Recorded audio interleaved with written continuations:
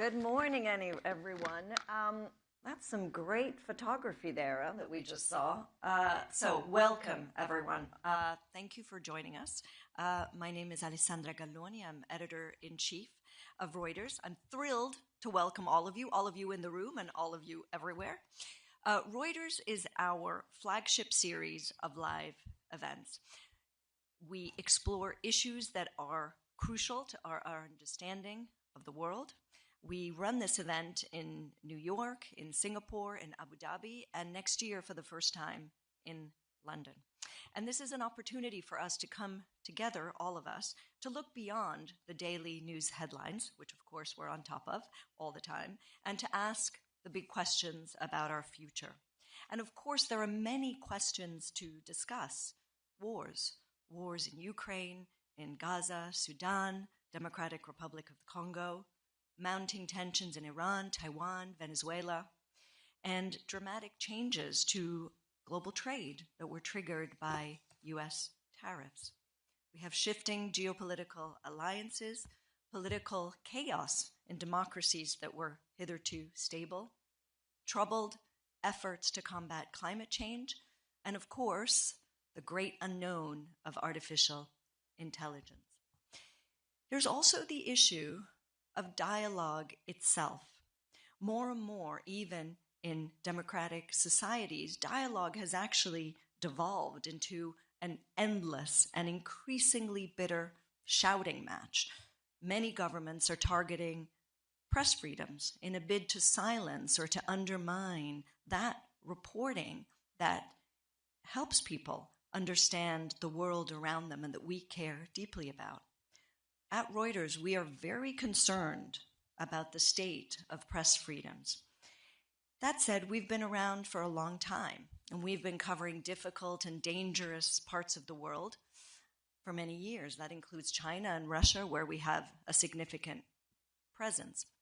We are not intimidated or swayed, and our brand of independent, reliable, unbiased reporting has served us well for more than 174 years. It is at the heart of what we do every day. Without fear or favor, we report the news, we investigate abuses around the world, while also seeking to encourage that dialogue that we deeply believe helps leaders, organizations, individuals make informed decisions. The discussions on the Reuters Next stage today and tomorrow will address all of these issues and more with policymakers, with CEOs, with thought leaders. In a few minutes, I'm going to be sitting down with UN Secretary General Antonio Guterres to discuss Ukraine, the Middle East, changing power dynamics in global democracy, climate, and other crises. Also, we're going to hear this morning from Joseph Livornia, the counselor to the U.S. Secretary of Treasury, on the bright spots and the concerns about the U.S. economy. I'll be back this afternoon to sit down with Wikipedia founder Jimmy Wales, and also with one of my favorite cultural icons, Sarah Jessica Parker of Sex and the City fame. And we're going to talk about her new documentary about librarians that are fighting book banning in the U.S.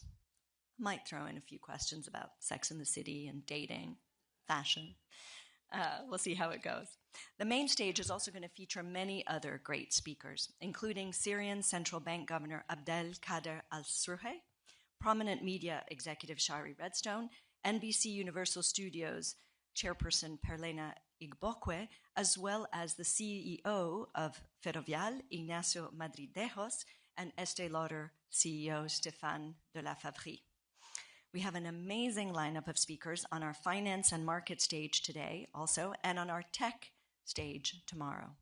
And you're also going to see a live production of our Econ World podcast this morning, when our podcast Carl Kremens is going to talk with Sally Busby, our editor for the US and Canada, and our Federal Reserve correspondent Howard Schneider. And they'll be talking about the US and the global economy. Every editorial session will be moderated by a Reuters journalist. These are professionals who work tirelessly every day to give people around the world access to reliable information. And I'm hoping they're going to ask some hard questions too. And so, to kick us off, I'd like to invite on the stage the UN, there he is, Secretary General Guterres.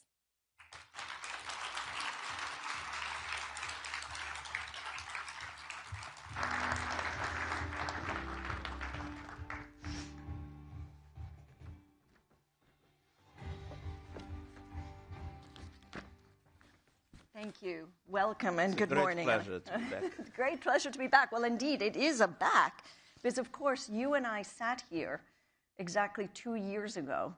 And could you have imagined 2 years ago that at least two wars that were waging then? It was the beginning of the war in Gaza. It was nearly 2 years into the war in Ukraine. Could you imagine that those wars would still be waging and that we'd have more? I sincerely hoped that that would not be the case, but I was not very optimistic at the time, and I think I had good reasons not to be optimistic. We see that for the moment negotiations in relation to Ukraine are stuck with a clear difference of position of both sides. And on the other hand, Gaza, we have a ceasefire. Even now, ceasefires are something in which people go on shooting. But, I mean, at least it's much less than what it was. But there are lots of question marks about the future. Now, I think it's important in relation to the Ukraine, in the present moment, not to forget the principles. First, it was Russia that invaded Ukraine, not the other way around. And second, when we look at a conflict, the solution of the conflict should abide by international law, which means the Charter, and which means the respect for the territorial integrity of states. Is it going to be so? Probably not. But this could not be. The violation of these rules is extremely dangerous, because everywhere in the world people will feel that they can do whatever they want, because international law doesn't matter anymore. And so I hope that the way the negotiations end will respect these principles, even if I understand that that will not be easy. And in relation to Gaza, I think it's important to make the ceasefire work. I think it's important that the resolution that the General Assembly, that the Security Council approved, with the proposal of the United States, is implemented. There is the creation of the peace group, and then the local, I would say, government of technocrats. And then there is something that is absolutely essential, in my opinion, is to keep a link between Gaza and the West Bank, between Gaza and the Palestinian Authority. and to allow this to be a first step for a two-state solution to become a reality. So people say, if I may just note, people say, well, the two-state solution is impossible, it will not happen. The question is, what is the alternative? A one-state solution in which either 5 million people are expelled, or a one-state solution in which you have 5 million people without any real rights. This is totally unacceptable in the 21st century. So we need to make sure that we have a ceasefire that holds, that humanitarian distribution goes on improving, and it is improving at the present moment, and at the same time that we pave the way for a true peace in the Middle East. Great. Well, thank you. We'll come back to both Gaza and Ukraine in a second. You make a good point that the ceasefire has become a lesser fire. It should be called lesser fire rather than ceasefire, which is a good point. But I'm going to come back to that. But I actually wanted to start with climate, because you've just been in Brazil for the COP30. This was your 9th COP, I believe. And the deal that was reached has been described as everything from a win to a joke. And many are increasingly skeptical over getting any consensus around climate goals, basically with the harsh geopolitical reality of a disengaged U.S., a politically weak EU, and powerful BRICS that aren't really persuaded by the argument of industrialized countries. So what's your view? Do you agree? Is consensus dead? No. To be honest, I have mixed feelings about the COP. On one hand, I think it is remarkable that with the United States out and campaigning against, with the fossil fuel industry clearly determined to make sure that things would not move forward, because today it is clear that renewables are cheaper, and it is clear that they are the solution from the point of view of climate. With all these movements against, it was possible to have an agreement. And this shows that multilateralism works. So you have countries, developed countries, emerging economies, small islands, with contradictory interests, but it was possible to come to an agreement, which means the multilateral system is still working. Now, the other side of the mixed feelings, the agreement is, of course, disappointing in many aspects. And what worries me more is that we are, at the present moment, in a situation in which the scientific community is already unanimous in recognizing that we are going to go above 1.5 degrees. We will be overshooting in the early 2030s, which means that the consequences that climate change has in our lives, you see what has happened in Jamaica, the heat waves that kill so many people, the drought that is largely responsible in some areas for food insecurity. It's a driver of migration, and it's a driver of conflict, namely when farmers and herders dispute water that is no longer there. I mean, this overshoot means that all these things that we are witnessing will get more frequent, more dramatic, and worse impact on people. So it's absolutely essential to have this overshoot as short as possible and with the minimum possible intensity, and to go back to temperatures below 1.5 degrees. And that is possible. But that requires that we peak emissions now, they are still growing. That requires a drastic reduction of emissions in the next few years. That requires net zero in 2050 and net negative after 2050. And the problem is we are not going in that direction. What role, in all of this that you've described, what role does China have? Because, you know, they seem to be a defender of the Paris Agreement, but especially in light of the U.S. being disengaged. But is this climate leadership really, or is China using its green technology to wield soft power that we're going to see in other areas? I think that, to a certain extent, both things are true. The Chinese... You are too much of a diplomat. No. The Chinese have presented nationally determined contributions, like all other countries, or some have not yet, but they will be presenting, which means climate action plans. We would need a reduction of emissions until 2035 of 60%, and the plans that exist lead to 10%, which means we need to dramatically accelerate the reduction of emissions. And that, of course, brings to the center of the stage the question of the phasing out from fossil fuels. Now, if we look at the Chinese, what they present, they presented a reduction of only 10%. In our calculations, to get this average that I mentioned, they should give about 25%. The interesting thing is that when one looks at their commitments in the past, they've always done better than what they asked, what they promised.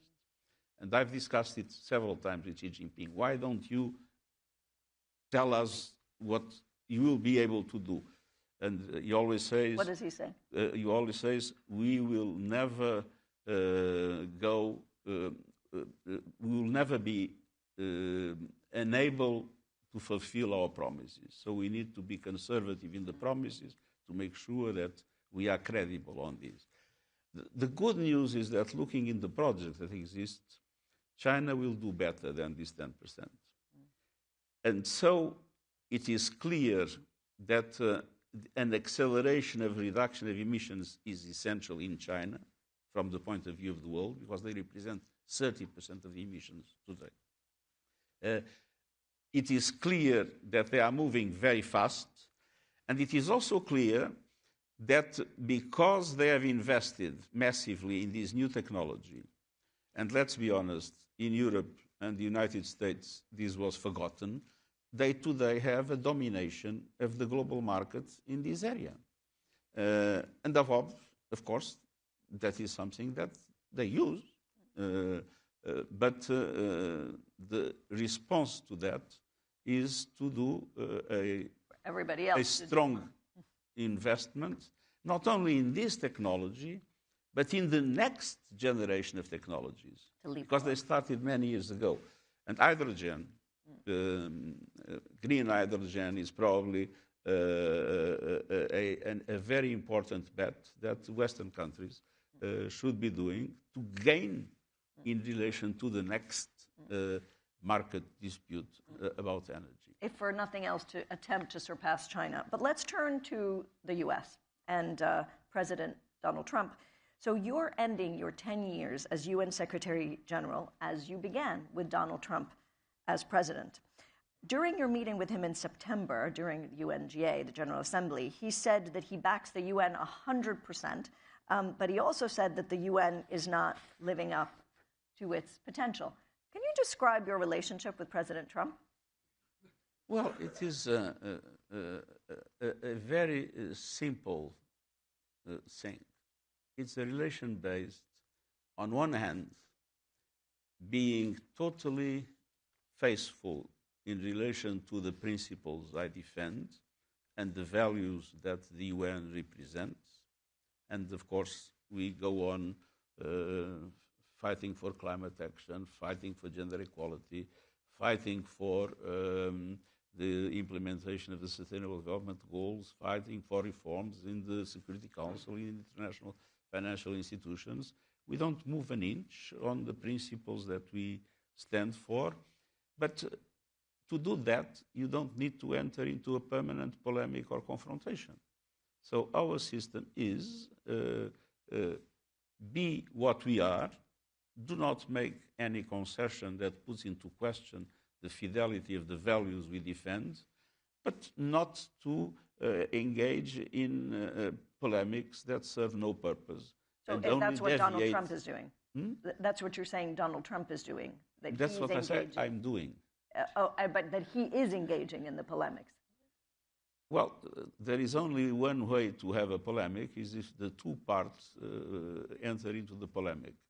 I'm not interested in having any polemic with the U.S. administration. I'm interested in preserving the values of the UN and preserving the values in which I believe we can build a world that is more fair, in which international law is respected, and in which the huge inequalities that exist can be overcome. I mean, in more detail, of course, I suppose sort of what do you think is the permanent damage that is being done to the UN, but also to the mission that you just described of the UN by the U.S., the foreign aid cuts, and the significant U.S. arrears for the regular UN budget, for the peacekeeping budget? What permanent damage is being done? Well, there are three different things. One are the voluntary contributions, especially for development and humanitarian agencies. There was a dramatic cut with the end of USAID. The UN organizations were able to very effectively shrink, reduce their activity. A lot of staff had to leave. But the organizations are there, and they remain solid. But the problem is not with the UN organizations. The problem is with the people that we were supporting. And there the consequences are quite dramatic.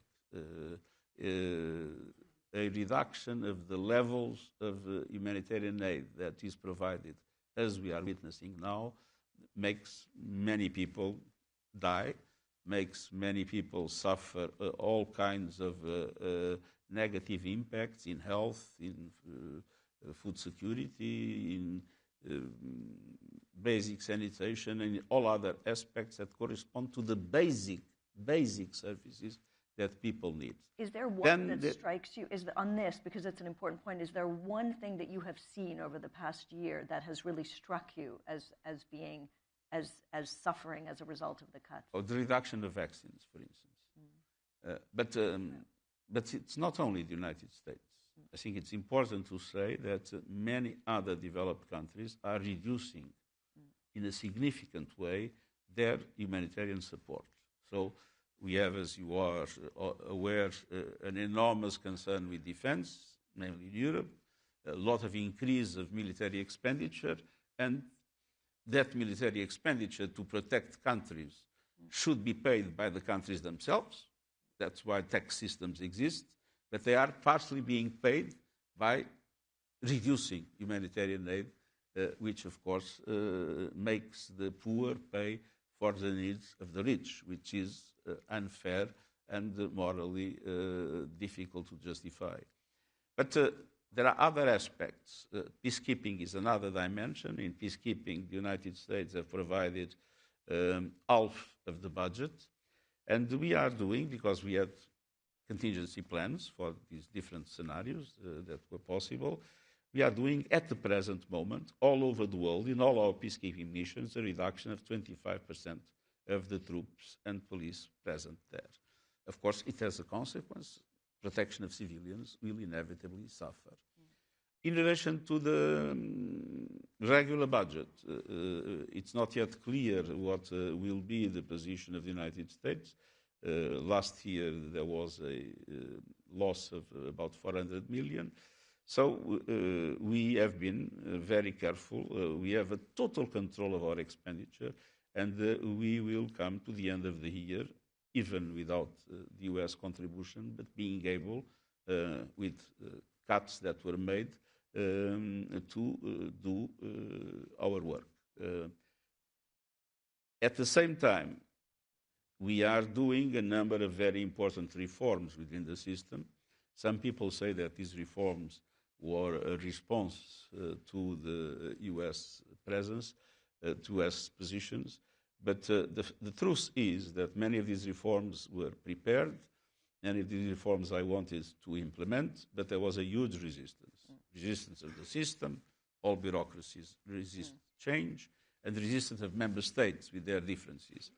So I took profit of the moment in which there was a dramatic cut in the humanitarian aid that created a sense of panic in both member states and in the agencies. And I thought this is the moment to move ahead with a huge package of reforms to make the UN Secretariat and the UN as a whole much more effective, more cost-effective, avoid duplications, make some mergers, make back offices common, supply chains common. I mean, a way to completely transform the way we do business, doing business together instead with the constellation that we presently have with different UN organizations. So in a way, the U.S., this administration prompted you to do something that should have been done anyway. That, I wouldn't say prompted, created an opportunity. Created an opportunity. For resistances that existed to be removed. Got it. Inshallah. Inshallah, exactly. It's not yet finished.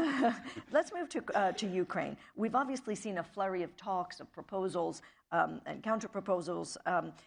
What is the compromise that can bring peace to Ukraine in very clear and specific detail?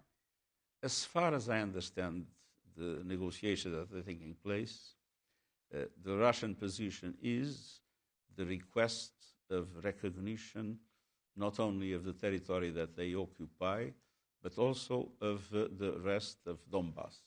And the Ukrainians still dominate a meaningful part of Donetsk, in which they have the strongest fortifications and lines of defense that Ukraine has in the whole of its territory. It's Kramatorsk, it's Slavyansk, and another city further south.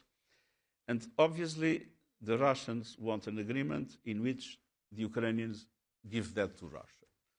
And as you can imagine, this is something that, from a Ukrainian point of view, is completely unacceptable. On the other hand, I believe the Ukrainian position at the present moment is to say, okay, let's have a ceasefire.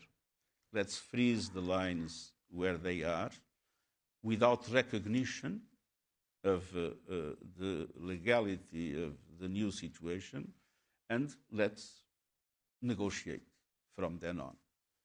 Which means the principle of territorial integrity would not be put into question because there wouldn't be a recognition. And it's very interesting to see when there was the 26 points that there was a sentence de facto about the Russian occupation, which is rather ambiguous whether it would be a recognition or not. Exactly. But the point is the Russians want to occupy part of Ukraine and want that to be recognized without sanctions, and want then Ukraine to lose But is that inevitably the basis of any compromise? Why would Russia agree to anything else? Why? Because I think that Russia is paying also a huge price with what's happening. If you look at the Russian economy has completely changed. The number of people that died is huge, and I doubt the Russian capacity to take that fortress that I mentioned. But we were saying this 4 years ago when everybody thought it was going to be short-lived. We were saying this 3 years ago, 2 years ago, that the Russian economy was suffering and the Russian position would change.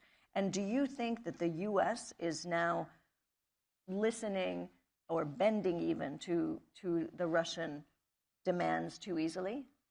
No, I think that when I see what's happening, there is one agreement made with Russia, then there is one agreement made with Ukraine. The two are not compatible, then they go again to Russia, and then sincerely, I believe we are still far from a solution. Okay. Gaza, we talked about this a little bit. When we met in 2023, this was 1 month into the war, you told us that the number of civilians that were killed at the time showed that there was something clearly wrong with Israel's military operations. What is your assessment of the way that the war has been conducted? I think I would repeat today what I said 2 years ago. I think there was something fundamentally wrong in the way this operation was conducted, with total neglect in relation to the deaths of civilians and to the destruction of Gaza. There is a kind of a paradox. After this whole period, Gaza, the objective was to destroy Hamas. Gaza is destroyed, but Hamas is not yet destroyed. So there is something fundamentally wrong in the way this is conducted. Have war crimes been committed? There are strong reasons to believe that that possibility might be a reality. What is the right avenue for accountability?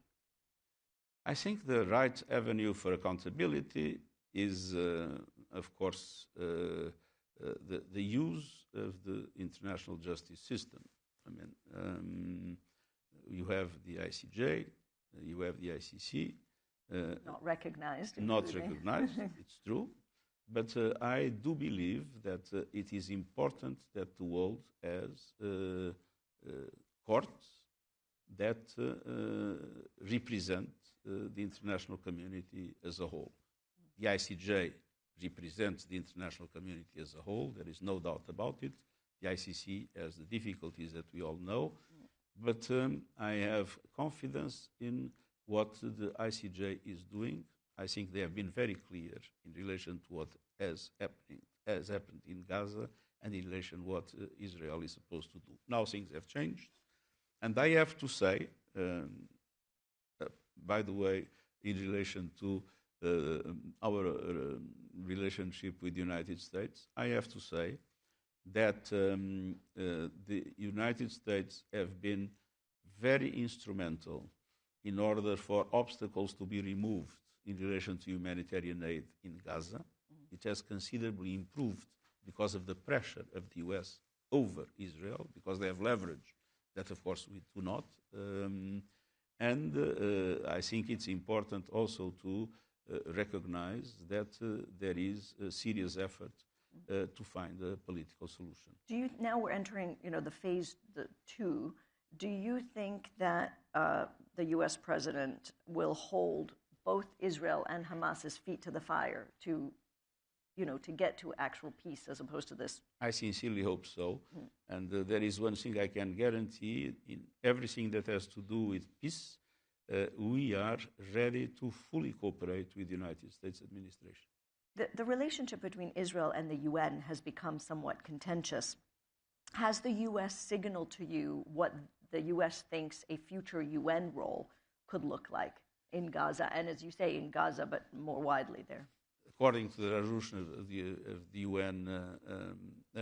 UN Security Council, the role of the UN is the humanitarian role. And that recognition is very important. Let's not forget that just a few months ago, there was this idea that the UN would not be the right way to do it. It should be a foundation or whatever, and we had all the stories that I'm not going to repeat. The truth is that the role of the UN has now been formally recognized, and more than that, there is an excellent cooperation in the humanitarian aid between the UN and the US. I hope that this will be maintained and developed.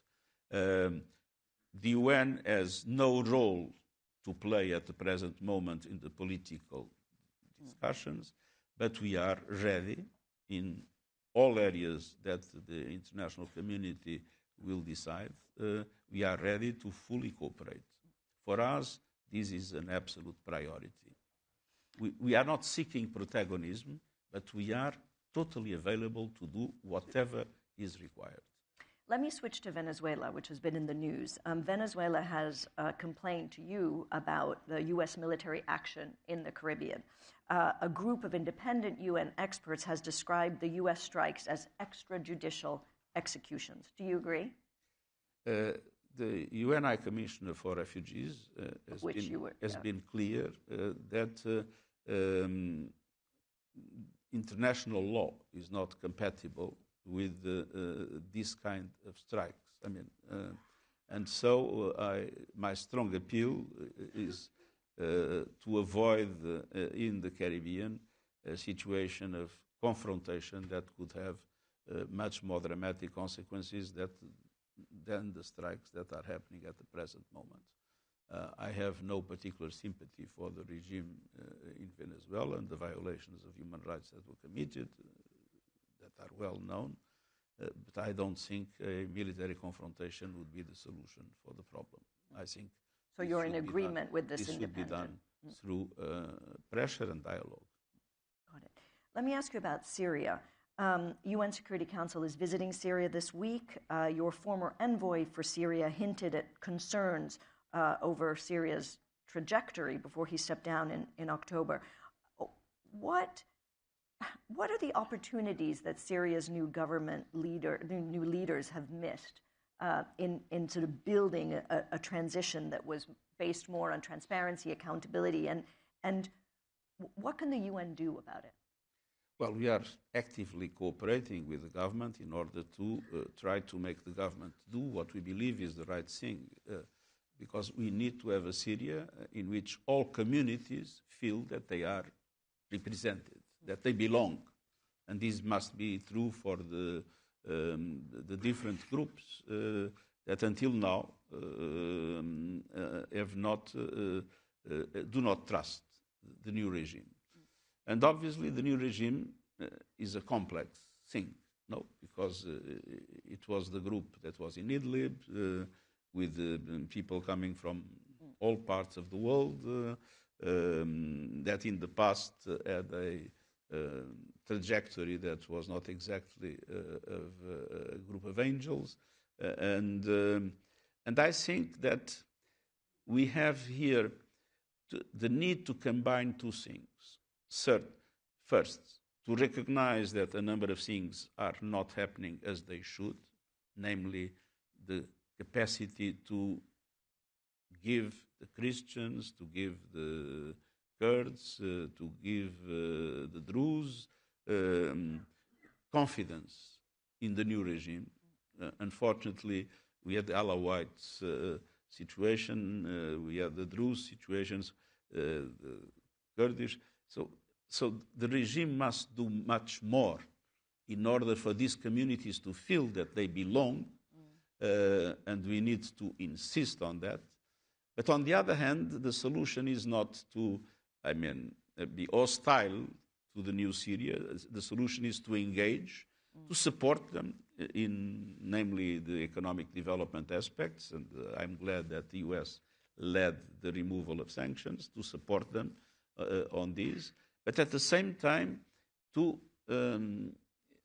use our influence, ours, UN, less important than the influence that some countries can have, both in the region and further afield, use our influence to make the new authorities understand that the fragmentation of Syria is still a possibility, and it is absolutely essential to avoid it by accepting to recognize all communities as part of the nation.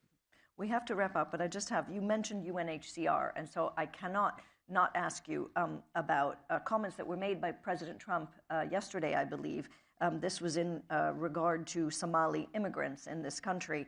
And you said, Trump says, we will go the wrong way if we keep taking garbage into our country. What do you say to that?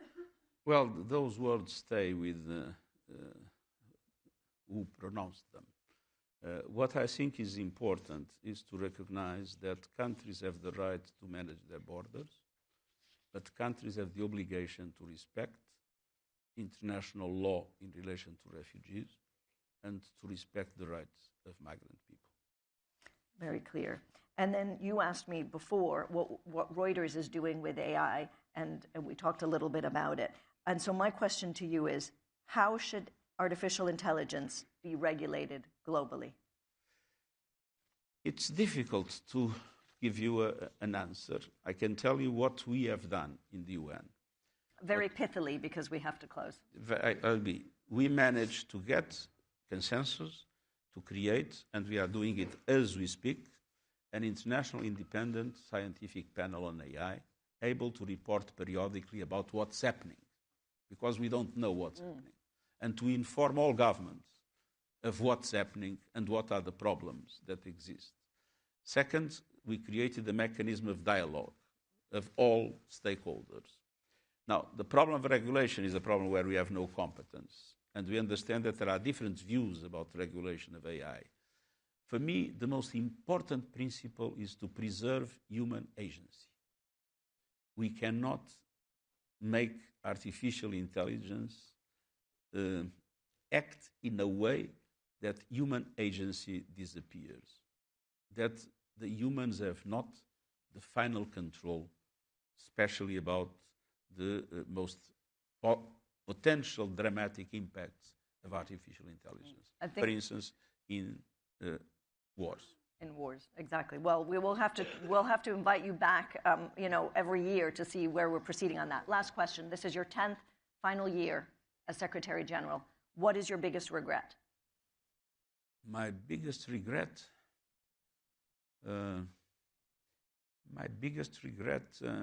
It's difficult to say because there are so many things I would like to be able to do and that I couldn't.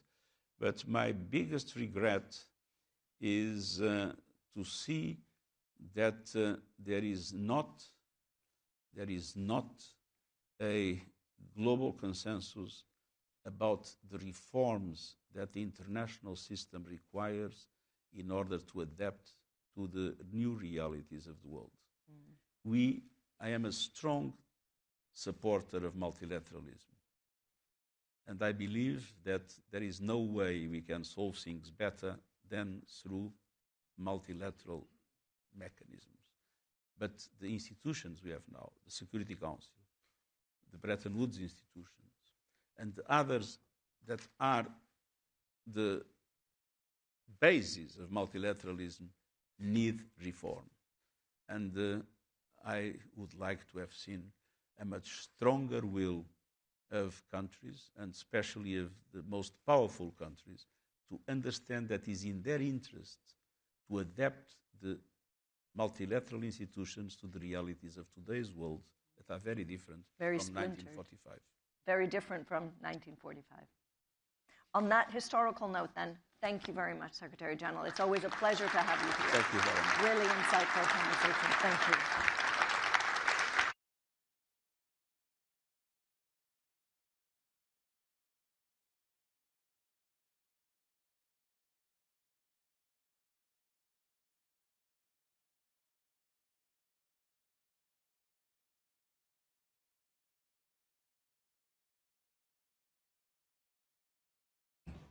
There, if you will.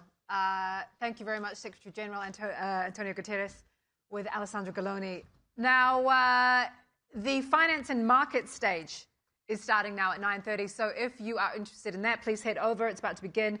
The first session is an interview with Mizuho America's Head of Investment and Corporate Banking, Michael Katz. Sure to be an interesting discussion. But up next, it is my absolute pleasure to introduce my colleague, the nicest woman at Reuters, Carmel Crimmins, who is also the host of Reuters Econ World. This is a special moment in Reuters history because we have our first ever live podcast recording. Now, what that means is anything could go wrong. And we hope it does for the numbers of listeners that would attract. But it also means that all of you are involved. So I'd like to invite to the stage Carmel Crimmins, if she is here.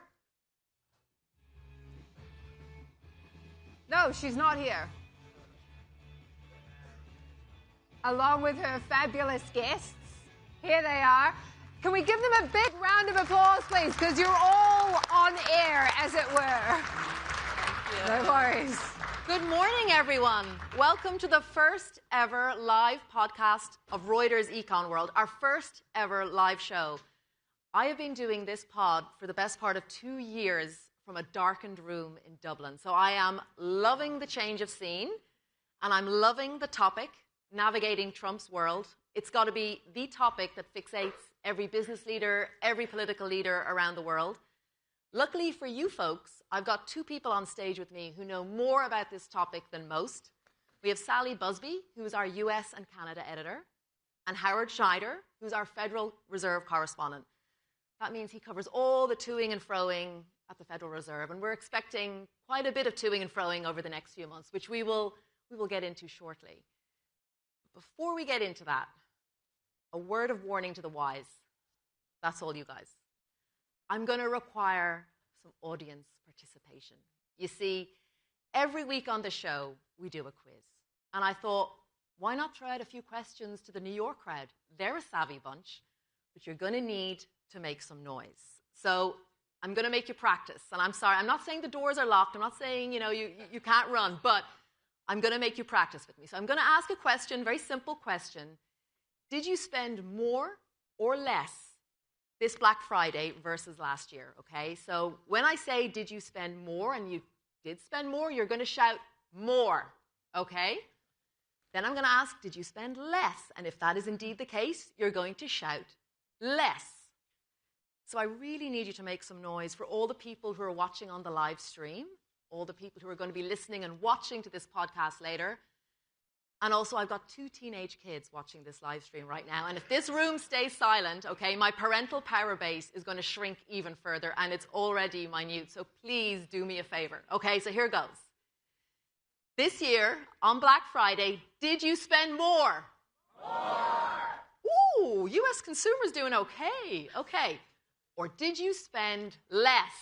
Less. That's a very confused picture. That's quite on brand, isn't it, really? We don't know which way the U.S. economy is going. Okay, well, thank you. That was a great volume. We're going to have more quiz questions during the show. But first of all, let's get cracking on our podcast. First of all, Sally and Howard, did you spend more or less on Black Friday? You got teenagers, I got grandkids, so it escalates. Oh, it does? Well, Sally, beware less? Not enough bargain hunters for you?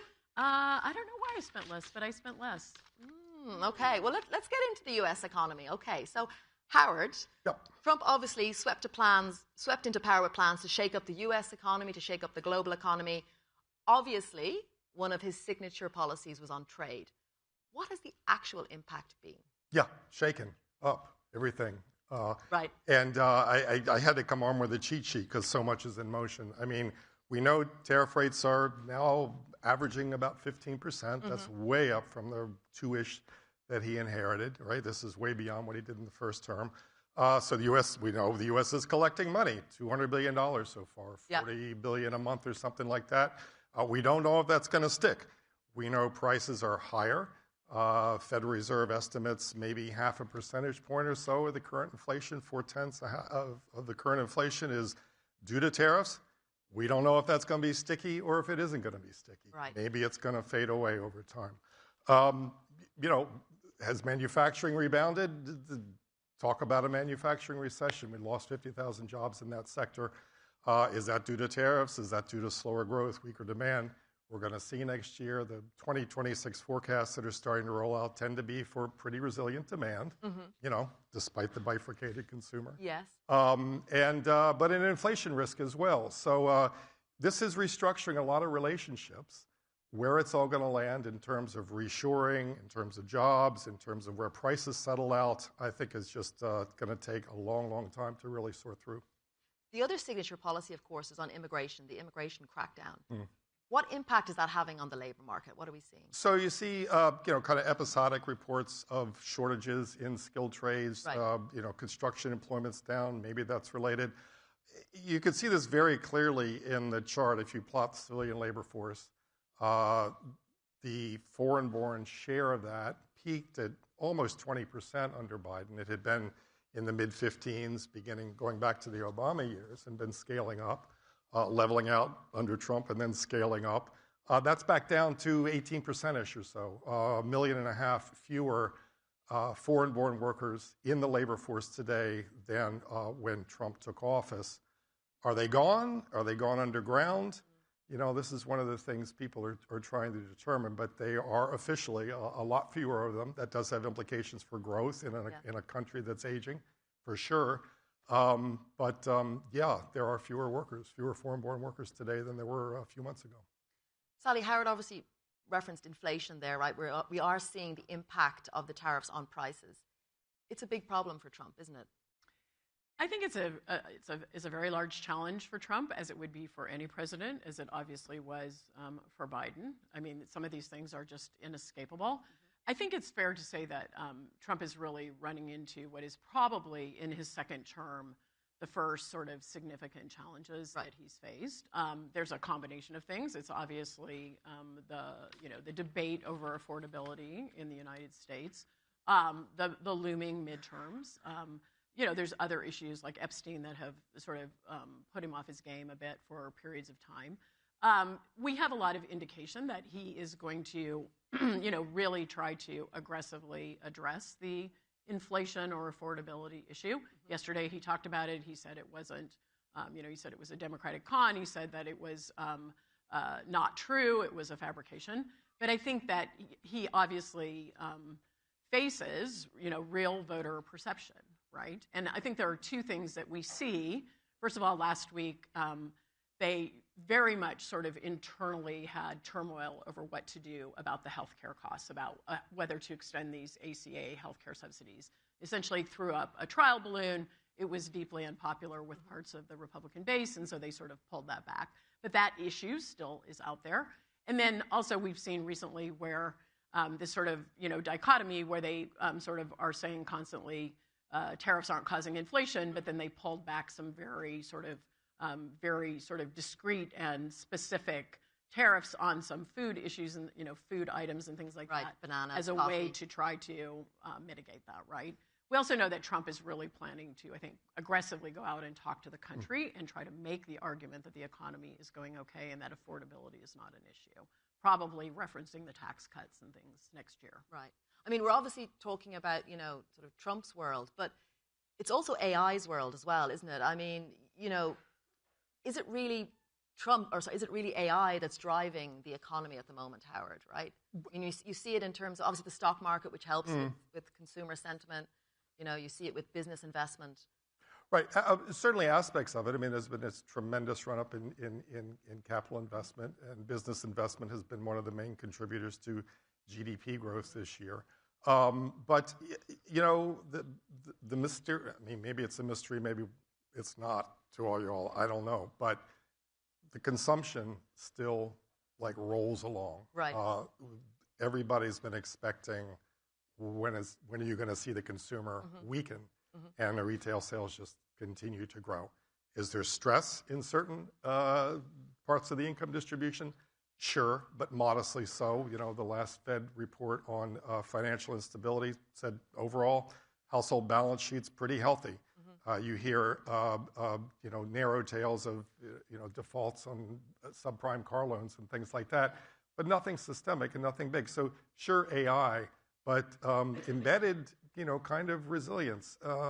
Haven't seen anybody saying when AI disappears, the economy is going to disappear. But isn't that like the K-shaped economy, right? Sure. One stat that I'm always drawn to is it's like the top 10% of Americans in terms of income, they account for nearly 50% of consumer spending, right? Well, yes, and that's the question sort of the day is how weak that lower, branch of the K is, and, does it extend so far up that the whole thing topples over? I don't see many people calling for that right. The recession odds that I've seen people sort of hover around aren't really out of line with what is normally the case. But I do think there are political implications of that, even if there aren't economic implications. Because I think one of the things that is very important to remember is that when Trump won the presidency the second time, he went well beyond his base, right? I mean, he actually went well beyond his base, and he did attract what we might call, lower middle income voters and things like that. And a lot of the improvement in, certain demographic groups in the United States was very much driven by people having, or at least telling, they said they explained their vote by, we trust Trump on the economy. And so I think there is some vulnerability, even if the vast majority of the economy sails along, as Howard is saying. I think that affordability issue, that is clearly why they're nervous about it. And I think that's an issue for Republicans going forward, once you have sort of the intrinsic trust among some people that Trump is good with the economy. For future Republicans, that is a bit of a challenge, I think, in some ways. Right. And you do have, just to close the AI question off, the labor market implications of that potentially.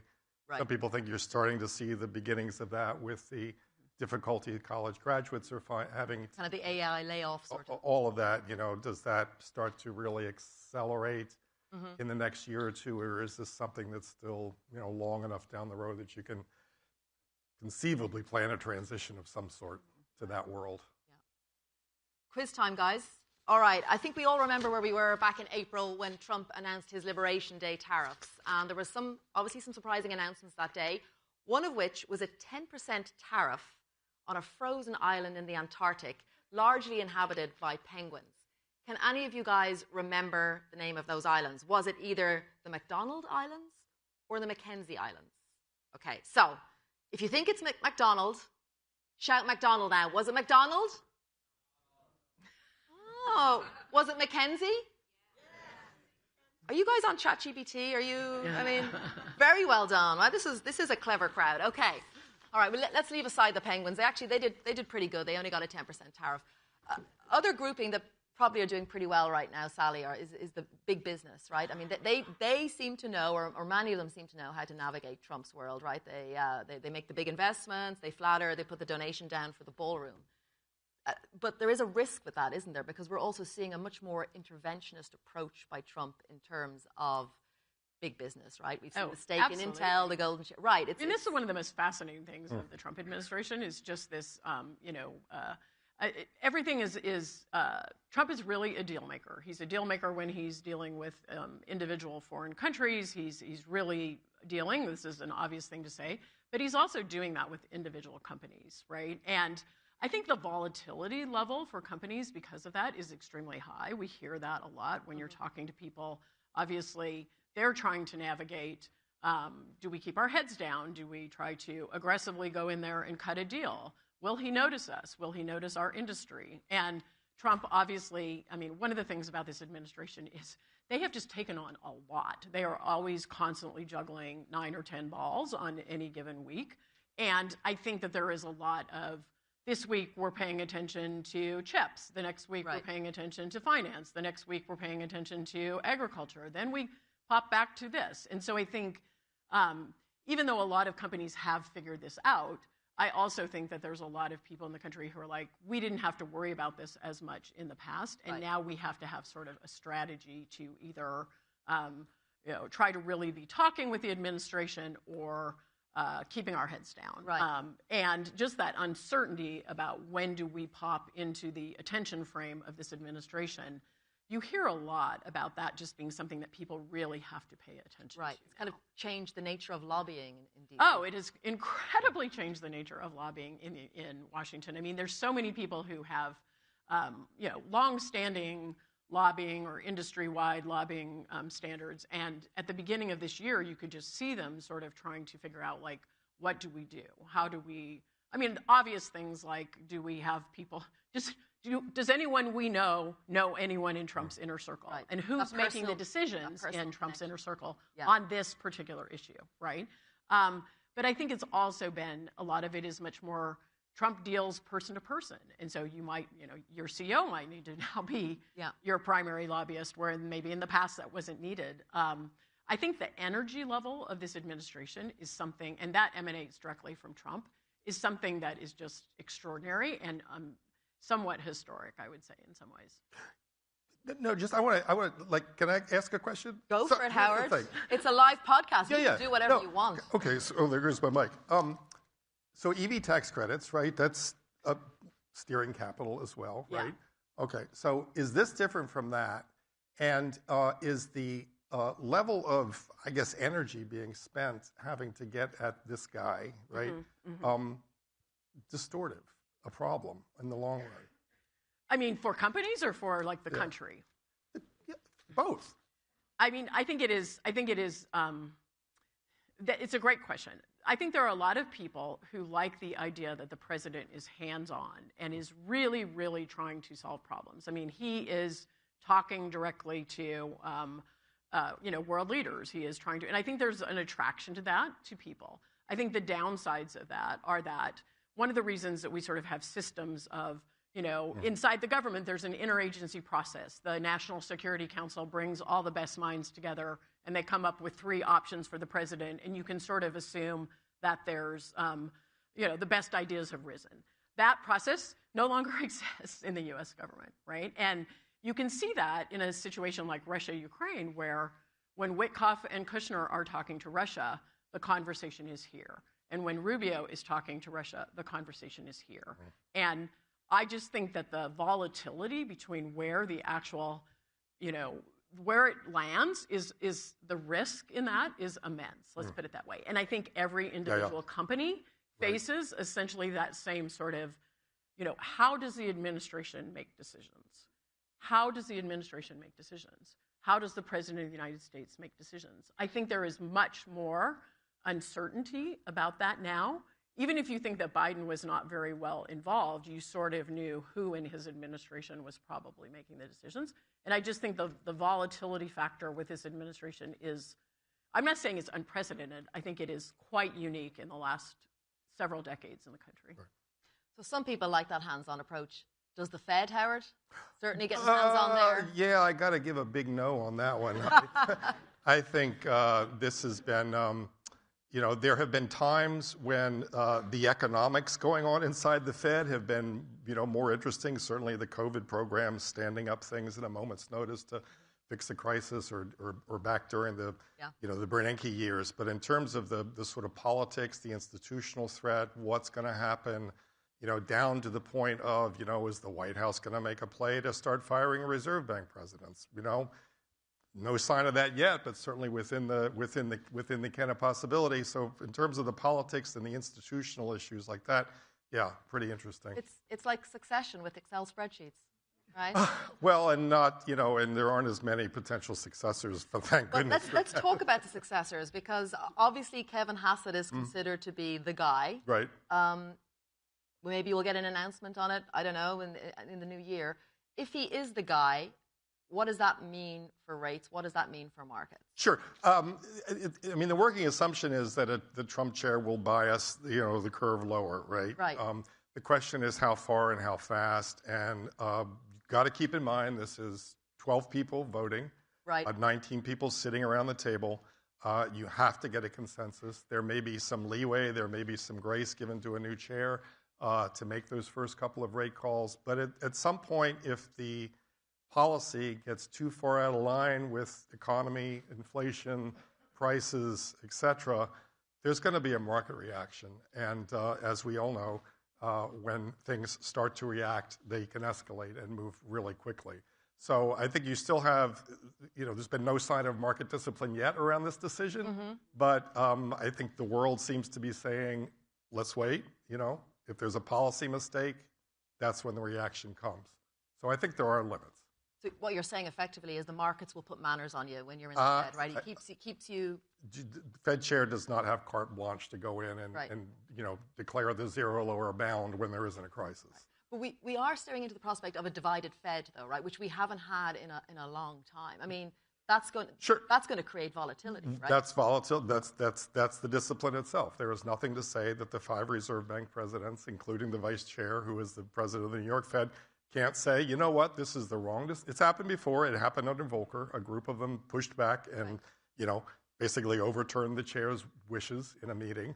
We'll see where that heads. And you've got 3 Biden appointees on there right now who will remain, presumably, depending on the outcome of Lisa Cook's case in the Supreme Court. But legal minds seem to think that's more likely going to break in her direction than not.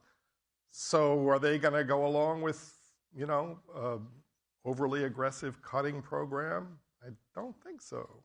What's your take on that? Do you think if it is Kevin Hassett, will Jay Powell leave? Will he? There is a question mark over that, whether he might actually stay on as a Sure. governor, He has his option, just to be clear. His term as chair expires in May. He has another year or so left on his term as governor, so he could stay around. Only one other person did this, Mariner Eccles, back in the day. Would he stay on? Listen, he's an institutionalist. He's one of sort of last man standing in terms of the old Washington, right? The way it used to work. He's a bipartisan figure. He's been appointed by both Democrats and Republicans. So I don't think he's going to walk out the door if he thinks there's a real serious threat to the institution. Right. What would that look like? That would look like him being skeptical that there would not be an effort to start firing Reserve Bank presidents if his seat was filled with somebody else. That would be skepticism over how internal communications, internal staffing levels, the research freedoms of that the reserve banks now enjoy, the budgets that the reserve banks now have set centrally if he thought they were going to get starved out of their ability to, conduct the research they felt they needed to. I could fully see him sticking around if he wasn't assured that the institution, as he knows it today, was going to, sustain itself. That's a signal for us all to watch out for then. Sure. Beginning of next year. Yeah. Okay, quick quiz time. We're making it rapidly through. So, back in August, a US tech boss gifted Trump a plaque with a 24-karat gold base. Do you know who it was? Was it Mark Zuckerberg of Facebook, or was it Tim Cook of Apple? Okay, so I'm going to roar out Mark Zuckerberg's name. Was it Mark Zuckerberg? Was it Tim Cook? Yeah. You guys read the news. This is super impressive. I follow the news. Thank you. All right, we're in the final part of our show. Let's scoot back to the global economy. So, in theory, Howard, right, America's trading partners were meant to be big losers from this trade war. And obviously China was a big driving force, I think, of what President Trump was doing. Here we are now in December. Who's winning in that US-China tensions? Can we say, or is it just too early? I mean, I know we're kind of in year zero of this. I know. It feels like we're just seriously in year zero because here's what I wonder. I wonder if we're going to look back 20 years from now and really see this as the moment when, the U.S. kind of lost the plot in a sense of innovation, science, research. I had friends over for dinner on Thanksgiving, an Indian couple. They're research physicians. We came here, they say, because this was the place in the world where you could follow the evidence and conduct your line of research and see where it ended and hopefully end up and, contribute to knowledge, to human knowledge. They don't feel that's happening, to the same degree or that it's at risk, right? So down the road, maybe AI tools become, with protein folding and all the things that can do, that becomes the engine of productivity and we don't need doctors, people from all the world to come and do their research here anymore. I don't know. But you do wonder if we haven't hit kind of a turning point, if this continues on the current path where this sort of raw inquisitiveness and knowledge is as valued as it has been. What's your take on that, Sally? I think that there is a short-term, a medium-term, and a long-term question of the impact of the Trump administration. And I do think that I agree with Howard that some of the, pullbacks on research, some of the issues in terms of rule of law, executive power, those things have potential to impact the country, obviously, for years and years to come. And I think that is not also protectionism, trade, obviously, is a massive thing. You hear a lot of people, specifically in Europe, but also I think all across the globe, private companies and also other sorts of people saying we're sitting here and just watching to see what will happen, right? And many private companies obviously are sort of hedging their bets. They're certainly not leaving the U.S. market because it remains incredibly the most, world's safe biggest economy still is. And growth. But they are hedging a little bit, right? And so I think the question for the U.S. is whether this enormous sort of, breaking of precedent, breaking of norms, which is across we could talk about 9 different areas where that has happened. Whether that has any unintended long-term consequences. I think it's also a question of whether it lasts. The volatility in U.S. politics is real. That is one of the things to just kind of keep in mind. Right now, the Democrats are obviously, very much at a low point in their fortunes, but that doesn't mean that there isn't this continual swing back and forth between, between the politics of this country. And so I think long-term uncertainty, I think, is quite high, in my view, right now in the United States. As we head into, and this is a question for both of you, maybe and the final question, as we head into 2026, what are the key things that you were looking out for to sort of signpost how this evolves? Yeah, I think there's a couple. There's obviously, Howard referenced the Supreme Court ruling on, Lisa Cook and the Fed. I think that's a critically important one. There's the tariffs ruling, which could potentially still happen this year into next year. Epstein and what happens with that, whether it continues to be an issue, maybe not as big of a deal, but still has some real staying power to it. What happens to the economy, how the Democrats react to that, how Trump reacts to that, whether he is defensive or whether he actually, goes out and talks to the country about affordability, the midterms. I'm sure I'm forgetting things. Yeah, no, I would say, look, this is going to sound very old-fashioned and very simplistic, but I would say, the unemployment rate. Absolutely. Right. Keep an eye on that, and particularly some of the spreads within the unemployment rate. The black unemployment went from 6% a few months ago to 7.5% now, and it seems to be staying up there. That's often an indicator, sort of a precursor to other problems in the labor market. So are we going to see a demand-driven rise in fading demand finally from the consumer and a rise in unemployment about that? Are you going to see larger job displacement or much slower hiring as a result of AI investments, et cetera? 4.4, not so bad historically. Right. When you start edging towards 5 and above, that usually causes,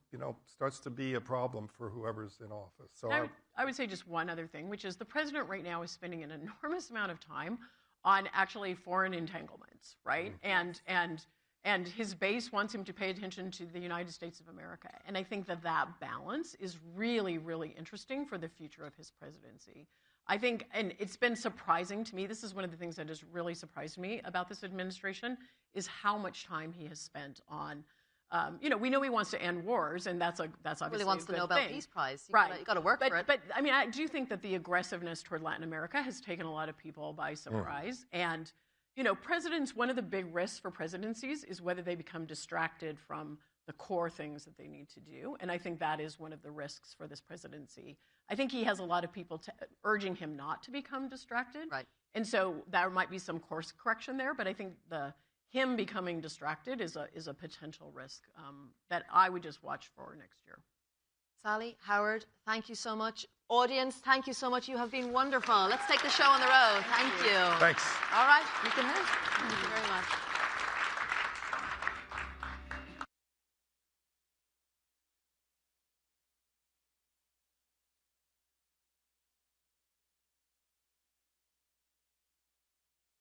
Stuff. Well done to all of you. That was wonderful. That podcast will actually be out later today. That's how speedy we can do things around here.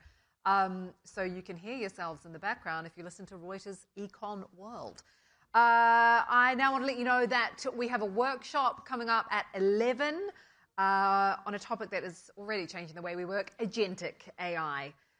All about using low or no code AI to do the grunt work so you can focus on the big ideas. That is being presented by the CFA Institute at 11. But up next, and in the same vein, our next session is with the LSEG Group Head of Analytics and AI, Emily Prince, all looking at how trusted financial data empowers safe and accurate AI. So this is going to be moderated by Melissa Martani. So let's invite Melissa onto the stage alongside Emily Prince.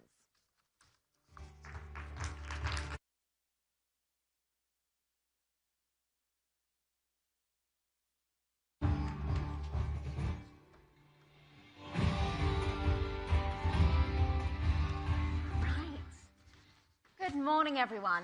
Well, I'm delighted to be joined by Emily, whose job is literally at the intersection of finance and AI.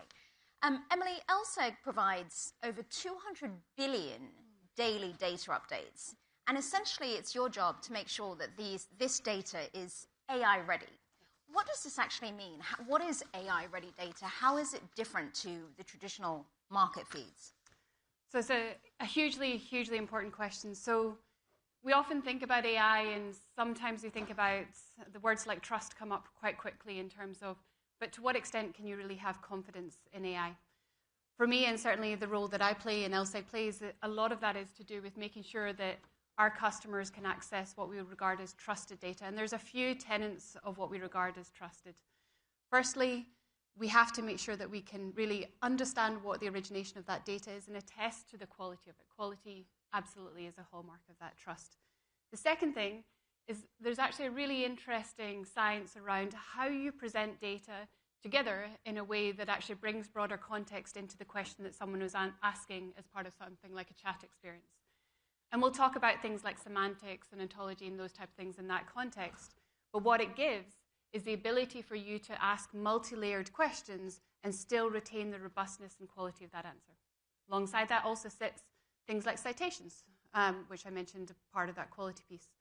The third piece, and I think we'll talk about this a little bit later, is it doesn't mean just because something exists that it's accessible. And so there's things like Model Context Protocol or MCP, which you might have heard about. For those who haven't, really think about this as a way for the model to be able to discover and use, with the right controls in place, underlying data in the context of that AI experience. Hugely, hugely important. There are many people who maybe don't feel particularly comfortable with random data being used and surfaced to make critical decisions. Not many people are, certainly in financial services. So making sure that you have the right controls, but accessibility into that data is what we regard as truly AI ready, but also hallmark trusted as well. So for people in this room who aren't very tech savvy, so in its simplest form, this MCP is like a model context protocol that essentially is allowing AI assistants to connect with LSEG's verified data. Yeah. So what processes do you have in place to ensure the standards of accuracy and everything that these AI assistants can connect to? Yeah, so this did not start 3 years ago when ChatGPT was announced. It started more than 3 decades ago. This is a long journey, and it's decades worth of quality data and actually expertise and feedback that goes into what do our customers expect in terms of quality, how deep do they want that data, how much metadata they want associated, which gives them that confidence in the quality of that data to be then surfaced. Okay, so this is what LSEG's doing. But just so I can understand, explain to me from a customer perspective, what does this mean like for their workflows? So I know you've had recent partnerships with Microsoft, you've had recent partnerships with Databricks. What does this mean for your customers? So I actually see this as a real step change. This is the point where you see this democratization, where anyone with a question, you don't need to be able to code, you don't need to be able to speak English, but anyone has the access and the ability to curate ideas, and now with that trusted data. So that data is now available with MCP, and actually what we've been doing over the last few weeks is actually establishing connection with multiple different agentic platforms. So Databricks Genie, Snowflake Cortex, Microsoft Copilot Studio, Anthropic Claude, and today, OpenAI. Now, there's a massive step change in making sure that anyone within these environments or using the tools from these providers is not only able to get the incredible power of AI, but also with the trust of the underlying data. So it is a true step change, and the fact that you can, as an end individual, build these agents without having to have a degree in engineering is incredible liberation in terms of ideas. So in practical terms, so this partnership today with OpenAI, this means that anybody here sitting in the audience can go to ChatGPT and connect to LSEG's data. Okay, so this is fascinating because the ease and efficiency is clear, but I mean, it's also very scary because there's huge risks associated, right? Trust, compliance, IP. I just want to run through those. So first of all, with trust, where does LSEG draw the line with human oversight and automation when you're getting this data ready? Because it only takes one tiny little thing to be wrong for there to be huge ramifications. So it's an incredibly important question. So when I think about AI, and I spend a lot of time also working with clients around the world thinking about what are the really good use cases for AI, and it starts there. AI, I'll be the first to say it, I'm responsible for AI at LSEG, is not the answer to all problems. And I think as soon as we accept that and say, actually, there are a lot of deterministic processes where we're actually very comfortable with the way that we solve that problem today, and actually AI introduces a level of risk that isn't commensurate with the benefits, then we can actually start to navigate and say, well, this is where we can get the best uplift and benefit from AI.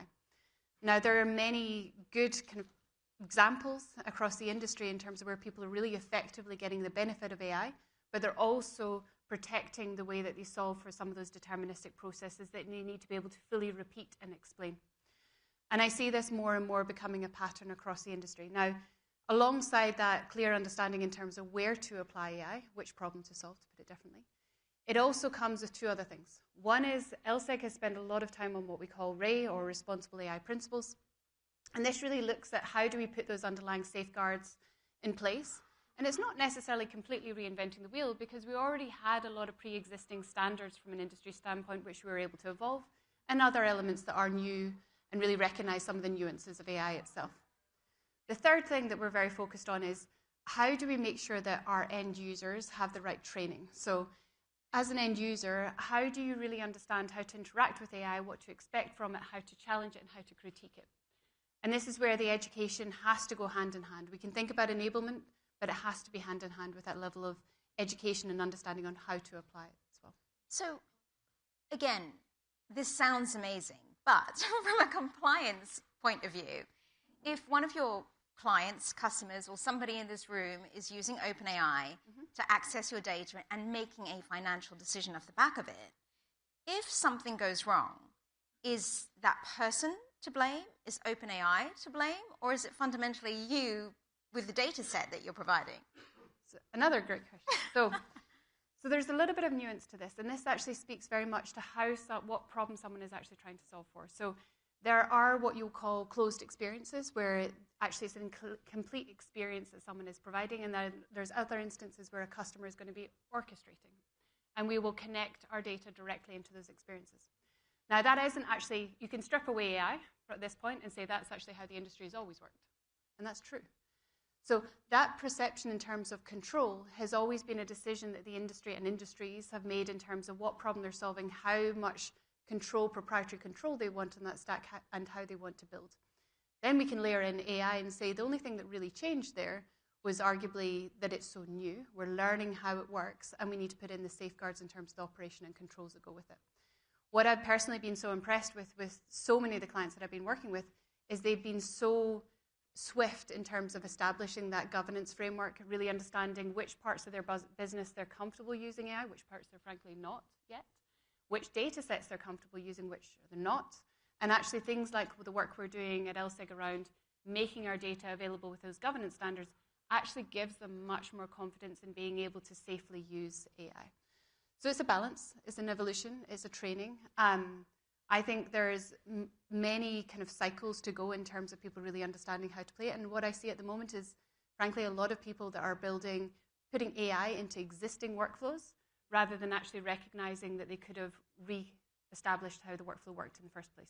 It's that old adage of, what was the first thing you did when you got Google Maps? You looked up your own house. And we see the same phenomenon happening with AI, where the first thing that people are doing is automating the thing they were already doing, rather than actually exploring another way to solve the problem entirely. Well, I do want to take some audience questions. I can see them coming in. And if you have questions, please do send them. So how do you get bad data out once it's in a database that Gen AI can access? Yeah, so this is a really important question. There's two places that data is really relevant from an AI perspective. One is at the point of training, which is where you hear a lot of news in the industry. And the other is at the point that you're asking your question, so prompt.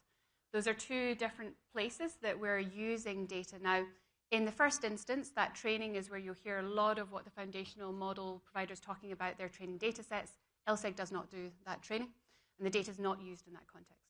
The second piece is much more akin to how we interact with data today, which is how accurate is the underlying data. It's what we just talked about. How accurate is the underlying data? If there's an issue with the data, how do we then have the right governance and controls in terms of running a correction? But that is truly no different to how it works in a standard ETL today. You know, the analogy you gave about Google Maps is really interesting, because to me, one of the first things I think about people like me doing is using ChatGPT, now that we can, to access financial data, but also to see how I could benefit from it, right? But that is a big danger, because then you end up putting your own financial data. What do you say to people's concerns about IP and privacy? So it's absolutely something to be very aware of. So really understanding what data you're using, and there isn't a standard to this, so you really have to understand the context in which you're exposing information and how that information can get used.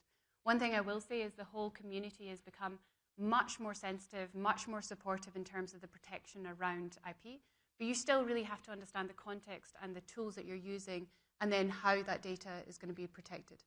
What is nice is you have a much stronger draw. So one of the things that we all have is, as humans, we have limitations in terms of just how much information we can consume in any one period. We have limited attention spans. And arguably, when you get AI right, you get much more expansive planes of access to data, which can actually inform much better decision-making. Now, that is, of course, predicated on having the underlying trusted data and having that orchestration and knowing that the data you're presenting as part of that is being safely applied. One of the interesting things about AI at the moment is it's developing much faster than regulation. And LSEG and what you're doing, you are really betting big on building this data infrastructure, if you like, before the industry has regulated it. What do you say to people who say this is putting the cart before the horse? Is that true? Or is it more of a case of if we build it, they will come? Not at all. So we were on this path in terms of how do we have that gold standard in data before some of the energy in AI over the past 2 years. Data has always been really important to us as a whole industry, as a community, in terms of having the most informed decision-making. Arguably, with AI, it became even more important. So it's less of a change of strategy to us and more a question of how do we make sure we're doing it in the most powerful way from an AI perspective, because that last point I introduced earlier, where I mentioned about accessibility, is extremely important. We want to encourage this really easy, democratized, safe use of AI. But what we don't want you to have to do is build a lot of ETL associated with that, a lot of processes to be able to use that data first. So it's trying to strike that balance between ease and safety at the same time. And so I've asked you about a lot of the risks, trust, compliance, all the rest of it. But tell me about some of the best use cases you're seeing of how your customers, clients are actually using this. I have the privilege of seeing some extraordinary things actually at the moment. And yes, you get what you will expect me to say in terms of some of those kind of operational pieces around. I was able to generate that report. I was able to run multiple changes through a report that I was generating, a presentation that I was creating or something of that nature, or through the extraction of something like unstructured data. Those are quite expected types of use cases where we're seeing very good examples in terms of ROI for a lot of different customers. Some of the more emerging types of examples that I'm seeing are actually where people are able to build signals and actually find relationships in data that they didn't expect. It's an interesting thing where with AI we often think about some of the dangers around bias, but it's also true with humans. And actually based on our education, our how tired we feel in a particular day, how creative we feel, that might all inform what information we use when we're trying to build and see different insights. So what's really interesting about this, and I've seen a few great examples from customers, is they're actually starting to see new types of information, which is allowing for them to make much more accountable and better decision-making in real time. Now, when you think about the practical consequences of that, is that it's actually opening up access to financial services to more people, which is an extremely powerful step change where we actually can make sure that more people have access to that trusted information where and when they need it, which allows for the best decision-making. And to that point, another audience question here for people, when and where they need it. How do you address regulatory requirements across geographies when applying AI to financial data? So I'll speak more from person. I spend a lot of time with the regulators. The regulators have been actually extraordinary in terms of really trying to encourage the kind of safe, scaled use of AI. So it is very much a partnership in terms of how we think about that.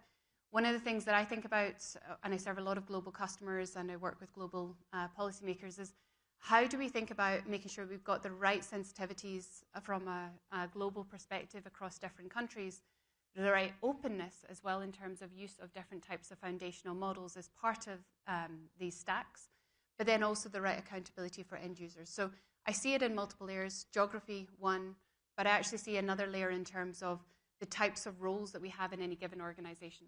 One of the things that I see very commonly is, particularly with larger organizations, they tend to be quite siloed in terms of how they operate. And one of the things what you're seeing with AI is it's starting to bring together communities that aren't used to actually working so closely together because they're actually starting to become dependent on similar components, which is allowing a new form of collaboration and synergies to actually emerge across community. And that's actually one of the more interesting things that is starting to emerge. You see the same trend across industry. If I take financial services has been very focused on optimization within financial services.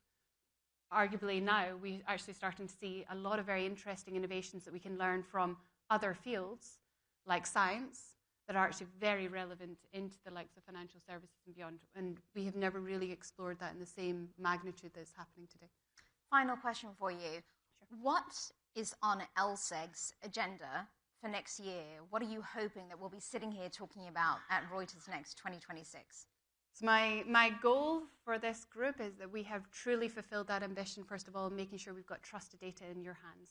And you're able to apply that trusted data in the context of your AI ambitions. And different people's AI ambitions looks like different things. For some people, it's a chat interface, and there's variations on that.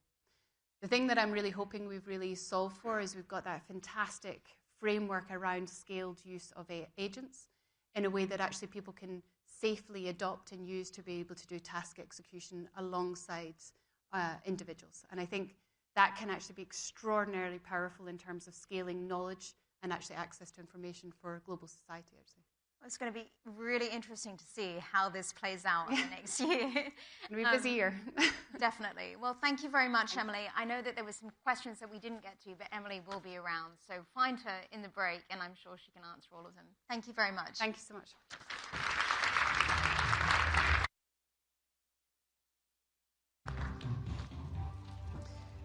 Right, it is break time. So very quickly, I want to let you know this afternoon we've got Wikipedia founder Jimmy Wales, we've got Sarah Jessica Parker.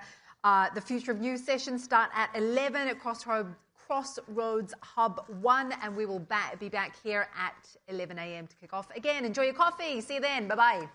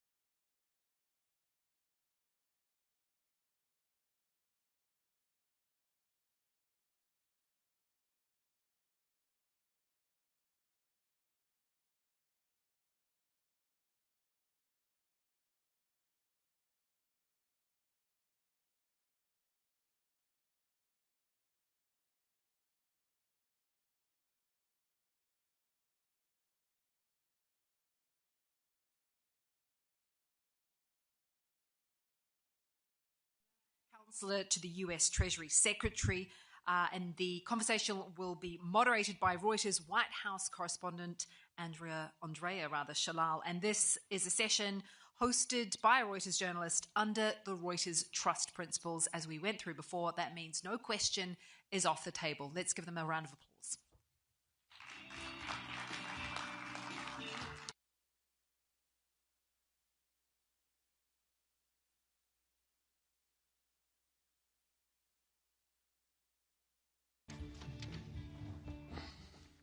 Well, hello. Thank you so much for joining us. Thank you. Thank you. Hey, big news yesterday on the Trump accounts. The Dells are going to give a ton of money into these accounts. It'll get people started with the $250 out of the $1,000 accounts, the Trump accounts. Can you tell us a little bit more about how you're going to get the rest of the $750? So we're very thankful for Michael and Susan Dell. Very extraordinary, generous contribution, $6.25 billion. That'll be covering 25 million boys and girls, and it's $250, as you said. But this is in addition to what the government is going to do. In the Working Families Tax Act that the president signed in July, also the one big, as is also known formally as the One Big Beautiful Bill, the Trump accounts and the form 4547. You'll be able to fill out next year when you start to file your taxes. But it's $1,000 for any child born between 25 and 28. Michael and Susan added $250 to that $1,000, which can go up in total to $6,000. So you have $1,000 that the Treasury is going to put in people's accounts who've signed up for it. And then 5,000 additional monies could be put in either by the parent, the guardian, an employer, another entity. So you could get upwards of 6,000 in year one and then give 5,000 per year thereafter. So Michael and Susan Dell's contribution is $250 in addition to the $1,000 that the Treasury will provide. So, Secretary Bessent this morning said that you're going to be looking for other volunteers to put, their large donors to put money in there. Have you identified a few already? I think there are some, I think they're probably figuring out how much to give and when to do it. But, yes, I'm hopeful that there will be many others that will come forward because it's a pretty novel idea. And it does make young families or old families that have kids, I've old family had a kid, it does make them, put money away. It's an investment in the future. They take ownership in the American economy, which has thrived unlike any economy in history. And it's a great investment tool. It also will be an excellent financial literacy tool as Treasury itself tries to increase financial literacy. But people, from a practical perspective, will see how compound interest works, how it grows. Oh, if I put a little bit of money in year one, oh, my gosh, by year 4 or 5 or 6, it's actually really worth something. So how soon do you think we'll see some more announcements? Could that come before the end of the year?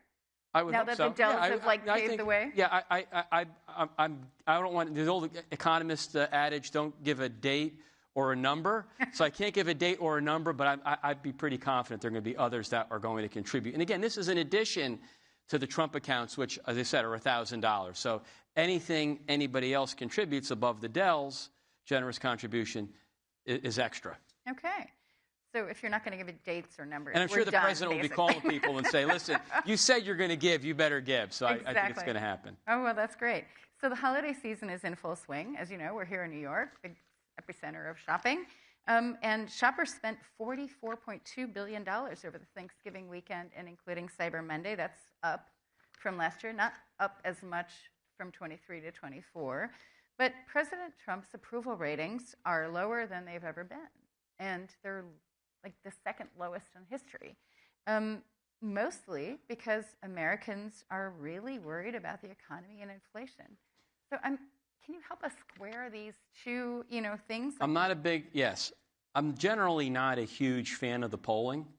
And we found historically, and since President Trump has been running, the polling is pretty inaccurate. So I think what really matters, and what will matter, is what do the data show? And the one key factor I think people may not fully appreciate are the parts of the bill that was signed in July, of which the Trump accounts were a key piece.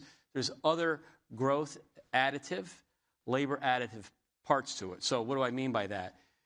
We need to design policies that will lift worker wages, lower the inflation rate, and increase after-tax incomes. And in the bill, the full expensing of capital, to me, is very powerful, because when we had that back in the first Trump administration, you had increasing productivity, capital formation led to faster growth and very high wages.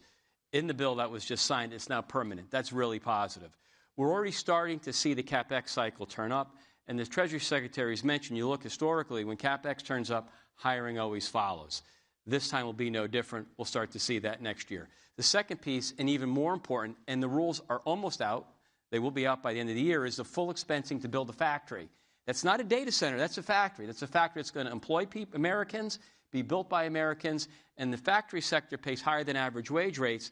That will come, and because it's only a 3-year phenomenon, where the full factory can be expensed, which is really a big deal, because historically it's almost 40-year depreciation cycle. So you're taking nearly 40 years and you're compacting it into only 3. That's really positive for growth. And that's going to increase the supply side of the economy over time. That will also tend to lower inflation. And the last piece is reducing taxes and trying to get labor supply higher. How do you do that? Well, don't tax overtime. No tax on tips. So those are things for everyday working Americans. They're going to see the benefit of that in their paycheck. They're going to see it in the first quarter. And I can assure, because that's when they'll get refunds. That's when they're going to change their withholding allowances. And then we can come back to some of these polls, and you're going to see things turn. So that sounds very familiar to what I heard during the Biden administration. It's not that bad. Things will get better. We're going to have all these bills, and then there'll be all this investment. I mean, what's different this time from your point of view? So the key thing, well, I would say I guess I'd say I'm an anti-Keynesian, but as a more supply side, focusing on the supply side, I say President Trump's policies are very, very different than the Biden administration policies, which were focused much more on the demand side, giving stimulus to people that they could use and spend. And the Trump's approach is, no, we need to have a bigger pie that creates more depth and growth at the middle and lower income levels, as we've had on the first side. How do you do that? You've got to encourage the private sector to create and build. Because when they create and build, they're using American workers to do that. So I'd say that the focus really is on the supply side, not the demand side. And I'd also say, one of the things that's hard to quantify, but certainly is very positive, is the deregulation side of business. And I think it's very clear, whatever one's politics in the room are, the Trump administration has a much different view on business regulation, which we believe has meaningfully hurt, than the prior administration, which really was, we'd say, regulatory overkill, onslaught of regulation. Sure. I think I'm very concerned, though, about an issue, which is that the president now is saying that affordability is a con job invented by the Democrats. Americans, when I go out in the field and I talk to people out in the middle of the country, they're telling me that affordability is a critical issue, and you saw a little bit of that reflected in the elections in New Jersey and Virginia, here in New York City. You're a New Yorker. I mean, how do you get Americans to understand that the future is better when they're obviously viscerally concerned? Absolutely, and the president takes it very seriously. And I guess what I would say to you, as we were talking before we walked out, is that we've got this bill in place, and the president knew, I've got to get this done early, because I don't think what I realized, and I was in the first administration, you have to write all this tax law. And companies want to wait to see what the law looks like before they start to invest. And you had to do it early, because if you do it in July, you can get all the Office of Tax Policy and IRS can write it by the end of the year, so you get the benefit of it.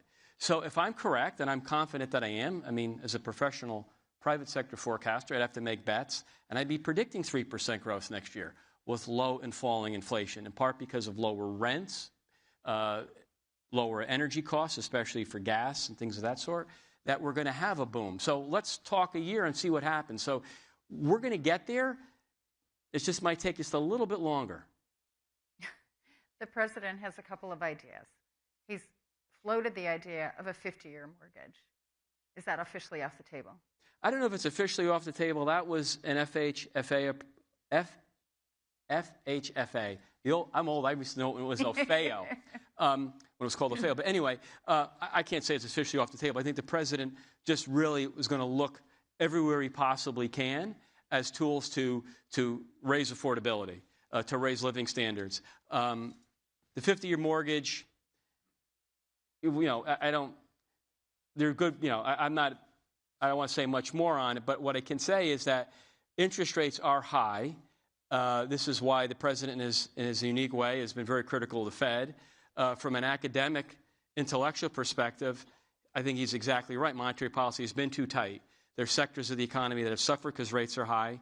We know rates are high because we know inflation expectations are low and falling, which is why I would say just let our policies get into place, and you're going to see different results from the prior administration.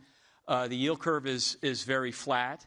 The real broad trade weighted dollar is very high. I mean, these are all factors that would suggest monetary policy is tight, and the Fed itself has admitted. So if the Fed can actually lower rates and get rates to neutral, if not somewhat stimulative, as my former colleague Stephen Myron had said, then you're going to get mortgage rates down.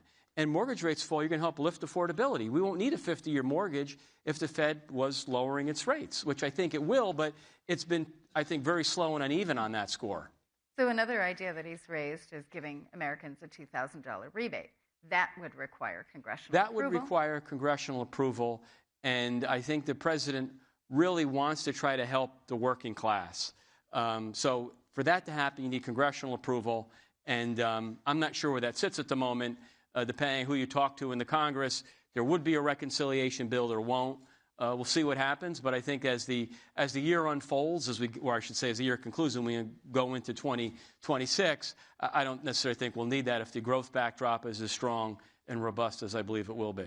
I mean, the president has also talked about the revenues from tariffs coming in, trillions coming in, which is a lot more than you've reported. But does, and he's saying that we could eventually do away with the income tax. Is that another idea that is maybe a little ahead of its time? I would say it's innovative. On the trillions, he's correct in that if you look, even CBO had scored the tariffs as lowering the deficit roughly $4 trillion over a 10-year period. And by the way, I'm not a huge CBO fan, but the numbers actually so far have been a little bit better than what CBO's numbers would imply. About a $300 billion tariff jolt this year, $400 billion next year. Then if you have lower debt, you lower interest costs. I mean, it would be nice, again, focusing on the supply side, reducing taxes on capital and labor, removing anti-growth business regulations, having cheap and abundant energy. These are all things to galvanize and rejuvenate the private sector, to hire people, to create value, and to pay them high-paying jobs, which is why the U.S. economy post-COVID has thrived. And it was thriving prior to the pandemic. I believe you look at the GDP numbers. This is why I'm saying just be a little bit patient here. GDP numbers look really good. What are the numbers that you're looking at? So GDP in the second quarter grew 3.8%. If you take out the federal side, which fell over 5%, we grew at 4.5%. It appears that we grew close to 4% in the third quarter. Again, private sector led. So that's a combination of consumption, which you were mentioning. And that's just goods. If you look at services, which is the bulk of consumption, that's been strong. But also on the CapEx side, we're seeing really good growth in capital spending. And that, to me, makes me very positive in the outlook. And we're seeing that in the stock market with very strong earnings growth in the last quarter. So, a lot of economists, and we're looking for some audience questions. I'm not seeing them here, but maybe our staff can get some audience questions up. You may be seeing them behind us. Most economists say that tariffs are clearly inflationary. The president says they're not. So, I'm confused about this. Okay, so here's the thing. So this is, okay. It's like a no-brainer. Can we just say No, this is not. I'm going to get on my soapbox here a little bit. Because tariffs are not, inflation is always and everywhere a monetary phenomenon. It's one of the few things economists agree on. You want to add credit, money, and credit phenomenon, fine. An inflation rate. Tariffs, if there was an effect, it's a one-off price level effect. If you look at goods prices and the personal consumption expenditures deflator, they've not gone up. They've been flat. Where the inflation is in services. Now, does this not mean maybe at some point we could have a tariff impact? I've been hearing that since March. And it happened in March, and it happened in April, May, June, July, August, September. No, I don't see tariffs as being inflationary. I think that's economic malpractice. I don't think people understand how the inflation process works. we've seen the vast majority of the tariff be absorbed in margins. And I also think, because I mentioned earlier, equity earnings in general have been so high, a lot of it's being absorbed effectively by the foreign exporter, who's lowered the price so that when the importer pays the higher tax, the end user consumer doesn't pay it. But you can see that the shoe could drop next year. What's that? You can see that there could be some further impact next year. Well, there could be, but again, the effects would be very de minimis. The fact that I think most people are still arguing about, well, how much of the tariff effect is there? Already, the argument for me is over, because you were telling me back in March, and it was like some crazy cockamamie argument about inventory building, it's going to happen. I'm like, okay, we're waiting for Godot here. We do have a question here from the audience. What's the single clearest piece of evidence that you'd point to that modern supply-side economics is actually causing the economies, is actually raising the economies? Sure, speed limit. So if you go back to the first Trump administration, you look at the change in productivity growth, it went up every year incrementally. And, if you remember, in 2019, we were talking about AI, we were talking about robotics, we were talking about how innovative the economy was, and they had all this disinflationary pressure. We will repeat that again with the policies in place, where you'll see higher productivity growth. Okay. And you'll get economy growing at 3%. I mean, in the first 3 years of the Trump administration, we grew almost 3%. In the third year, we were almost 3.5%. Inflation was low and stable. So if my thesis is correct, we will see growth at 3%, and we'll see inflation move lower. And by the way, when you get 3% growth and it's driven by capital spending, your deflators are not high there. Your deflators are low. So, you could even go back to the 90s. You'd see another scenario where, in the 90s, we had reduction in capital gains rates, reduction in capital broadly speaking, more friendly business environment relative to what it had been. So I would go back to the late 90s, and more importantly, where we were in the first Trump administration as evidence to that question. Well, let's get to one more, which is really good, is, all these rebates that you're talking about, if it comes to pass that there is a direct rebate, wouldn't that be inflationary in the way that you've said that the Biden administration policies were? It depends where the supply side of the economy is. Mm-hmm. If the supply side of the economy doesn't grow, then yes, that would be inflationary. But if the issue is the potential of the economy is growing, mm-hmm. because we've increased productive capacity, basically we have the capital and resources to produce more goods and services that people want, then no, it's not inflationary. Okay, and then one final question on AI. We're asking all of our guests this during this conference. What do you expect the impact to be on jobs? How many job losses do you expect, and what parts of the economy will be hit? So to me, AI is an incredible tool that I think is complementary to the existing workforce. And so I don't look at this as, I'm not a Luddite. I believe AI is very helpful. But, we need plumbers and electricians and carpenters and skilled trade. We're building. The factory sector, we're going to build. We can't have AI build something. You need a worker to do it. So I think, we get, fear sells. Fear is a motivator. And I think too much of what people read about this job losses and everything. By the way, I'll argue with my Democrat friends. They'll talk, we gave you a great economy. No, you really didn't give us a great economy, because we had 2 million job downward revisions in 23 and 24. Labor market's been slowing. That's not because of AI. We need policies that are going to encourage business to invest. And again, AI is a complement to it. And you look back historically, the U.S. has always innovated with all these technologies, whether it was moving from to the steam engine, to a motor vehicle, to telecommunications. I'm an optimist, as is the president and the secretary. So I think the economy should turn. We need the Fed to help, but the economy will turn. Sounds great. Sounds like we're going to get an announcement soon on a new Fed chair. Have any? Well, the president is keeping us in suspense. It was going to be maybe before Christmas. The other day he said it might be after Christmas. So we'll see. It'll happen soon enough. You think there's still a chance that your boss, Secretary Bessent, could be persuaded? Look, the secretary would be a wonderful Fed chair, but he doesn't want it. He loves the job he's got. I think the president respects that. But as they say, those decisions ultimately are made above my pay grade. We're going to have to leave it there. Thank you so much for joining us. Thank you, Andrea. So much. Great job.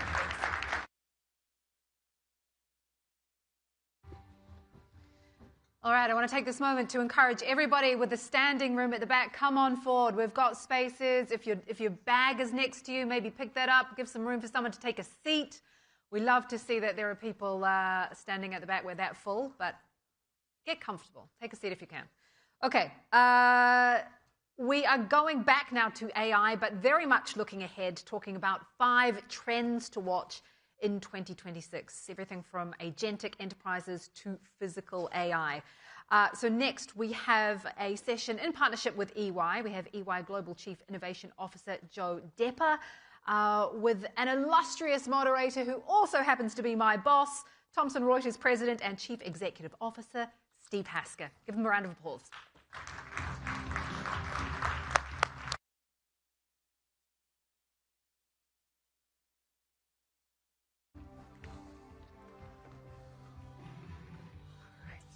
Okay, good morning, everyone. It's a great honour and privilege to have a chance to ask Joe Depper, the Chief Innovation Officer of EY, a few questions about this AI environment and get a few of his predictions for 2026.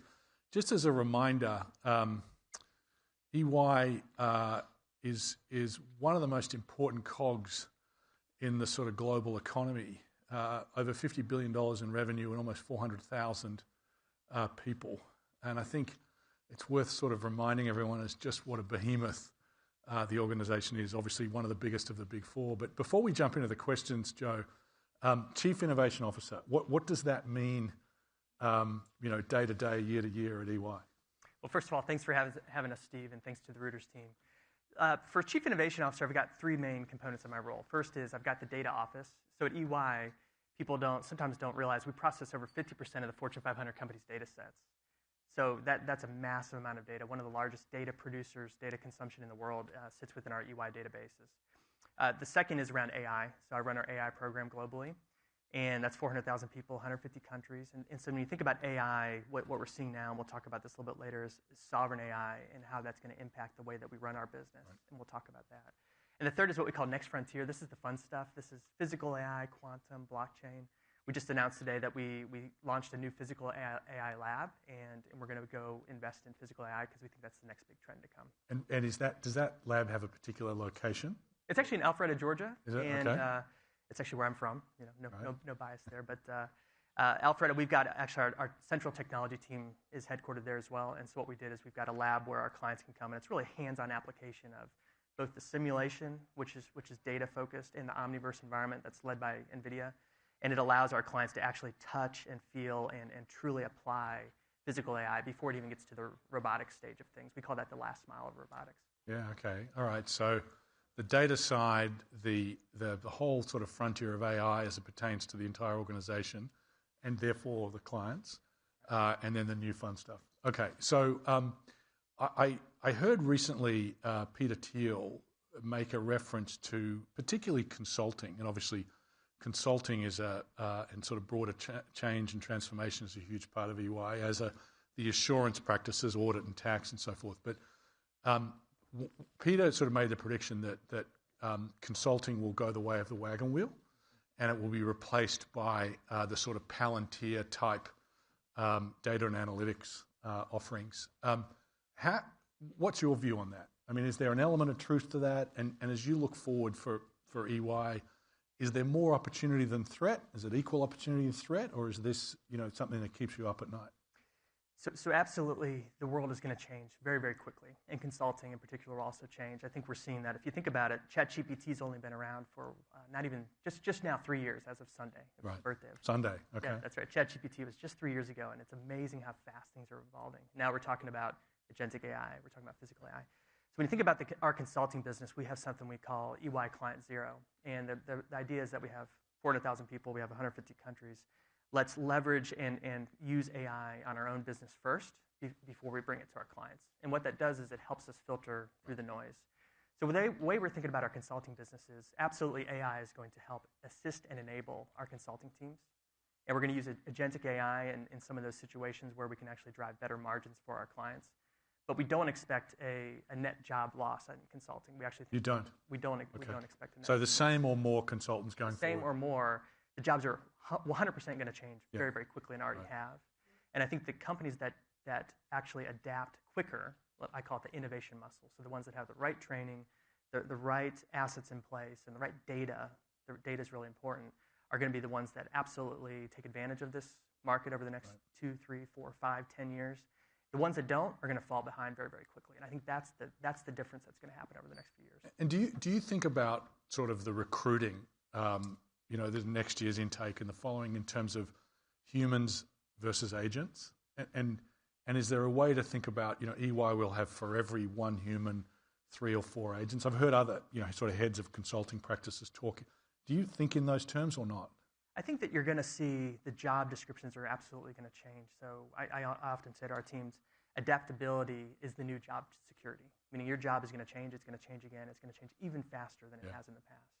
And so when you think about agents, the expectation is that you're going to manage agents in the future. Humans are going to manage agents. You're not going to manage just team members. You're going to be managing other agents. That means you need to onboard them, you have to recruit them, you have to train them, you have to certify them, you have to attest to what they're doing, it's the right thing to do. And then you retire them and you bring in new agents. Same thing for physical AI and robotics. That's now becoming mainstream, right? You have to treat those as human protocol with recruiting, onboarding, training, certification, and then retiring those robots of the future. And so I think that a lot of the job growth, I think, is going to sit in that realm of training the agents, recruiting the agents, monitoring the agents. Same with physical AI. And with physical AI, you've got a whole job space there around manufacturing, configuration, maintenance, that nobody's quite understood yet either. Yeah, it's interesting. I mean, your sort of sense of optimism and projection of growth, I think, is a compelling one. I'm a big believer in the sort of history of these disruptive technologies, whether it's back to the steam engine, the combustion engine, the railroad, the internet, in that ultimately it creates tremendous upticks in economic activity and therefore wealth creation and standards of living. The intermediate disruption can be, is the sort of hard part, right? And so with that in mind, Joe, based on what you've been doing over the last 12 months or so, or since the advent of ChatGPT, what's working at EY and what's not working? Yeah, and I agree with you. So if you think about the history of technology evolution, I think it's a great point. There's always been job growth out of every industrial evolution that we've had in technology, whether it was manufacturing or to the internet, to the iPhone, to ChatGPT. Now we're in that point where we're like, maybe not this time, but again, every time we've been proven wrong. I think the difference this time is that the disruption is going to occur faster, right? And the speed is faster. Okay. And so there is going to be some temporary disruption that's going to occur, and you're going to see some companies that invest in the right tools, the right training, the right technologies exceed at a rapid pace. Some governments that do that as well. Some that don't will continue to fall behind. I think that's what we have to watch when we think about the future. In terms of what we've learned over the years, in terms of AI, I think there's a lot of hype out there. We've all seen that. Is there a bubble? So the question around the bubble is, I think AI is here to stay, and I think it's going to massively, hopefully, positive impact on society. That's my belief, that it's going to help. It's going to help society when it comes to job growth. I think in the future, maybe a little painful now, but it's going to help in the future. When it comes to medical outcomes and precision medicine in particular, robotic surgery is already seeing great success in certain geographies. And also when we think about water supply and some other areas of growth, I think that AI is going to help improve the quality of life for people in the future, and that's hopefully what we all believe too. Yeah, and so as you think about, I mean, you've got in the audience here many people who lead their own companies, who work for other enterprises and government agencies. What's your advice in terms of where they should start? So in other words, do you start with sort of trying to automate tasks today? Do you start with things that cut across the organization? Do you start with sort of the highly specialized professional roles? Do you start with the back office? Where should people get started? So when you think about, again, the speed of things, generative AI is moving to agentic AI, moving to physical AI in a matter of a year or two. Right. And so when you want to focus in on, okay, where do I get started? There's really, in my view, 4 key elements that we focused on at EY and with our clients too that are important. First is you've got to get your data right. Yep. Whether it's generative AI or it's agentic AI or it's physical AI, it's even more important to have that strong, high-quality data. Right. A study we did at EY this last year shows that 83% of clients say they still don't have the right data infrastructure. So therefore, they can't leverage all the latest and greatest AI. So that's going to be really, really critical. The second key that we believe is important is you have to embed responsible AI into everything you do now. Right. So that's from the data, the models, to the algorithms, to the way that you're training your employees. Responsible AI has to be embedded. And what we've seen now in another study that we did recently, the companies that have embedded responsible AI, not just like a PowerPoint, right? Not just a motto, but truly putting it into your algorithms, they've seen less compliance risk from a penalty perspective, but also better job growth and better revenue. And the reason for that is when you talk to these companies that are truly taking responsible AI and embedding it into their organization, people, the processes, is that it gives people guardrails to experiment. Right? So instead of saying, I don't know what to do with AI, they're saying, okay, as long as I play in this sandbox with this technology and I don't do these certain things, I can experiment with AI. And so you're seeing that's showing up in revenue growth. So that's important when we talk about trust. The third is value. There's a lot of innovation theater that's occurred. Yeah. So anybody that's seen this in the last few years, some of that's okay. You're learning, we're growing, we're learning about new tools, but you really want to attach to use cases and values. So to your point on back office, that's a big opportunity for value there. Finance, procurement, back office. We are seeing true productivity savings, for example, there, but also in software development. That's an area that's absolutely been impacted by AI very quickly. It went from one of the top job growth areas in 2 years, 3 years ago, to literally almost net zero now in software development and programming. And that tells you that there are going to be jobs that are going to be impacted by AI, and you've got to retool and reskill those. So value is going to be really important. It's not just productivity, it's also engagement, it's also quality. And the last one is what I call adoption. End of the day, you can have the best tools, the best technology. I can have the best data. If nobody's using it, it doesn't matter. So I was joking with the client the other day on adoption. I've never heard, Steve, a client say that they've over-invested in training. Never once have they said they've over-invested in training. That training is going to change. AI is going to help change training. It should be AI-led training and not the training where you take a quarterly sort of training with a video camera. It should be at the point of service and AI-led, but training is going to be absolutely critical in the future. Yeah, we're seeing the sort of greatest impact when we apply our tools. The legal AI assistance called co-counsel, the tax AI assistance called co-counsel, when it's applied to those professions where there's deep expertise, where there's a very clear understanding of the role at different tenures, and we see less traction in some of the generic tools that are trying to apply where everyone has a slightly different take on what the job is. And interesting, your point about the sort of importance of humans to guide the AI. I was reading about a study recently where they had the agent run the sales team, not the other way around, and essentially what the agent did was figure out that extortion was one of the best ways to incent the sales team. And so you actually need the human being to apply some values and some guardrails. Yeah, that's right. That's fairly obvious point, but I think it was well made by this particular study. Okay, so as Kim said, we're going to get Joe's take on 5. Feel free to have more or less predictions for AI in the year 2026. Okay. Over to you, Joe. What do you think we're going to see? Well, so I think, again, the world is moving so quickly. There's the 5 key trends that I would see happening. One is data is both the lifeblood and the bottleneck. Can AI help on the data front? It absolutely can. Okay. So when you talk about data, master data management now can be automated with AI. Okay. Right. So there's ways that you can use AI to help improve your data quality. I'd actually say some industries, like financial services in particular, have invested in data over decades. Right. And so they are actually more equipped right now to take advantage of some of these next generation technologies than other industries that haven't. Right. So again, about 83% of clients still say their data is not in the right state. But it's not just the quality, it's also the access. So can I use the data? How do I use the data? What do I have consent to use the data? Right. You have new tools like synthetic data that actually Gartner is expecting by 2030 that it's going to be about 50% of the data in the world. It could be higher. It's synthetic, right? Basically fake data that's mimicking real data. At Thomson Reuters, we prefer the real to this. In case anyone's worried. You like the real data. Well, there's actually a whole, there's some, when you think about synthetic data, the issue is if you have too much synthetic data, you have model collapse. Right. Then you don't know what's real or what's not anymore, right? Yep. So synthetic data it's good because you can actually do some things that you can't do today from a regulatory standpoint, not using real data. Clinical trials is a great example of precision medicine, where you can actually use it to predict how a patient will respond before they get the treatment. But there's also some downside as well. So data is going to be important, I think, in 2026 and beyond. Right? I think that's a standard that's going to continue to happen. Self-driving enterprise is the second component. You're starting to see this happen in some smaller companies and startups where they've got agents running and there's one CEO and agents are running the business. When you think about the self-driving enterprise, I think for corporations, it's going to be in certain pockets, like back office to start, finance, HR, procurement. And you're going to have agents that are going to be orchestrating amongst themselves with humans in the loop.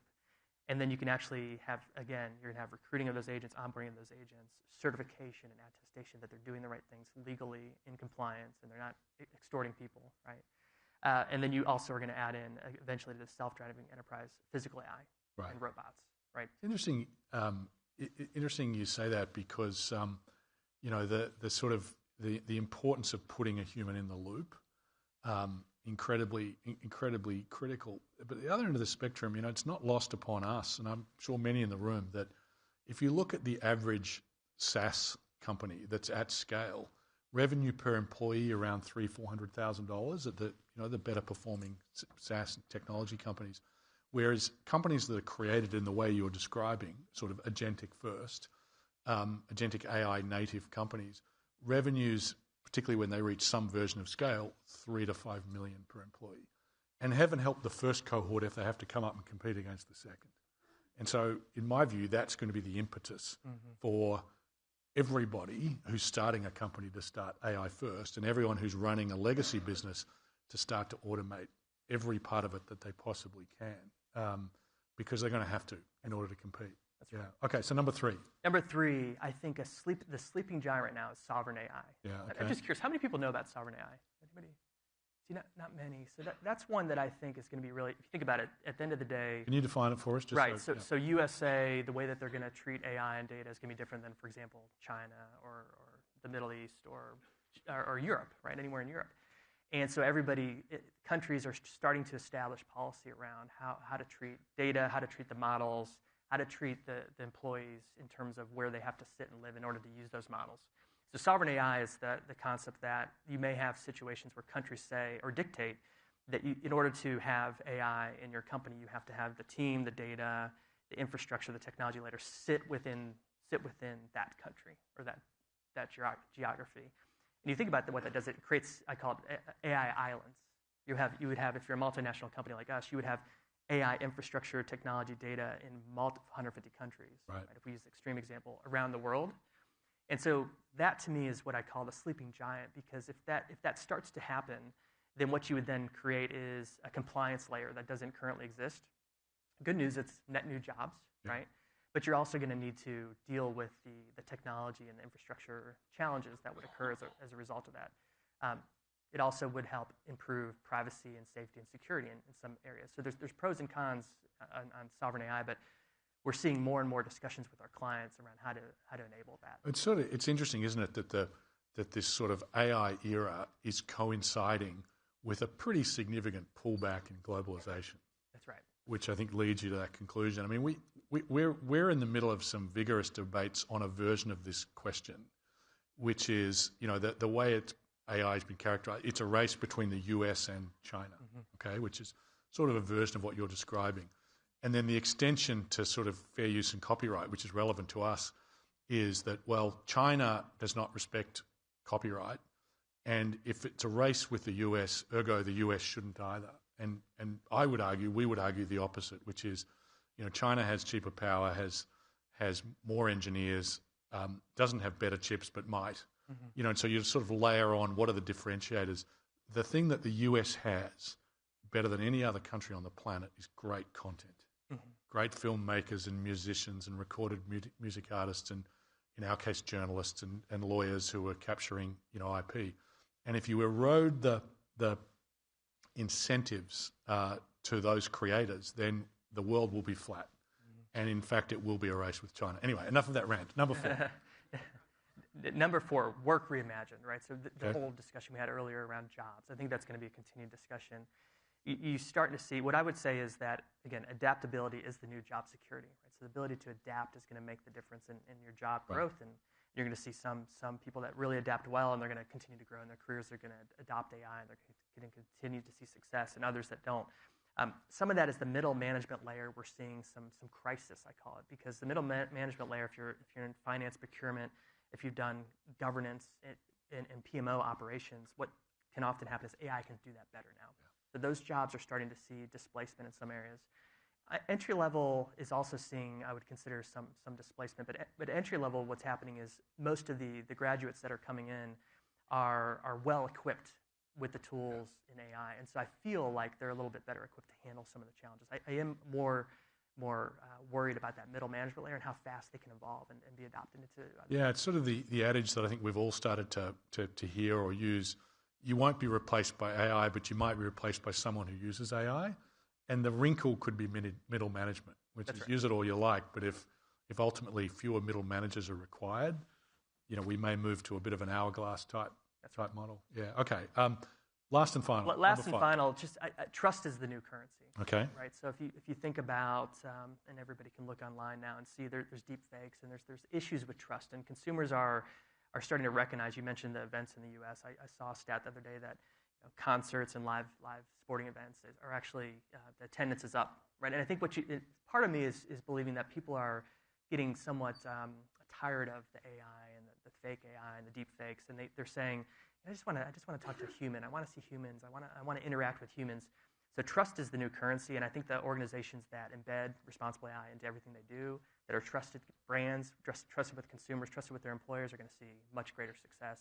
The ones that don't or make mistakes along the way, I think are going to see rapid decline. Thank you, Joe. That's I hope everyone agrees with me. I think that is in 15 or so minutes as clear and coherent a view on the state of AI and the immediate future of AI as I've ever heard. And I've listened to a lot of these kinds of conversations. So thank you, Joe. Appreciate it, Steve. Cheers. Thank you. Thanks, everyone.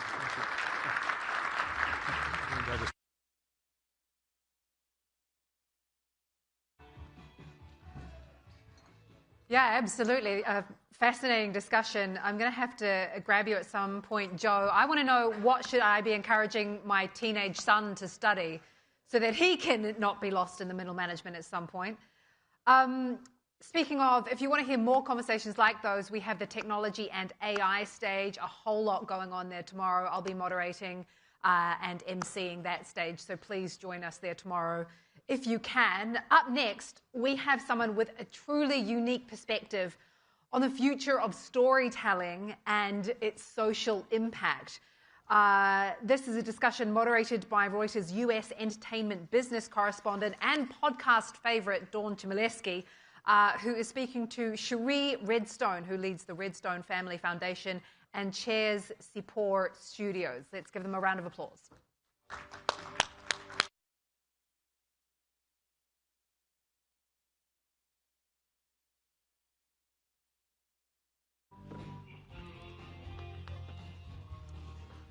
We ready for this? We are always ready. Thanks for joining us.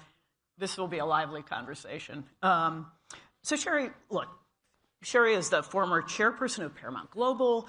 She is currently president of the Redstone Family Foundation, which is a philanthropy, pardon me, I can't speak, focused on combating racism and anti-Semitism through education. And earlier this year, she took on a new role in entertainment as chair of Sipur, which is an entertainment studio behind the Emmy Award-winning documentary, We Will Dance Again. So we'll talk about that shortly. Let's start the conversation with the industry you know so well, the entertainment industry, which is undergoing this rapid consolidation. You, of course, sold your family's stake in Paramount to the Ellison family over the summer, and in recent days we've seen that another major Hollywood studio, Warner Brothers Discovery, is in discussion, contemplating a sale. So what are the factors contributing to this consolidation? What do you think the industry looks like over the next few years? Well, I do think there will continue to be consolidation in the industry. I think, as we were talking off stage, consolidation is hard. It's very hard to integrate new companies into old companies, so I think we're going to see a lot of successful integrations and also ones that become more challenged. I think one thing that will stay the same, as my dad always said, is content is king. So for me, the entertainment industry has always been about creating great content. I don't know how it will end up with Warner Brothers, who will get it. But what's interesting, you see those of us who have traditionally been in the content creating business, and then companies like Netflix, who are a great distribution company, but now realizing the importance of creating content and creating content that people want to see. So I think it's going to continue to evolve. I think you'll see more AI, which will be opportunities for the industry, as well as challenges that we need to think very seriously about. And change. Change is the one constant, I guess, other than death and taxes. Well, let's dig into the AI question, because you know, because you've seen the sort of existential moment that the industry has had. There are moments more recently in time where we've had the introduction of an AI-generated actress, that caused all of Hollywood to have a breakdown. Where do you see the applications of that technology, and who will be displaced in this process? Well, if we're not careful, I think everybody will be displaced.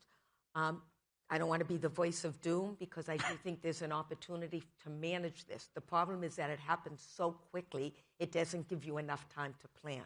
So in real time, we're going to have to sort this out. But I think there are a lot of opportunities using AI that are going to make our business more efficient, more cost-effective, and that we're going to have to be able to find a way to take advantage of that. And some of those people who have been involved in those positions will be displaced.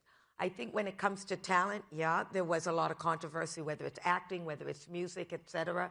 And that's where I think we really need to be very aggressive in protecting the creative talent and making sure that they are not replaced. There's nothing like the real person. There's nothing like the real thing. I think that was Coke. But the reality is, I think it's going to continue to evolve. I don't have an easy answer for you. I think there are going to be places for it in every aspect of it. I mean, you look at the legal field now and all of these, law associates who are coming in, and you look at how discovery is done. All of these people are going to be displaced. We're going to have to find other opportunities within the fields to create jobs, and not enough jobs are going to be created. So I think it's a challenge. Yeah, totally. So talk with me, a related challenge, as we're talking about sort of the disruption of the entertainment industry, is another part of the business that you know really well, theatrical. I mean, the theatrical business has been in decline since COVID. We're at something like close to $8 billion in domestic box office gross this year, which is well off of the $11 billion it was in 2019.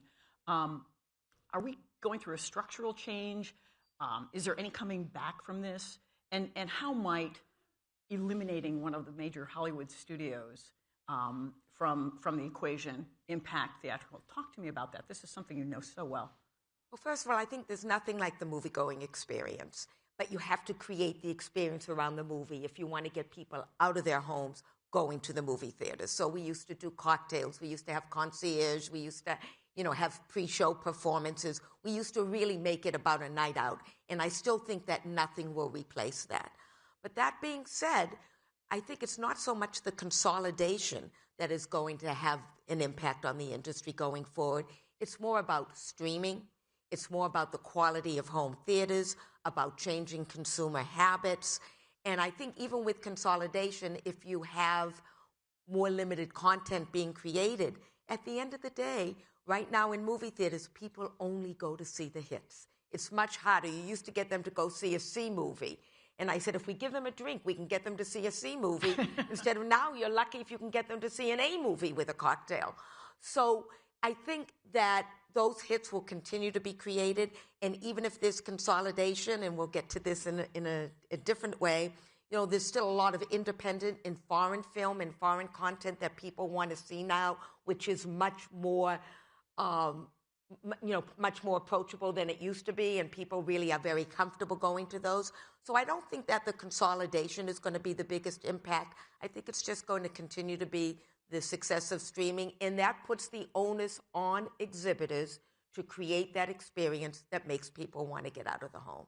Interesting. I think this is a logical segue to your work with Sipur, which, you just assumed the role as chair of this Israeli entertainment company. And we've talked a bit about how production in Israel might well address the rising cost of production that you've referenced earlier in our conversation. So talk to me about why you joined this company after just exiting a global media operation. What attracted you, and how does it shake up the industry's economics? Well, the way I got involved is, as you mentioned before, they did the movie We Will Dance Again. And they came to me with that film, and we were able to get it streamed on Paramount+. Tell people what that was about. And that movie was about what happened at the Nova Music Festival on October 7th. So it was a really tough movie, and as many of you know, it's been very hard to get Israeli content both funded and distributed. So they came to me, I don't want to say as a last stop, but I think and we ended up putting it on Paramount+, and it was an incredibly successful movie. It won an Emmy. We partnered also with BBC. It just won an award last week in London, the Rose d'Or Award, as the best documentary. And through that, I got to know the team at Sipur. And I felt consistent with a lot of the work I was doing in my foundation around fighting anti-Semitism and racism and addressing those issues. It was also about getting people to see Israel a different way. So it kind of very much fit in with my vision of how can people see Israel for the Israel that it is, not the Israel that people portray it as, unfortunately, so frequently. Not that it doesn't have its challenges, it does, but there is a side of Israel people don't know. And I've always felt that we can create change through content. My dad always said content is king. I always say content creates conversation that leads to change. And so that was my initial, meetup with Sipur. And then I got to learn more about their business. And to be honest, they had an offer to be purchased. And I started talking to Emilio, who was the CEO, and I said, it's way too soon to sell this company. You have such a vision. If you can find a way to raise the money and bring in the right people, I think you should hold on for it for longer. Not realizing at the time that I would be some of the funding and I would be the person who we brought in because their previous investors had no media experience. And what I like about Sipur is it is a very different model than what we have in Hollywood. So basically, what happened in Israel years ago is the broadcasters and the cable networks realized that they did not have the ability to fully fund all of their shows. At the same time, Israeli content was traveling so successfully around the world. We had Fauda, we had Homeland, we had In Treatment, we had so many shows. So Emilio came up with the idea of doing deficit financing for 40 to 60% of these shows in order to own all of the international rights.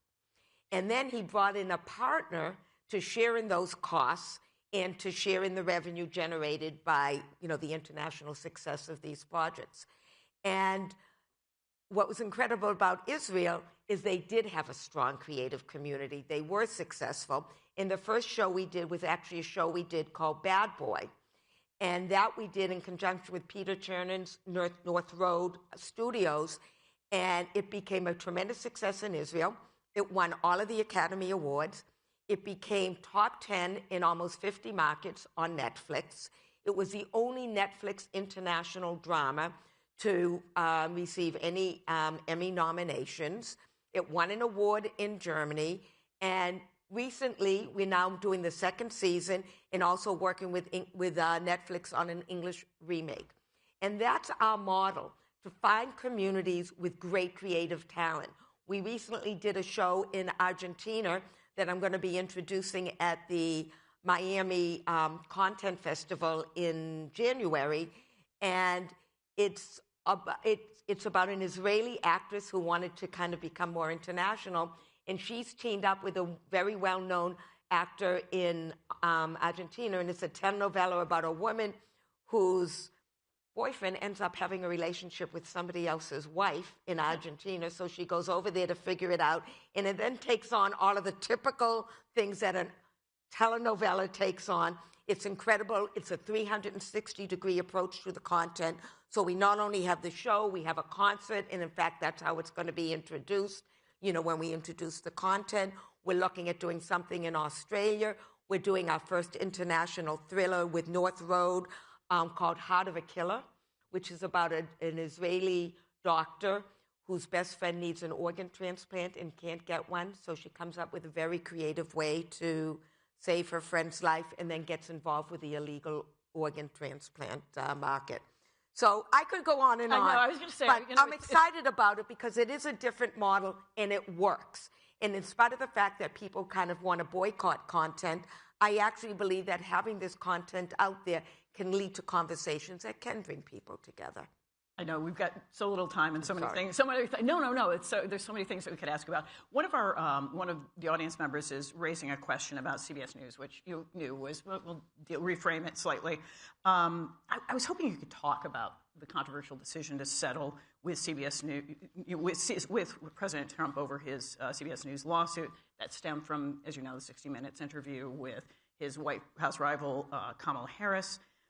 Did you worry about the settlement being potentially precedent-setting, maybe emboldening powerful people to use lawsuits to pressure news organizations? How did you come to a decision here? Because it wasn't an easy one. Well, first of all, I was not part of the actual decision that was made because I did recuse myself from the board just because of the appearance of conflict, which I really believe existed, but I try to be overly careful, in spite of the fact that people like to sue me, or because of that. But the reality is, you talk about precedent setting. Every other company that had been sued by Trump settled within days. So the precedent, if you want to refer to it that way, had already been set. But to me, it was about we had a responsibility as a board to run our business.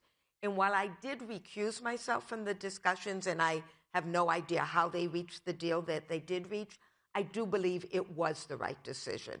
I think the trial had been set for 2 years out. The chaos that would have been created over the next 2 years, I'm not sure the company could have survived. The internal distractions, the external distractions, in spite of everything that we were doing in the company, and during those months we became the number 4 streaming service, nobody was talking about that. All people were talking about was the distraction of the Trump litigation. In addition, Trump was threatening a lawsuit in Florida. You have no idea what discovery is going to show, and even though you think you're always in a good position, there are a lot of things that come out in discovery that you don't like. There are a lot of things that come out in trial that don't like. The responsibility of the board is to do whatever they have to do to ensure the effective functioning of the company. So I do believe it was the right decision. I do believe we have to continue to fight for fairness in news, fairness in broadcasting. I think we have an obligation to do a better job than we've done to remove bias. But the reality is I think it was the right decision, even though it wasn't one that I was involved with. All right. We have 2 minutes remaining. There's so many questions that, forgive me, we can't get through all of them. There was a question about, if we could scroll back, about AI and its influence in creating content. Like, can AI, if you don't mind scrolling back to one of the earlier questions? Before you get to that, I want to interrupt you, because if we're that short of time, I'd love to talk for a minute about my foundation. Oh, please do. If that's okay. Yeah, of course. Because that's actually the most important thing that I feel as though I'm doing right now. Forgive me, Shari. Now, that's okay. And what we're trying to do is address the issues of anti-Semitism and racism by building bridges across communities. So we try to empower individuals and communities to have civil discussions.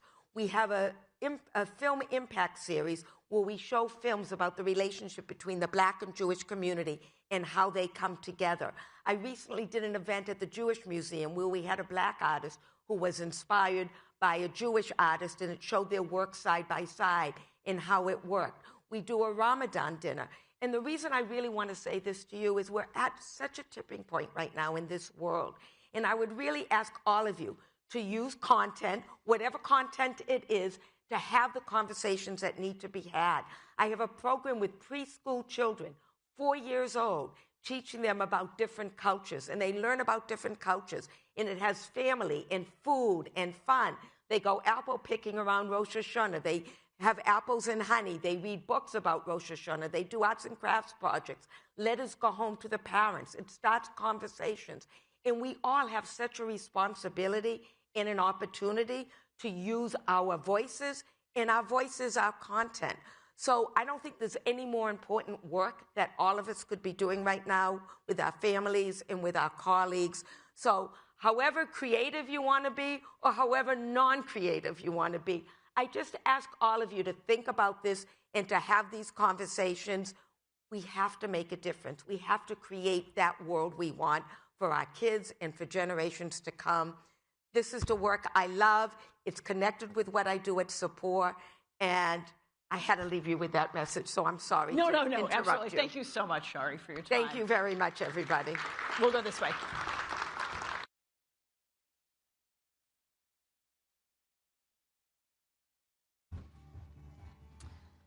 Okay, up next, we have one more session before lunch, and it promises to be a good one. We are, again, switching our focus to AI, technology. We've got sessions on humanoids after lunch, the AI workforce, and the 2026 AI dilemma. But before that, we're talking about fast-changing markets and how they're prompting institutional investors to shift their strategies. So how are they doing it?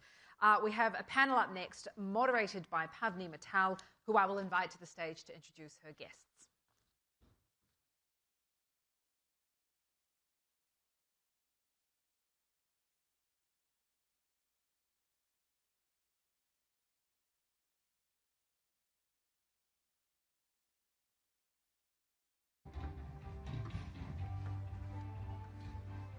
Thank you, Kim. Good afternoon, everyone. I'm Pavni Mittal. Bob Dylan said the times they are changing, and nobody knows that better than the lovely ladies over here with me who are long-term institutional investors.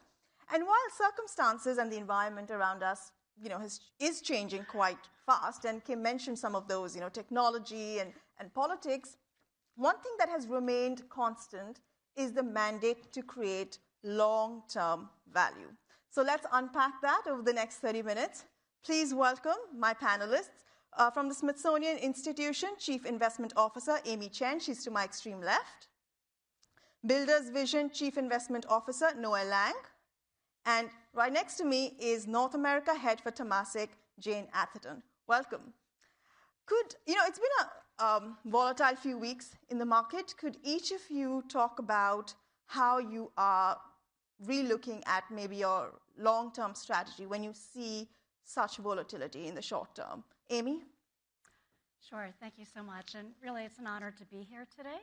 The Smithsonian is a long-term patient investor that is invested across the asset classes. And so in terms of our portfolio, we have designed it more in terms of long-term assets as opposed to being concerned about short-term volatility. So we typically don't make any changes on the short-term basis. Is there any indicator that you're really looking at right now, or does that not bother you at all? Well, we do look at valuations, and so if we feel we've been topped off, we'll rebalance our portfolio. But if not, and then if we have market drawdowns, we will rebalance. But typically, we don't make short-term changes.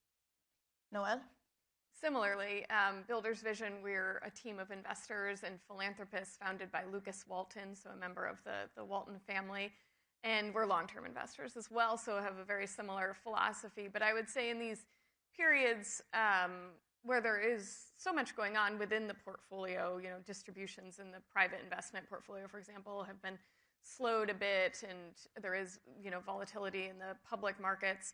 We often think about liquidity, so we want to be looking at the liquidity, and we manage 8 portfolios in-house, foundation, taxable portfolios, et cetera. And so really thinking about, is the liquidity, managers that, for instance, might have monthly liquidity, something like that, is it accurate? Can we actually pull that out, and whatnot if we needed it? And we really want to be able to always start on the front foot. If there is an opportunity, and a lot of times with volatility, there are opportunities through rebalancing and whatnot. So that's, we're really looking, it's not very exciting, but we're looking at that total portfolio, balance and how we could, in that long-term way, through balancing, through liquidity, et cetera, take advantage of opportunities. Jane, what has been your approach during the last few weeks? So I would say we're very similar to my first 2 panelists in that we're a Singapore sovereign-owned entity. We are a permanent capital balance sheet, and our mandate is to create sustainable returns over the long term. Because we're investing off our balance sheet, we are not restricted by fund life. We're also primarily an equities investor. So the first piece of resilience for us comes from our balance sheet itself. We're a AAA-rated entity, and we have a high degree of liquidity. So for us, when we're looking at periods of volatility, that can potentially provide an opportunity for us to deploy the liquidity that we have on our balance sheet. And in addition, the balance sheet itself and the strength of that balance sheet provides us a degree of defensibility should we be navigating through periods of volatility. I would also say as a global investor for us, we're very focused also in terms of making sure that we have geographic diversity. The US is our second largest investment market outside of our home market of Singapore. And we also have to ensure that we have a degree of diversification as it relates to industry as well. And then I would say finally, from our perspective, we try and do two things. We try and acknowledge and understand what our portfolio companies are seeing and telling us about the environment that we're operating in, and also the broader ecosystem. We are a large participant in the market. We are also a large LP in a number of GPs, and we benefit from their insights as it relates to making sure that at the end of the day, we're looking at short-term volatility, but we have our eye on what are those long-term trends that we should be investing in for the future. Speaking of opportunities, AI has opened up this whole world, and depending on where you are, it's either an opportunity or, a time for a lot of anxiety. Noel, for you, because, there's a lot of focus on climate for you. So what kind of opportunities has this AI wave created in climate-focused sectors? Yeah, I think this is, AI is really transforming everything in every sector, and climate is no different. And I think it's important to recognize that a lot of people have a narrow idea of climate and climate investing. Sometimes it can be, it's renewable energy, very, very, very focused on that. But I think it's important to remember that it is that. It's renewable energy production and whatnot, but it's also energy efficiency, decarbonization strategies, food and agriculture, sustainable agriculture, water, wastewater management, so many different things.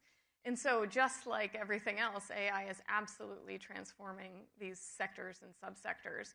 And so we've seen many interesting opportunities across the public and private markets, and our managers, we do mostly invest in third-party fund managers, and our managers are taking advantage of them in areas like grid modernization. If you think we have to move away from, centralized utilities to grids that can, have a two-way flow of data and energy and whatnot. Other areas like predictive maintenance on equipment, transmission lines, transformers, siting and permitting of new energy infrastructure projects, and the list goes on. And I'll just say, as I mentioned, it's both the public and the private markets, and it's really interesting in the public markets because, I think a lot of focus this year is on the new administration in the U.S., and it's actually been a wonderful year for the clean energy markets and public markets. And we don't invest in this index, but there's an S&P Clean Energy Index, and we tend to use active managers in this space for lots of reasons.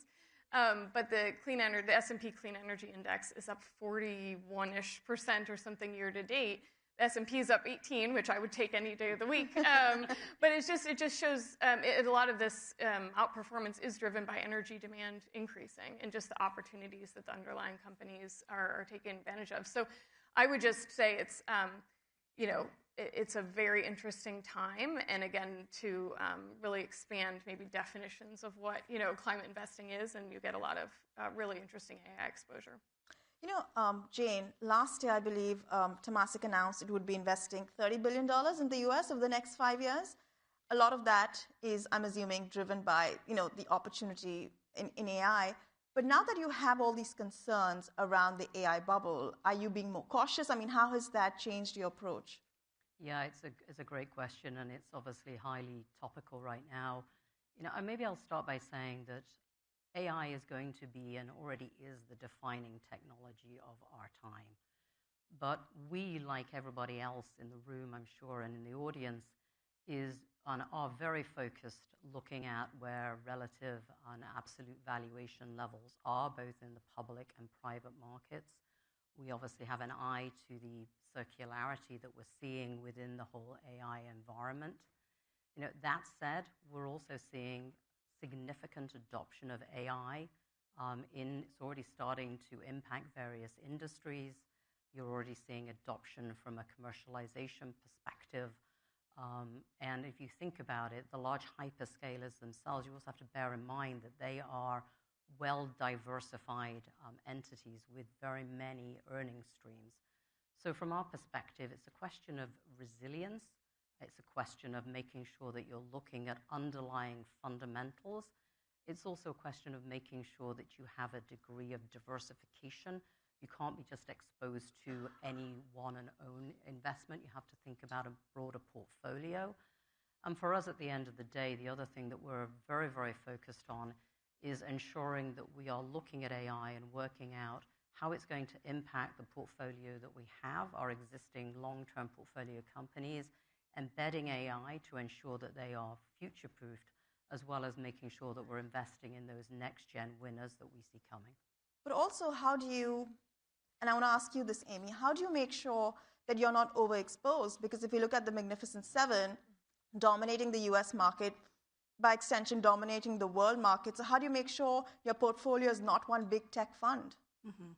Yeah, that's a good question. We actively monitor our private and public investments in terms of the underlying holdings. And so we're able to review our geographic, our sector, individual holdings on a monthly basis and really see where we could either exploit certain either geographies or sectors and or be able to hedge out some of the risks. And I think in our case, I think in terms of any new themes, we really probably favor growth, dislocations, and change today, whether it's specifically related to AI, whether it's related to the reshoring, whether it's related to all these different sort of discontinuous changes that have been happening. And I think that, we feel that we're actually well positioned to be able to take advantage of those areas. I want to pivot to mission-driven investing. Noel, a lot of the headlines about Builder's Vision is about the investment in climate, but you're also trying to make money. So how do you balance those? Yeah, we absolutely do not sacrifice, returns for with our, to focus on investing in a sustainable future. We do have sector focuses in food and agriculture, energy, and oceans, but we manage over $15 billion in assets, so it's not limited to those sectors. We just acknowledge that those sustainable transitions are in those sustainable transitions in those sectors are an amazing investment opportunity, and they are happening. No matter what political climate it is, they are occurring, and so we think about integrating, environmental, social, and governance factors and climate, and especially these three sectors into almost everything that we do. But that takes a lot of different forms, depending on the asset class and the portfolio that we're managing. And so when we think about investment returns, our principal, he doesn't want to sacrifice anything, and we actually have a 13-year track record of outperforming our policy benchmark on the portfolio that is the biggest that we manage. And really, again, just always staying focused on what is compelling, what is long-term, picking good managers, and of course having an asset allocation that is setting us up to fulfill all of the objectives of the portfolio. So it's very doable, but I always say it's still investing, and investing is hard. So you still have to put in a lot of effort and kind of find the right opportunities. But we are absolutely tasked with achieving market rates of return with the portfolios. We do have, and if you follow us on LinkedIn, you'll see we do actually have a catalytic investment portfolio where we are able to take quite a bit of risk in the name of kind of building the markets in food and agriculture, energy, and oceans. And in some ways, that catalytic portfolio, because we are pushing the envelope on kind of going where investors haven't gone yet and building these markets and kind of trialing different things in both fund managers and direct investments, we will be wrong a lot in that portfolio. So while we're always seeking market rates of return, for that particular portfolio, one of the 8, we do have a return of capital target on that because, again, it is the one where we're able to kind of take the most risk and experiment. So it's very interesting actually to have a spectrum of objectives, and it means that we're able to kind of see these 3 sectors through lots of lenses, and actually think it makes us really, really good investors no matter what the kind of portfolio we're investing. Yeah, speaking of spectrum, how do you integrate, Jane, climate considerations across your investments? Yeah, it's another great question. So again, as a long-term permanent capital investor, I don't think anybody can avoid climate when you're trying to ensure that you have resiliency in your portfolio. I think the hard question is working out where you invest to ensure that you garner the returns that you effectively require. I think it also is to our mind a little bit tied to geopolitics at this point in time as well, insofar as, if you think about it, energy security is becoming a huge topic. So as we think about investing in a greener future, we also think about energy security. So we are investing sizable amounts in the United States around energy transition. We recently announced that we acquired 50% of Luminace, which was a partnership with Brookfield. It is the largest distributed generation energy business in the United States. We also have an investment in Westinghouse, which is very focused on the build-out of nuclear. And then coming back to talk a little bit about climate and earlier stage climate, again, we're a $325 billion US permanent capital portfolio. So a little bit, as Noel was talking about, we have the ability to also go early stage for a small portion of our portfolio. Again, we're trying to build resiliency, but we're also very focused on being future focused. And so another initiative that we launched in conjunction with BlackRock was Decarbonization Partners, which is investing in very early stage technology around the whole sort of decarbonization environment. Speaking of politics, the Smithsonian Institution is facing political headwinds, to put it mildly. How do you make sure that you are, your portfolio is giving the kinds of returns that an institution like the Smithsonian needs, especially in times like these, so it can be free and flexible to do what it wants to do? Well, the Smithsonian is an iconic presence in the National Mall in Washington, D.C. We have world-class exhibitions, collections, and we conduct multidisciplinary research across 140 countries. And so the endowment really ensures the viability of the Smithsonian's future. The Smithsonian has served American people for over 179 years out of this country's almost 250 years history. So we have a lot of levers to pull in terms of providing liquidity. We can move to our fixed income and our cash accounts, our separate accounts, as well as our hedging accounts. And so on a short-term basis, that has not been a concern. The Smithsonian does receive 2/3 of its funding from government appropriations and 1/3 from... but that is under attack right now. Yes. It's a big question mark. Yeah, so it was actually very unfortunate because during the government shutdown, out of our 6,000 workers, 4,000 of them had been furloughed. But we did provide loans to individuals and we did provide support.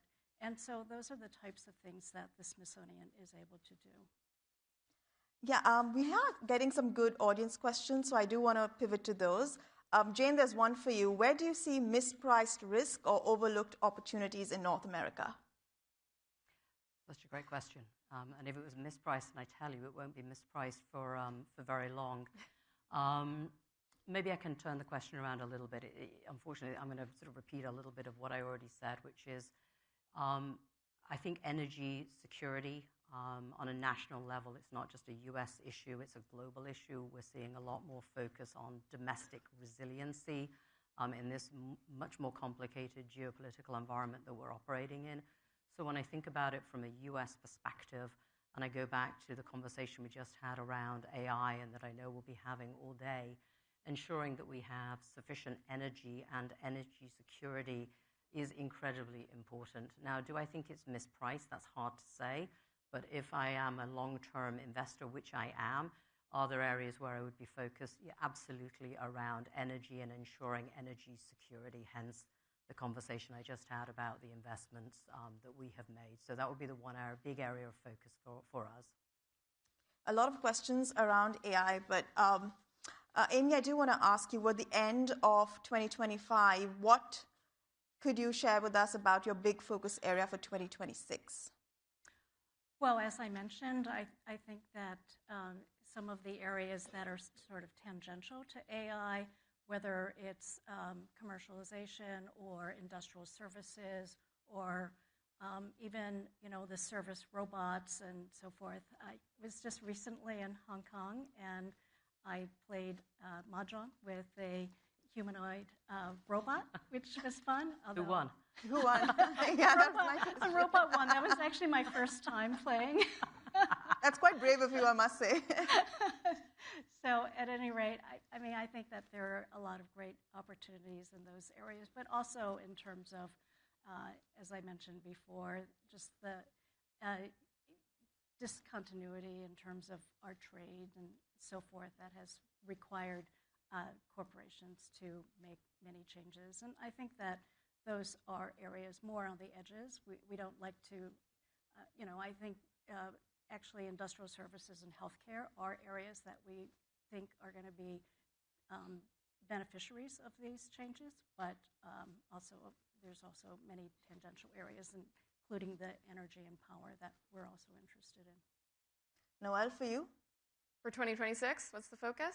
Yeah, one big focus area. I think it's really, it's kind of addressing one of these questions. It's how to think about AI in our investment processes. I think as long-term investors, sometimes, what we focus on isn't always the most exciting, to talk about. It is about governance and processes and monitoring the investments and whatnot. But I'm very excited about continuing to think about how AI will improve and enhance our processes and therefore decision making. And so we've been goal setting this year, at the end of this year, about that. And we're already using Gemini and Notebook LM and teaching each other kind of how we're all best using these new technologies and new and exciting ways to think about how we write a memo or how we assess an opportunity.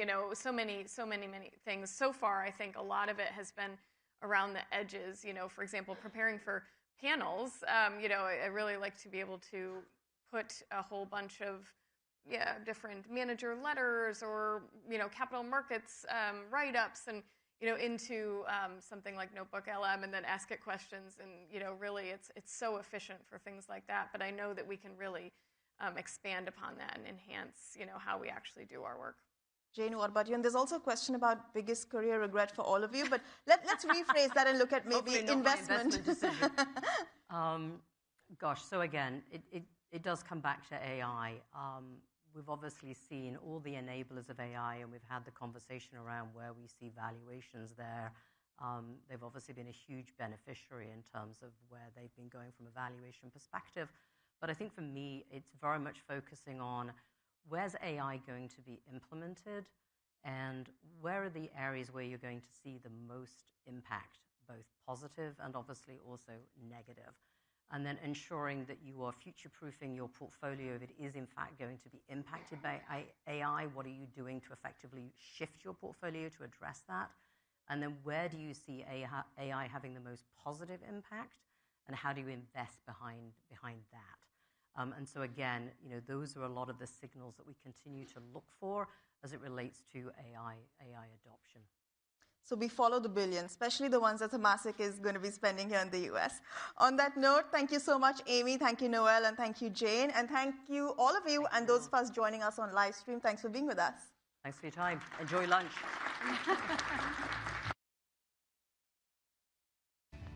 Before we release you, please go and check out, there's an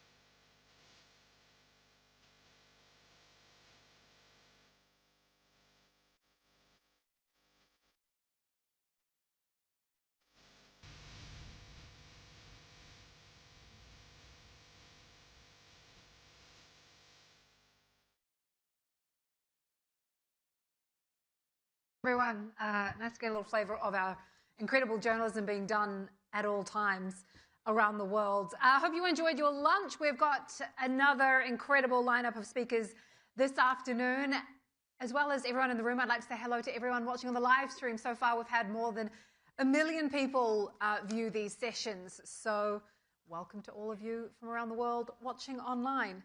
Now, a quick little reminder that we have a mix of sessions that are moderated by our Reuters journalism team from our Reuters newsroom. They come under the Reuters Trust Principles. We also have some sessions moderated by our colleagues in events. So there's a lot to get through this afternoon. I'd also like to mention that we want to get your feedback on these sessions. In order to give feedback, if you go to the Reuters Events app, excuse me, if you make sure that you add the session to your agenda, then you'll have the ability to give feedback when the session is over. But up next is a session that I am very much looking forward to. We're talking about humanoids and does the reality match the hype? This session is hosted by Reuters journalist, Reuters tech correspondent, Crystal Hu. Let's give them a round of applause.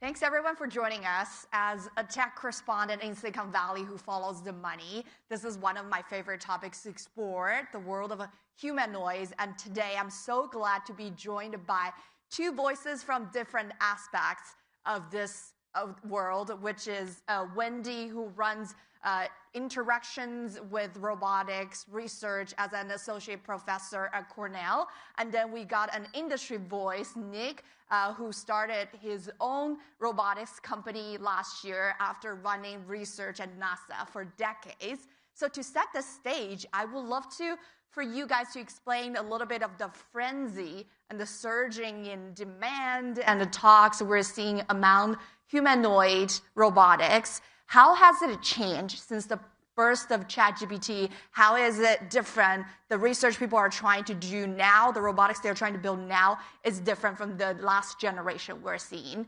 Maybe we'll start with you, Nick, because you've been in the field for a long time and you started this latest humanoid one last year. Yeah, thanks for having me on the panel and welcome everyone. Yeah, things are materially different, especially in the last, call it, 36 months. I've been in the industry about 30 years. I've been building humanoids my entire career, got my start at NASA, and then became an entrepreneur at several companies in now. You know, if you contrast even 10 years ago, if you wanted to take a robot into a room and have it identify objects and plan on how it might pick something up, they were very fragile. It would take a legion of programmers 6 months to get a task to work. And it was not robust to the uncertainties and the vagaries of real dynamics in the environment.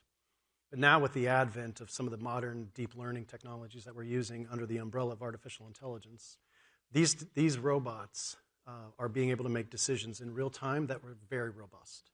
And the whole programming aspect of these have changed. We're not really so much programming them anymore as they are actually learning from their own mistakes as we teach them how to do things better.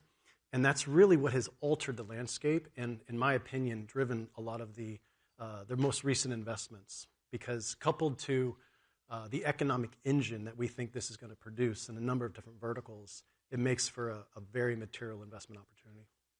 Wendy, in your research on how people interact with robots, and now obviously we all get a taste of the intelligence of things like ChatGPT, how does that impact the way people thinking about build and potentially inserting depth intelligence into a physical body like a robotics or humanoids? Yeah, I thank you for asking that. I mean, I think, the thing that is different about this, dare I say hype, cycle for robotics from any previous hype cycle we've had is that this time around people are really excited about interaction. And I think one of the reasons why they're excited about interaction is that the demand is not so much to replace human labor or to automate systems or get increased workplace efficiency. The goal is actually to have more data about the real world. I think earlier in this conference, people have talked about physical AI, and really we're facing the situation that the LLMs, as amazing as they are, they're very data hungry, and they've used most of the data that is legally and some not so legally available. And so robotics is actually the way that we're going to be able to get kind of the next terabytes of information that we need to kind of feed this hungry engine. And the skills that the robots need to have are a little bit less about the ability to do physical manipulation or to do tasks, but to interact with people, because that's the way the LMs are the most useful, talking to people. And so I think there's a way in which the chat-based AI has really driven like this generation of robotics, and it has a different focus than previous ones. But to build on that, let's talk about the form factor of humanoid. Like, we can talk to robotics in different shapes and forms. Why do we need a humanoid, and where do we actually need them? Maybe we'll start with you, Nick. Yeah, it was like, I think that question's to me, with the guy with the humanoid company. So this is controversial, obviously, and an anthropomorphic form or a robot that takes the shape of somebody that looks like a person, it's not needed everywhere. I think that's one of the things that we really need to talk about. I think the coming revolution in embodied AI, or robotics in general, it's going to be a diversity and a stratification across industry. Even in some of the industries that we're focused on, the humanoid is only one aspect of an overarching strategy of automation. The reason you need a humanoid is because this entire world has been built around the form factor of you and I. The door handle height on that door was designed for the 80th percentile human being. The table height, everything that you want a robot to interact with, you start deriving a form that looks very similar to us.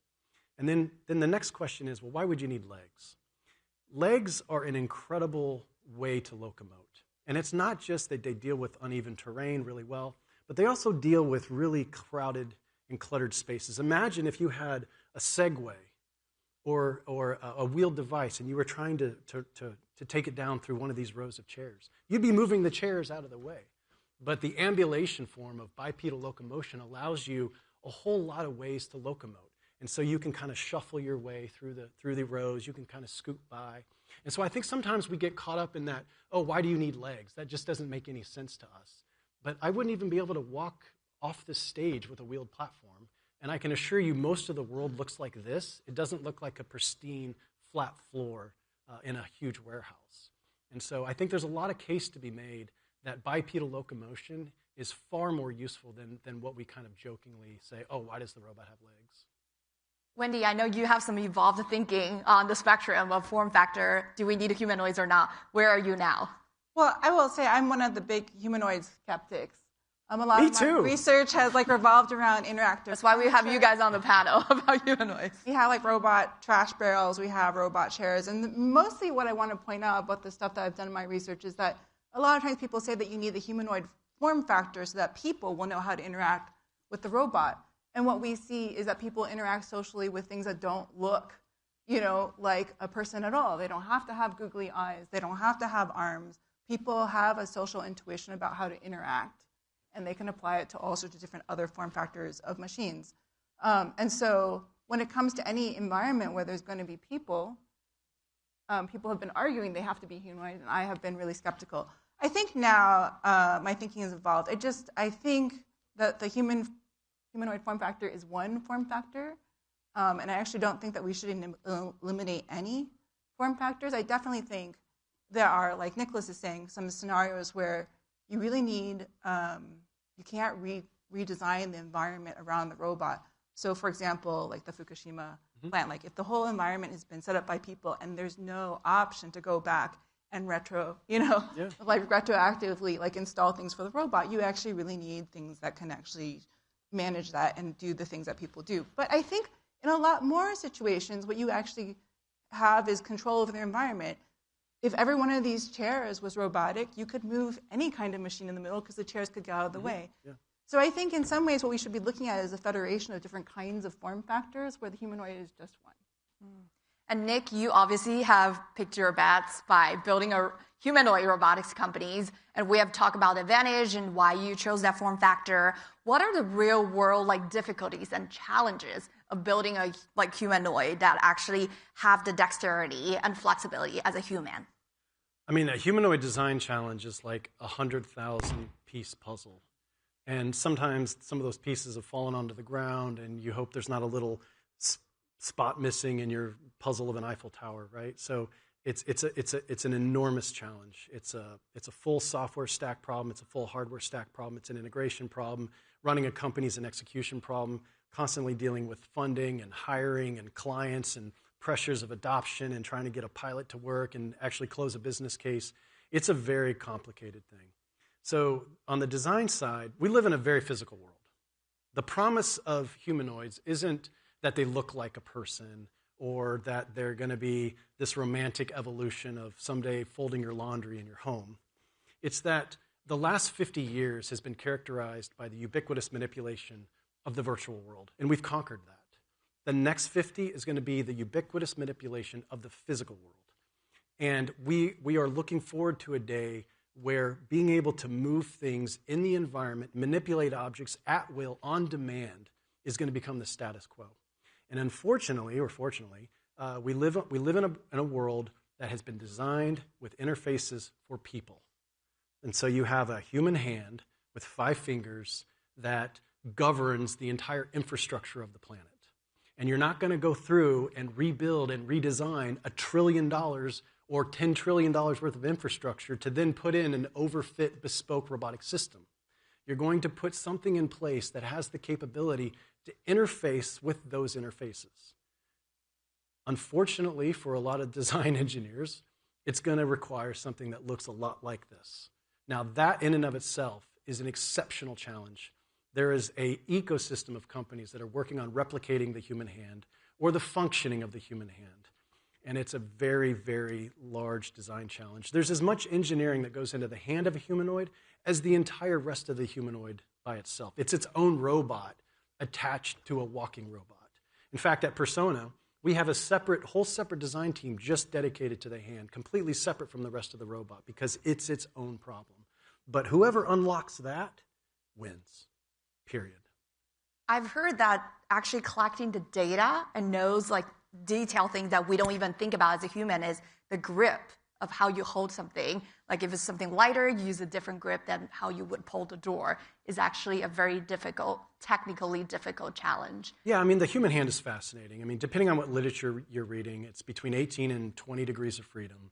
It's got its muscles in the forearm. It's extrinsically actuated. It's got tendons that run through the carpal tunnel. There's actually really no muscles in your hand. The tendons terminate into your fingers, and you've got this antagonistic drive where you can almost extend and then flex with equal force in your fingers. Extremely difficult to replicate electromechanically. The packaging, the thermal considerations, the strength, the feeling, it's an enormous challenge. And then couple that to data aggregation collection techniques that allow us to use machine learning technologies to come up with grasping strategies in order to move objects around. I mean, it is an enormous challenge. And unlike LLMs, we can't scrape the internet for the entire corpus of human knowledge.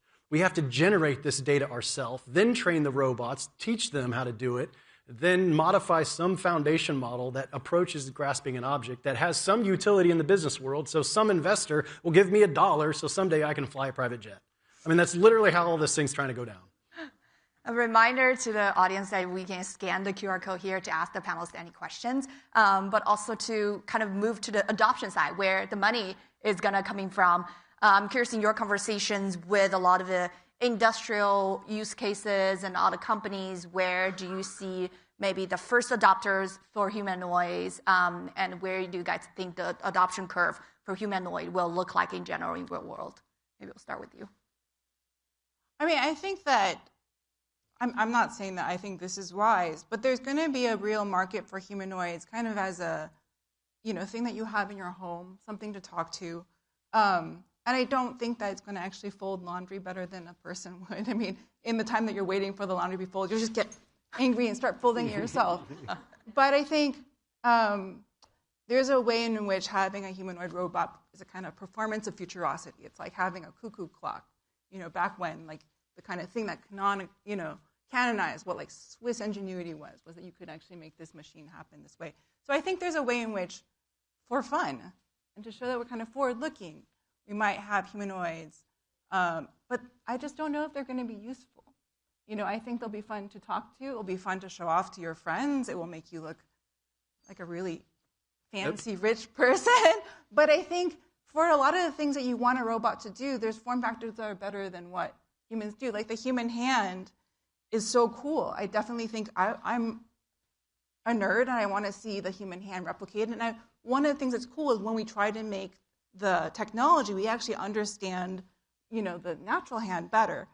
But what I see is that you see these robot companies with these really cool hand demos, and then they had the videos that they showed to the manufacturing, and they had these giant suction cup plates, because giant suction cup plates lift things much better than any hand can. And in fact, like a humanoid hand, like no one's demonstrated that you can do things with the 5 fingers better than you can do with 3 fingers. And so there's this way in which we can do cool things because they're moonshot things, but I think what's going to be useful, and what people are going to want in the home, that's actually something else. It's fascinating that laundry and moonshot is in one sentence. And you'll be surprised at how many audience questions we're getting is about robotics doing laundry for them. So I think you just crashed their hopes, Wendy. But to build on that, can you explain why something like laundry, which is so mundane and simple for a human to do, but actually very hard for? Yeah, so laundry is, first of all, it's heterogeneous. You have lots of different kinds of laundry, all these different kinds of shapes. It's soft, and things like flop around. It actually, over the course of the time that you're folding, it goes from like warm to cold, and actually the dynamics of the material change when you're doing that. And then there's these other things like the laundry machines, if you don't move them because you're trying to use the environment as a setup for a person, they tend to have the dryers up high. And like, you have to lean in. And for a robot, it needs to look like a person to do that, doesn't it? To like lean in and grab something, like that's super hard. It's literally, laundry service is very cheap. The cost perspective. Yeah, and then you can just like buy clothes that don't wrinkle, and you can just have everything in a pile. But it will be really cool when we have it. Yes, and Nick, I know you're trying to address a lot of questions beyond the laundry. What are the use cases you are seeing and trying to adopt for your customers? I think we need to have a tempered outlook, like Wendy has been so generously conveying, and I do agree with that. I don't think the home or laundry is going to be a viable use case to save money. Whatever, in 10 years. I firmly believe that. Now, the home market might be the market. It may be the thing that just dominates everything, but let's not forget, it took us 25 years to go from the horse and buggy to the automobile. Industry transformations are non-trivial, especially when you're disrupting huge ecosystems of the way something is done. So I think we cannot underestimate the amount of time it's probably going to take to pull this off. We're still working on self-driving cars. It's been 15 years, right? And that's just like a planar thing, and just don't run over a dog. So it's like these are tough challenges. Now, what's going to drive, I think, very early adoption, and what has influenced us at Persona has been, what's a credible business case that we can close early?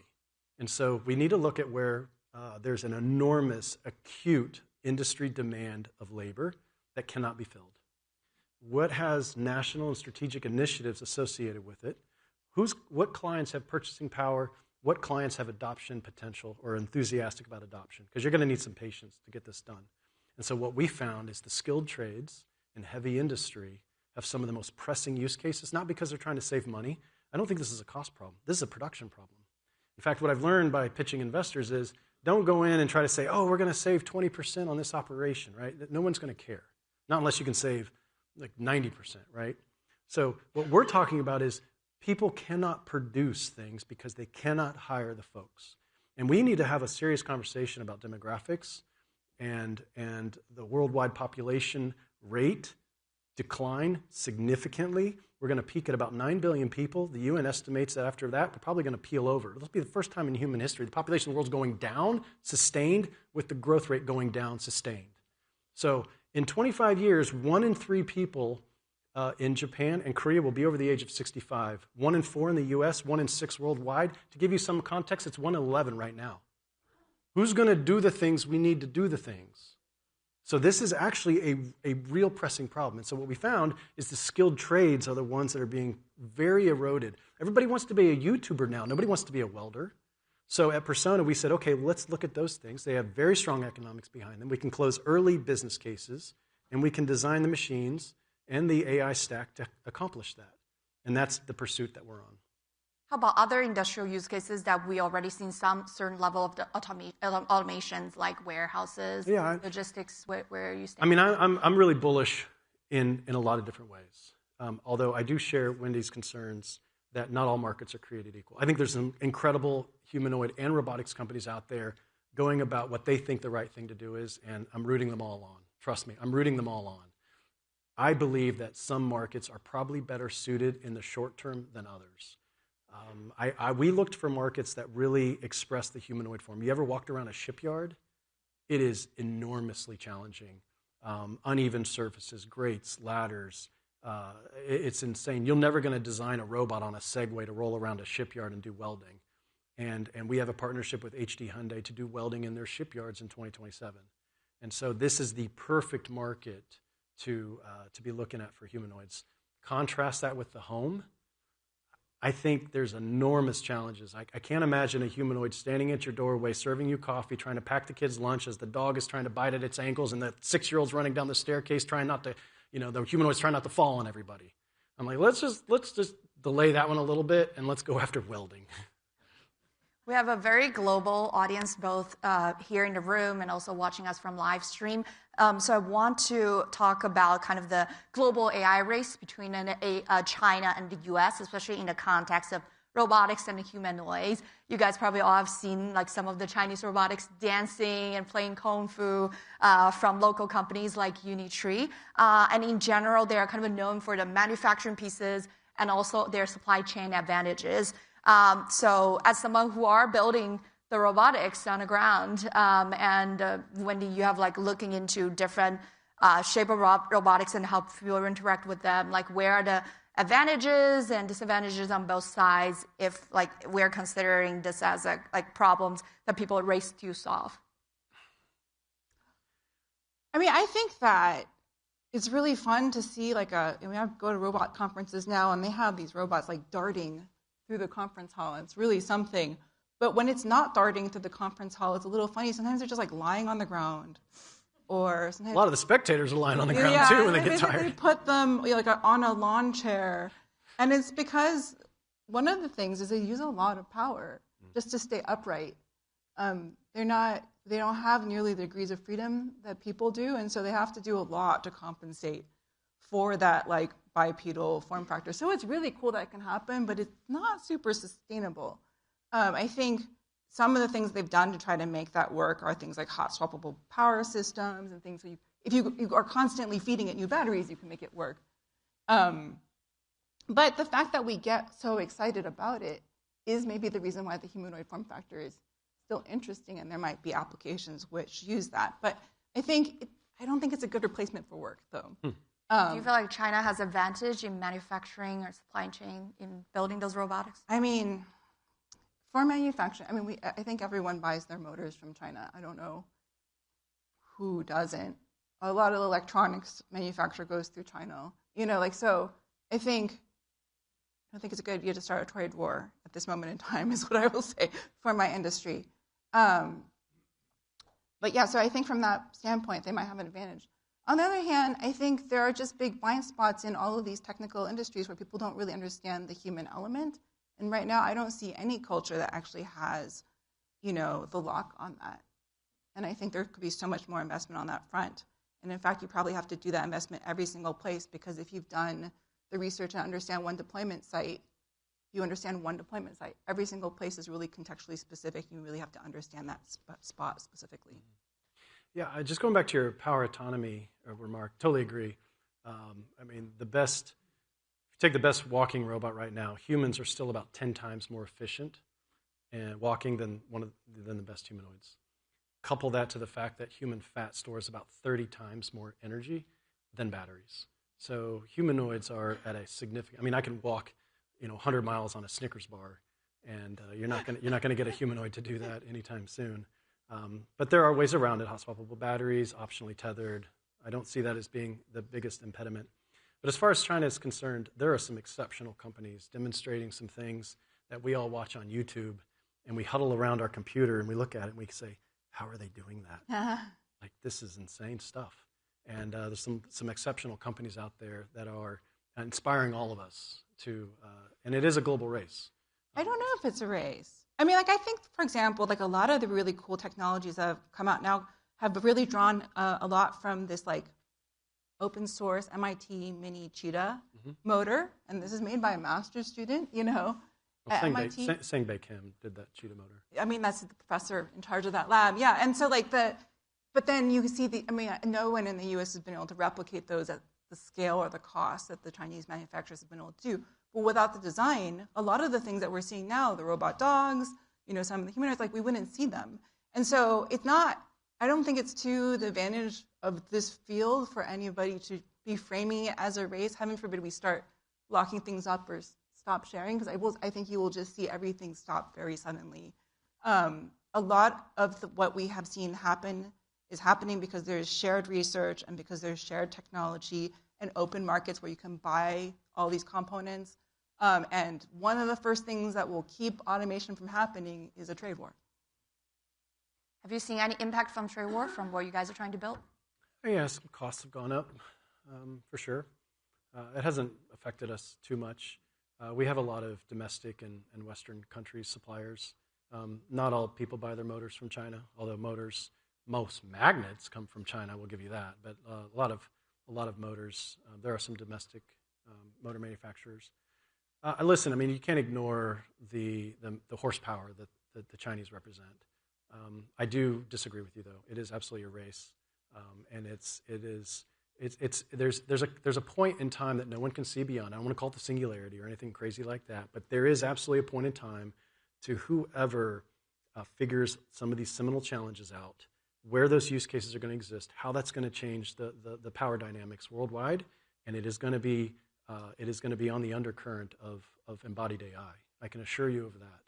And everything and all of the stack that goes into it is going to have far-reaching implications. And depending on where you come down on, is that best in this country's hands or this country's hands? It's anyone's guess. But I mean, I like where I live and I like what we do, so that's where I'm at. Well, on that note, this is a great conversation. I love when panelists disagree with each other while agree on something. So thank you so much for joining us. Thank you, Wendy. Thank you, Nick.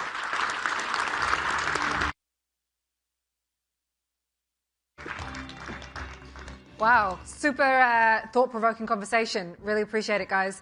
I just want to remind you all that this afternoon, after the coffee break, we have a panel on how creators and influencers are reshaping journalism with Tara Palmieri, Ben Shapiro, Don Lemon, and David Pacman. So that is one to stick around for sure.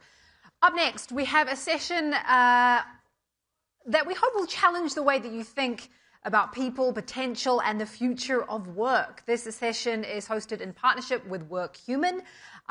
It is moderated by Pavni Mittal with WorkHuman founder and Chief Executive Officer Eric Mosley.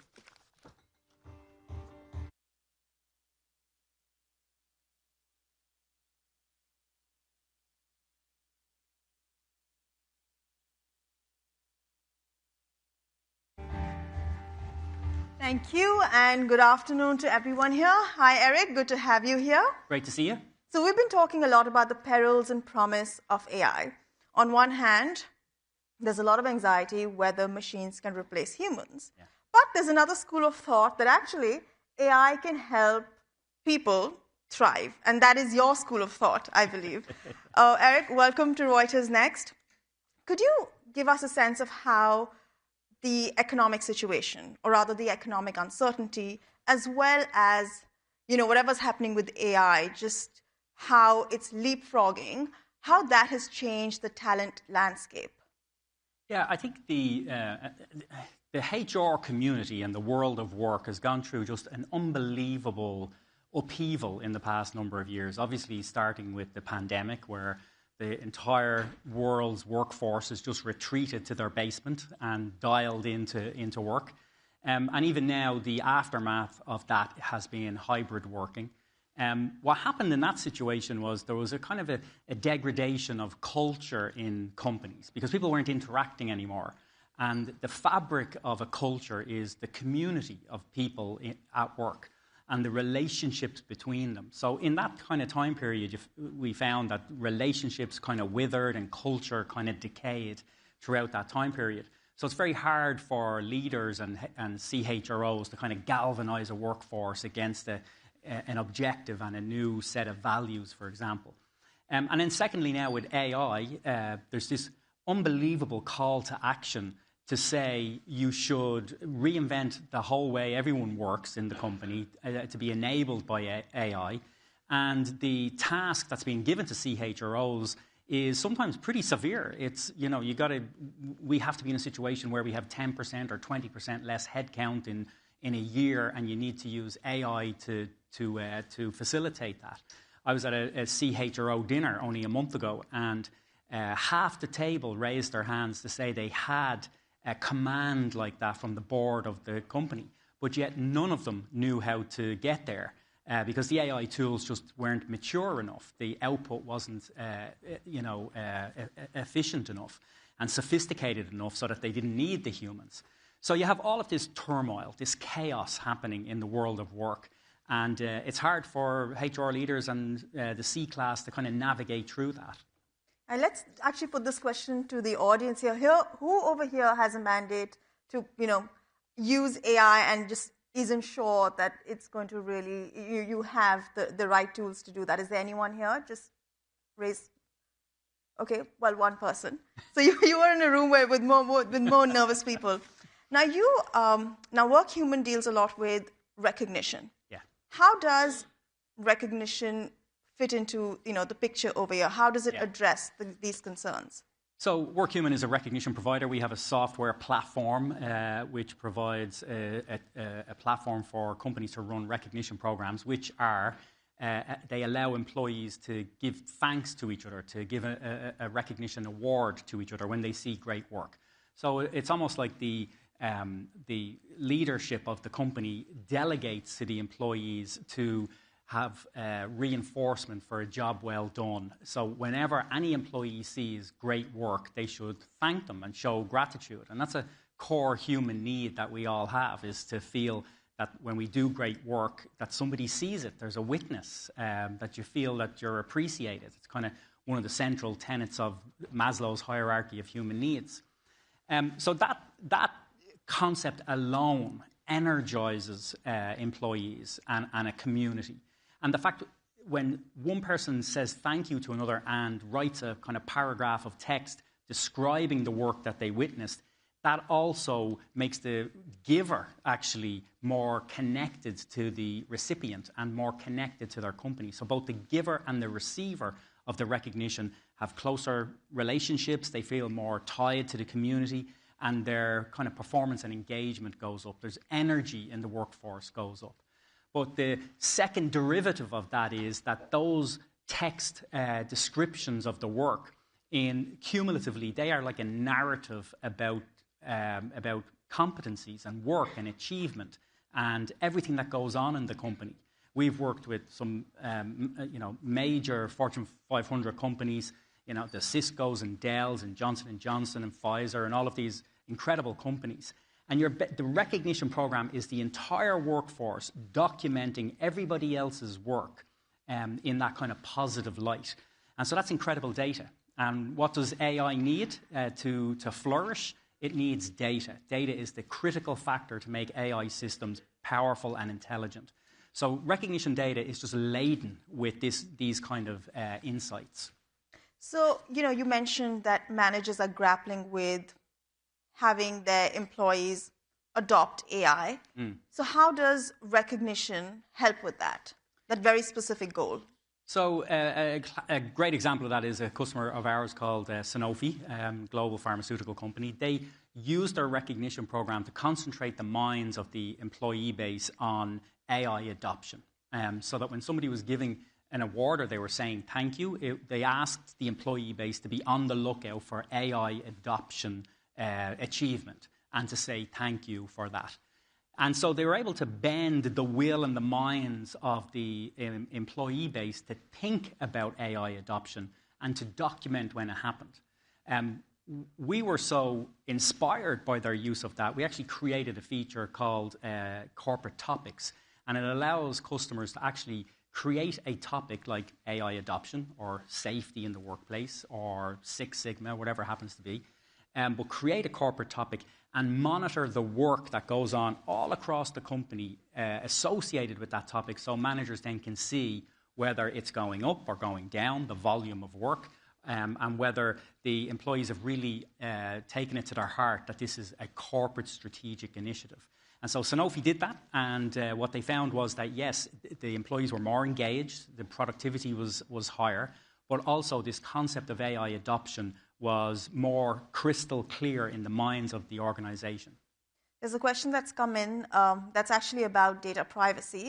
It says, how do you strike the balance between collecting data on employees and not being too creepy? So basically, data privacy, how do you strike that balance? Well, we try and err on the side of not being too creepy. So ultimately, most recognition programs, and certainly with WorkHuman, there is a central public feed of these moments. So you can, when you're saying thank you to somebody on a recognition platform, you can mark it as private. And if it's marked as private, then nobody sees it other than you and the recipient. But the majority, I would say 90+% of recognition moments are marked as public, and they go up on the corporate awards feed. So they are public in nature within the company. And in fact, one of the fastest growing, I would say, aspects of recognition is being able to push that kind of communication outside the company, to LinkedIn, to other areas. So yeah, people have the choice of making it private if it is private, but most of the time, to get the benefit of somebody feeling rewarded and that there's a witness to the great work that they do, it's good for it to be shared. Because that's what gives them that proof that people noticed. How do you, speaking of sharing, how do you implement this when you have, especially for big companies, employees around the world, and then, there's also remote work. Yeah. So how do you make sure that someone sitting in the basement is, being recognized aptly as someone who's coming to the office 4 times a week?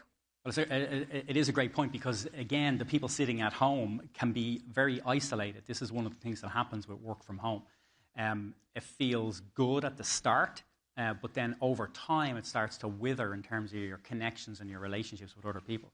So recognition where you're receiving recognition from your colleagues or you're giving recognition to your colleagues, it deepens the relationship, so it brings people who are remote, it brings them into the kind of central community of the company.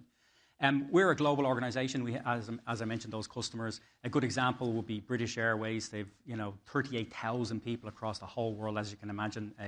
A company that came through the pandemic and had to rebuild the culture of the company because travel organization really impacted. And they launched a recognition program everywhere. Their NPS, eNPS, so that's Employee Net Promoter Score, went up 60 points after they implemented the recognition program. And employees were 2x less likely to leave the company. So they recreated that culture and kind of galvanized the employees and made them feel like they belong. Another example would be Eaton. Eaton is 88,000 employees all over the world, big oil and gas services company. So they have employees on oil rigs and just in far-flung places in the world. And again, they were able to increase, 80% of their employees said that they felt connected and valued by the company. And they had a half the turnover level for those people who were rewarded. So, yeah, you can bring everybody together, no matter what languages they speak or where they live. And what they'll feel more connected to is the community at work. So we have all this data, and then we have, a way to improve working culture. Yeah. How does this relate to a stronger bottom line, especially at a time when companies are really struggling to, juggle all these uncertainties? Yeah. I think ROI is the ultimate measure of all initiatives. We, at WorkHuman, we were able to introduce something last year called an ROI guarantee, which is basically a contractual commitment that our customers will receive an ROI or we return their fees. And people often say, well, how could you do that? It's so dangerous and so risky. Well, the reason is that we have 20 years of data around the outcomes of this activity. We know exactly what's going to happen. And we know that the return on investment will be there when the programs launch. So we have case studies, as I mentioned a few there, but there's so many more where you can show the linkage between recognition activity and pure productivity. And it kind of stands to reason. People feel, when they feel connected, when they feel part of a team, when they feel an emotional commitment to their company, they do work harder. And then if you take that across 10,000 employees, that's meaningful. We have a customer who is a consultancy, and they were able to show higher billable hours per consultant for the people who received more recognition moments. And then we've seen things like higher plant safety for manufacturing plants around the world. So there's all manner of ROI that can be proven. But the main issue is you've got to look at it from a data perspective. You have to look at a recognition program that it's going to churn out data. That data is going to tell you all sorts of things, all about the ROI, but also all about your people. You know, the skills that they have, the talents they have, the work that they do, and you're going to be able to make better talent decisions because of that. So when you say ROI guarantee, is that like a number that you give them, or how do you qualify it? It's basically based on the ROI that they want to achieve, whether that's, for example, safety in the plant, or productivity, or retention. Retention is a huge one. A lot of companies want to maintain a certain retention for their very best employees. So it manifests itself in that way. As I mentioned in the introduction, there's a lot of anxiety also around AI. One is whether machines will replace us, but also in many companies, you're working alongside machines. You know, you have, well, not robots necessarily, but, computers doing a lot of the work. So how does recognition plug, or address the anxiety, the emotional part of it? Well, I think certainly the churn and the chaos that we're seeing, there's a lot of anxiety about will we all be working with robots, basically. And I saw the question went up there, how do you recognize employees who actually aren't employees, they're humanoids or AI? I would have answered that question differently maybe a year ago. I would have said, well, you don't need to recognize an agent, an AI agent. But actually, I've come round to think that there's actually a real benefit in allowing that, because essentially AI systems are made more intelligent through reinforcement learning. And reinforcement learning is where you tell the agent that it got something right when it got something right. That's RL, reinforcement learning. And recognition is the ultimate reinforcement learning. So in a system where you do have agents and humans, allowing the recognition to flourish and allow humans to say, you were right with that answer, or will help the agents become more intelligent. But again, it's incredible, it's enjoyable to think about these kind of edge cases and how everything is going to change. But I would be pretty much an optimist in terms of how it's going to affect employment in general in society. I think, lots of individual companies may have less employees, but society as a whole will have more employees because there just will be so much more work to do and different types of work. The famous anthropologist Claude Levi-Strauss said, a real scientist doesn't have the right answer, they have the right questions. And I think that has a good connection with AI and AI agents in the future. It's the AI agents may have the correct answers, and right at the moment, I wouldn't say it's 100% correct, but it's getting better and better, but they might have but we really need humans to have the right questions. And that creativity and innovation will be fueled by asking the AI systems to do different things. And that will maybe evolve to be our role in the future. Now, speaking of right questions, that's why journalists can't be replaced. But I really liked one question over here. I think it's not on the screen anymore, which was about how do you, and there are a lot of people who don't like public recognition. Yes. So how do you grapple with that? How do you address that? Yeah, I think, on a system like with WorkHuman, people can, in their profile, can elect to receive recognition privately, so that they don't end up having a public kind of celebration.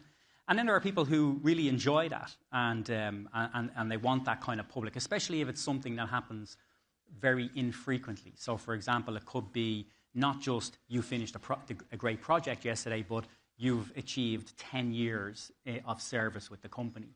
In situations like that, they may very well want that little ceremony. All of that is good. You want to meet people where they are.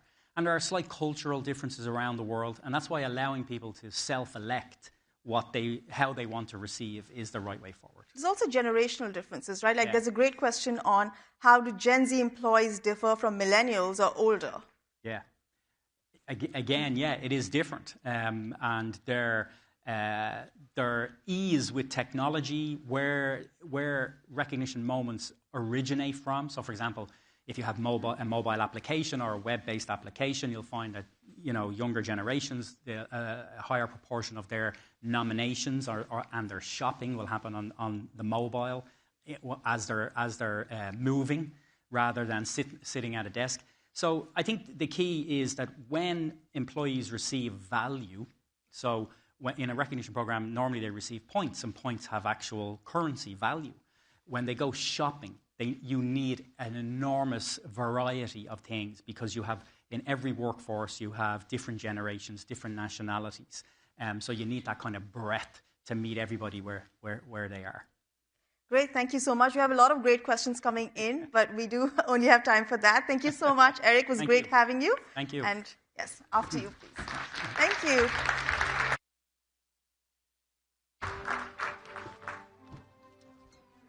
Thank you so much for that discussion. Did anyone here start in the workplace before the year 2010? Put your hands up.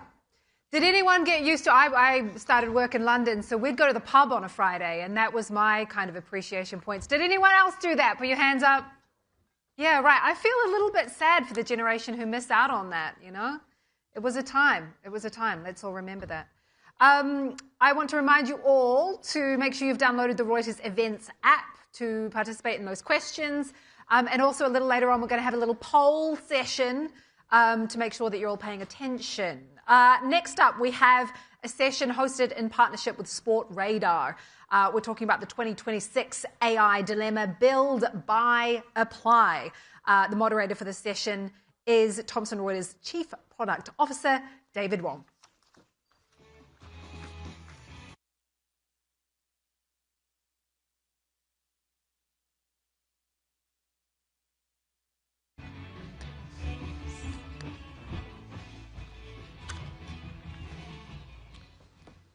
All right. Thank you so much for joining us today. As they mentioned, I'm David Wong. I'm Thomson Reuters Chief Product Officer, and I'm really excited to be joined by an esteemed panel today with three leaders from very different organizations. Just to give a quick intro, we have Nicolo De Ercole from Sport Radar. He's their EVP of Technology and AI, responsible for the company's odds and sport media products, for all the AI products at Sport Radar, and the adoption of Gen AI across the company. He joined Sport Radar in September of 24, previously at Google, where he worked for almost 14 years, leading the development of things like the Google Smart Assistant, Smart Dictation on Google Pixel phones, and many of the Gemini APIs in Google AI Studios. So some powerhouse AI experience. Thank you. We're also joined by Tracy Franklin, who's Moderna's Chief People and Digital Technology Officer, responsible for integrating people and technology to enable new ways of working at Moderna. Since joining Moderna in 2019 as the Chief Human Resources Officer, she has shaped the company's people strategy and culture, guiding its growth from 800 to more than 5,000 employees during the COVID-19 pandemic. And under her leadership, Moderna has consistently been recognized as a top employer by Science. In 24, her role expanded to include digital technology, which underscores the importance of combining culture and digital innovation, as well as the use of AI at Moderna. And then finally, we have Ilario Corna, who is the International Olympic Committee's Chief Information and Technology Officer, a role he assumed in November 2020. He's a Swiss-born technology leader and previously served as the EVP for TV and smart TV products at Swisscom. And with more than 15 years of international experience across IT, services, broadcasting, and digital media, Corna has been a major digital transformation leader, overseeing complex IT infrastructure and driven customer-focused, technology-driven transformation. So we have three very different organizations, as you can tell, Sportradar, Moderna, the IOC. And I wanted to start just by asking a quick question around your AI priorities. So as you reflect on how your organizations are investing and applying AI, what are one or two of the big things you're looking to invest in 2026? I'll start with you, Niccolo. Great. Thanks for the question. I guess, first of all, we look at what we do internally and what we do externally with the products. Internally, we use AI to optimize processes and, of course, to basically make ourselves more efficient. We are a tech company. We have a ton of developers. Developer speed is important, so we use all of these tools. Very easy to buy. There's many of these tools to improve support, developers, all of these things. Productivity enhancements can be huge. Externally, we use AI in two ways to build products that leverage our data. For this, we really rely on the most common foundation models, like the Gemini, the OpenAI models, the Anthropic models. We use all of them, kind of depending on the use case.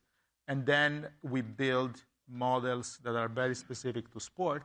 We call foundation models as well, that we train using our billions of positions that we take through computer vision, so that we have models that can predict what happens in the next few seconds in a game. These are the three areas where we invest. I mean, you're covering how you operate your business as well as changing the products and services you have with AI. It's pretty significant. Yes, we use for both, yes. Tracy, what about at Moderna? Sure. So hi, everyone. Thanks for having me. So at Moderna, we are really focused on redefining work. So we want to apply AI, or we are applying AI to most areas of the business. But how we're doing that is looking at what we call kind of like a flow of work. So leader agnostic, function agnostic, and saying, how do you apply technology to the work that needs to get done? So whether that's software, whether that's robotics, whether that's AI, and then how do you put human capability in and around that? And so as the technology evolves, which it will rapidly, we heard that all today, how do you keep up with the capability of humans around that? And so that's how we're really focused. That's the construct to which we're focused on, which is why we created the role that I have. And so from a traditional way that I think a lot of organizations looked at how to build HR, individuals would focus on workforce planning and what are the people elements. And the IT team would focus on IT portfolio planning, and never do the two shall meet usually. But we've brought that together to say that's just how work gets done in the future. And so we have a broad-based approach to AI. Yeah, I mean, again, I think that Moderna has been really forward-looking in its application of AI, and I can see that application to the future of work is, I think, shown in a lot of what you've shared in the marketplace. Ilario, what about the IOC, a very different organization from very different. I'm trying to remember, April 19 of 2024, we launched what is the Olympic Agenda. Mm-hmm. And that was a work that we had done, started 6 months before that. And for us, what was very important is to go out as broad as possible to understand where we should apply, where we should not apply AI. And if you read the Olympic Agenda, we have 5 focus areas. Naturally, number 1 is the athletes, and how can AI support the athletes? Number 2, how do we keep them safe? Number 3 was really about how can we use AI to optimize the games, whatever it means, optimize the games from how do we organize them to, can we make them more efficient in any way, shape, or form? Number 4, it is naturally, how can we reach more fans? And we have done some experimentation already in Paris, which was very successful.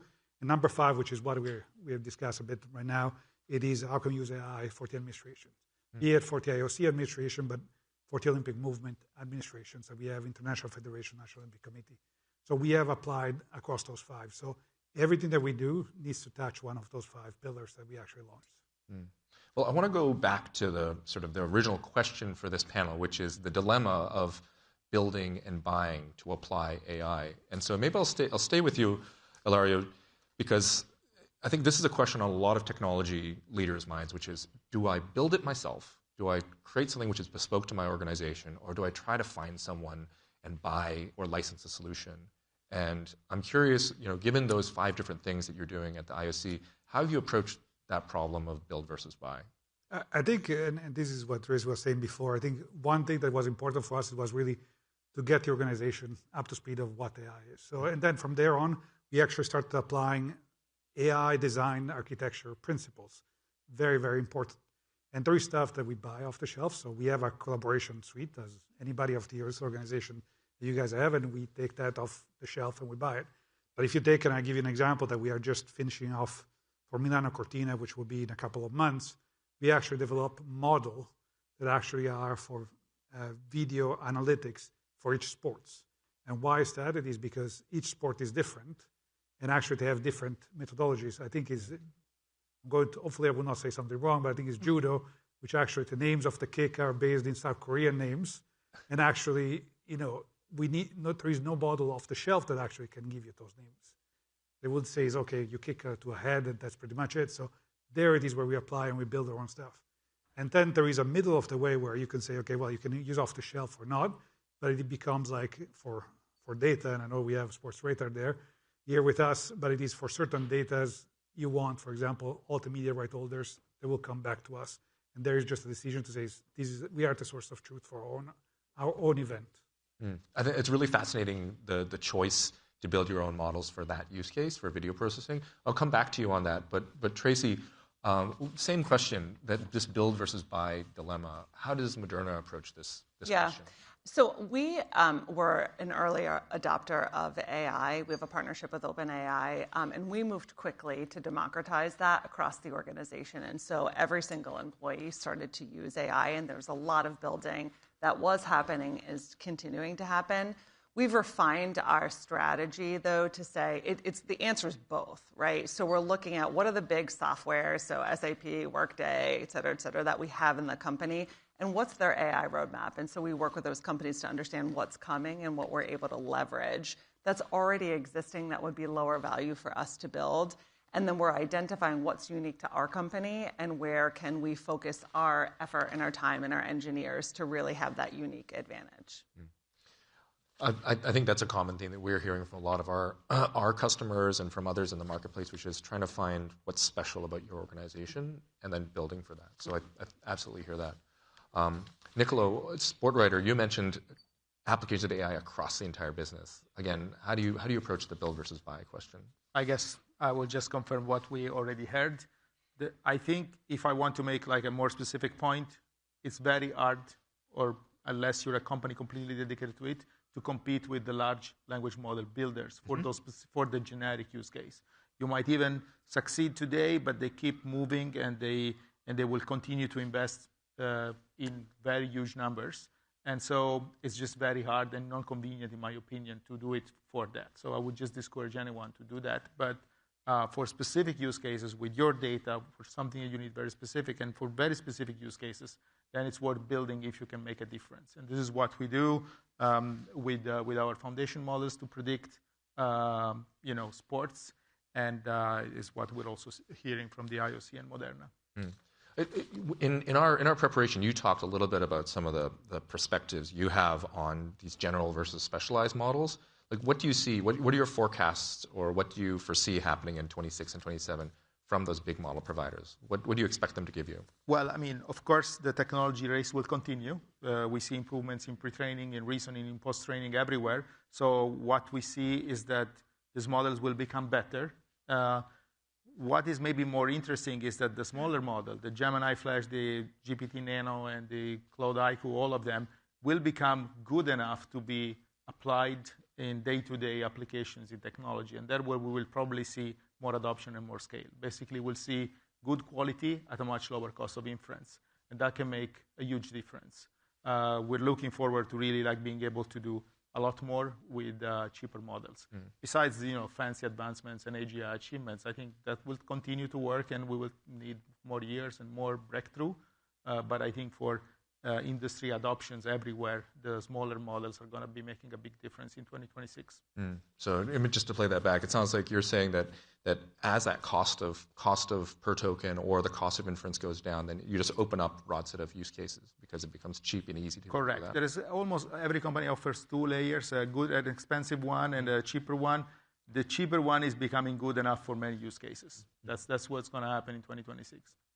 Ilario, just to maybe reflect on some of the use cases you talked about, do you see the same kind of expectations? What do you see as being some of the future expectations from the big model providers? I totally agree. I'm not going to disagree with that statement. I think that's what we're seeing ourselves as well. I think you saw it already in 2025. I think it will accelerate in 2026, but that's pretty much also what we see ourselves as well. I think maybe the only thing that I will add it is the open source models are really picking up. And I think that's maybe the one additional thing that I will say. It'll be interesting to see what will happen in 2026. And they're also very, very cheap. Yeah. Maybe let's shift a little bit towards this future of work question. So Tracy, you had mentioned redefining work. You've had some great success rolling out AI tools at Moderna. What lessons learned can you share with the audience around what's worked, what's not worked? How should people think about the change management around applying AI and changing work? Sure. So I think there are things that are obvious that you probably are all doing in your organization. I think tone from the top is really important. Access. So I had mentioned we gave everybody access to go and play around with the tools and to spend time on it. But I think that there's a couple of things that are critically important. One is you have to build it into your culture. It has to be the way that you operate. If it's important to you as an organization and you want to advance it, it should be critical that you develop your culture around the use of technology and innovation. Absolutely do not lead with cost. So no one gets excited about cost and cost savings. That's not a driver of an employee. A driver of an employee is innovation. So where we've seen the most uptick, it hasn't been around them playing to write a speech in Pirate. It has been about them actually looking at how can I innovate the work that I'm doing? How can I upskill myself? These are things that are motivating to employees. It's like, look what I've done. I've worked for a company that's allowing me to innovate the work that I have, that I can upskill. And so I think that's critically important. Yeah. I'm curious, though. I mean, I think CFOs in the audience might disagree and say that, hey, those cost benefits are real. And we're hearing a lot of pressure going into 26 that you've got to do both. You've got to innovate and you've got to hit the cost targets. So what does that look like, inside an organization when they start to hear that from Wall Street? We have that, right? So we have cost targets from a company perspective. We're working to rebuild our organization. But I think the specific use of AI, I think people get motivated and want to lean in when they can think about how to do work differently. They can combine two roles that didn't exist before. They can break down a barrier within function or cross-functionally. They can get product to patient faster. When you tell them, go reimagine your work because we want to save money, they're like, no, that doesn't feel exciting. So it's not that it doesn't exist. I just think the messaging around how you manage those two things that are both equally important matters. Yeah, I mean, the cost savings is a side effect, right? Yeah. It's really what you can't cut your way to innovation. And so that's a fact. And so if you want, and maybe some companies just need to cut, right? But if you want to be an innovative company or you need to be an innovative company, it's not, you can't just cut your way there. You have to allow for the freedom for people to experiment and to be bold and innovative. Yeah, and Nicola, you mentioned a strong focus on applying AI into your development teams. Like, what does the change management look like right now for your engineering teams? Again, as a technology organization. That's very big. I think it's a huge topic for many technology company. We have a high percentage of our employees which are software engineers, but of course also product manager, QA testers, etc. Now you have these tools that can help you code. In some situation, it improves 30% your productivity. In some other situation, maybe 3 or even 10x, depending on what you're building. And you need to change your processes completely, even the way you think about it. We have product managers maybe building an app instead of just describing what you need to do so that you can see it as a prototype and then build it. It's like what we are today in software is like architects writing what you need to build instead of drawing it. And instead now product manager can actually build something and iterate so much faster. You also think differently about the software lifecycle. Maybe it's less important that a piece of software is maintainable for 10 years if it's fast to be rebuilt. So there is a lot of change of mind and attitude, what's important, what's less important, that need to be reconsidered when doing these things. Just being able to code faster is not the end of it. You need to be able to review the code, maintain it, quality checks, and even plan for it. You need to have a full view, but there's many tools in the entire pipeline that are being built today exactly for this, and we're seeing very massive impact for us. Yeah, I think within software engineering, there is definitely a trend that adoption is in changing behavior by nature of the tooling itself, right? Because if you change the tools that you're using, you are forcing a change in the way that people behave. Yeah, of course, it's the first application. The people that are developing the models are themselves software engineers. So the first application is, of course, dedicated to that. And the gains are huge. Mm-hmm. Ilario, I think on this topic of change management, I think you mentioned there's some interesting questions in the IOC around trust and security, scalability because of your global footprint. How has applying AI to the Olympic movement, how have you addressed some of those challenges? Where have you been able to solve some of those challenging problems around trust, security, and scalability? I think we tried a three-pronged approach. Naturally, I go back to the Olympic AI agenda. What we did is first, I still remember President Bach at the time came down to me and says, well, you're in charge of AI now. And I says, okay, well, great. I don't know what I need to do about it, but let's try to figure it out. It was very important first to admit and say, we know what we know, we don't know what we don't know. And so actually what we did is we went out to university, to everybody to say, listen, what is our role? How should we apply it to ourselves? And there it is, we set up the roadmap. The second thing that we actually have done is we have been doing a lot of, if you think about the Olympic movement, it's comprised of International Federation, 206 NOC, National Olympic Committees. And so what we are trying to do is a lot of engagement with them and bring them up to speed, because ultimately we'll get there as well for them. And actually then we want to make sure that everybody has the tools, because some of the 5 pillars that I mentioned before, it is really my experience that I see in Tokyo, the Olympic Games in Tokyo. And if I can share it, I was there. Remember, we were under COVID. It was 2021, not 2020. And we were preparing for the swimming venue. And I remember that there was athletes training, and that there was a nation, I will not mention which ones, but there was an athlete, and that athlete was going up and down the swim lane, and he actually had 2 people following him with tablets recording him. And 2 lanes down, there was another athlete, and there was from a different country, and there was nobody swimming with him, not understanding if he was faster, if he was doing better, nothing. And I say, look at the difference between TFs and TF not. And so part of us at the Olympic AI agenda was AI can either increase the gap, or we need to, as an Olympic movement leader, we need to make sure that the gap stays. Can AI actually make it shorter? And so that's what we have done. And the last point, which we are very close to finalizing right now, we actually developed an Olympic AI trustworthy framework that we actually are applying to everybody in the Olympic movement. And that actually is quite important of what we are doing. Can you share a bit more about that trust framework? I'm very curious to hear, what does that look like, for the organization? It is very much a tool set that we will give out to everybody in the Olympic movement to say, how do you apply AI? When you go out to a vendor, what are the questions you need to ask? Think about all of the rules that, in Europe we have the AI EU Act. I keep getting messed up, that one.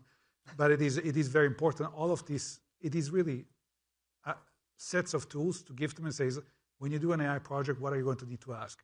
And also, how do you ensure that the data that actually you have collected goes inside the model doesn't create a bias? That actually is very important for us. So all of this we are doing. Yeah, so I think principles and frameworks within organizations are incredibly important as a starting place. And I think it addresses one of the questions which was submitted, which was about what controls and governance do you suggest on top of just applying and experimenting. Maybe to come back to you, Tracy, given sort of the heavily regulated nature of much of Moderna's business, how do you think about the question around controls and governance for your organization? Yeah, so that's critically important, and it's something that we talk about all the time. And so there's a place where you experiment, and then there's a place where you do not experiment, right? We are in a regulated business, and so that is highly controlled.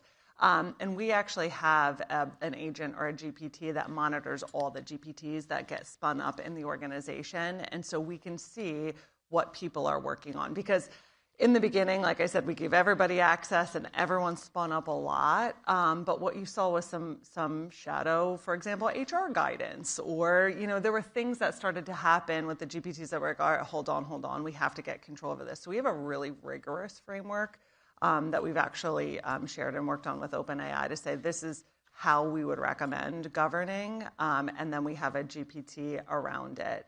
And I'm going to hit on kind of the next question that's on there because I think it's important. Killing things. So this is an iterative process. When you roll out AI, when you evolve a work product or a workflow, by the time you're done evolving it, you should be iterating another one. And so it's important that you don't have a lot of agents out there or a lot of GPTs out there that you're not monitoring and turning off, particularly when you build them into critical pieces of workflow.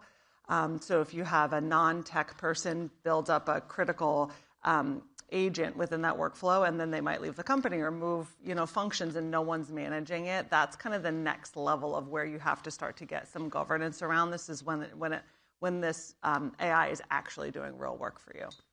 Yeah, I think we're definitely at an early enough stage where we're only at the very beginning of this sort of zombie and shadow IT problem. So looking out for it early is absolutely critical. I think organizations are probably going to have a much worse time about it before it gets better. Yeah. It's just going to get worse. Yeah. We only have a little bit of time left. I want to come back to the theme again on this build versus buy, but approach it a slightly different way, which is around moving first or waiting and seeing and learning from others.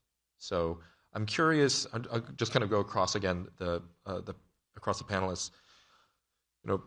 Nicolo, when you think about the applications in your organization, where is it that you want to be, again, first, when you have a first mover advantage, and where is it that you want to allow others to figure it out and maybe allow them to experiment and learn from their mistakes? Yeah, I mean, of course, there's many, these models are evolving quickly, so being first today doesn't mean that you're first tomorrow. Right. And there's many areas. All of this developer productivity, for example, for sure, we're not the first. There's many companies that are adopting earlier. But what we care about is our products. There, we really want to be first. We really want to be the ones leading. And what we've been doing, at the end of the day, these transformer-based models, the ones that we all know, the GPTs, et cetera, they predict the next word. But the same architecture can be used to predict the next whatever you tokenize. So they use it for genomics, they use it for many things. We're using it for sports. This is super exciting. You get to have these models that understand, in our case, what the sport looks like and how, so it gives benefit to fan experience, to training, to scouting, to coaching. And all of these things, for us, it's very crucial to be on top of, to be first in getting there. Yeah. I think it thematically comes back to what you're good at, what is core to your business, versus what is maybe just like part of operating where you want to be. With the understanding, again, that the field is moving so fast that 6 months from now, things could change drastically. And you always have to keep moving. The important, though, is to move. If you don't start, you risk not being able to do all of the reorganization that you need to do, the change in the way you work that was explained so well here for Moderna. Yeah. What about at Moderna? I know you moved very quickly first with OpenAI in many respects, right? Adopting, ChatGPT Enterprise broadly across the organization. And we besides the regulated areas, which I talked about, I think the rest of the business, we are comfortable experimenting. It's the culture that we have.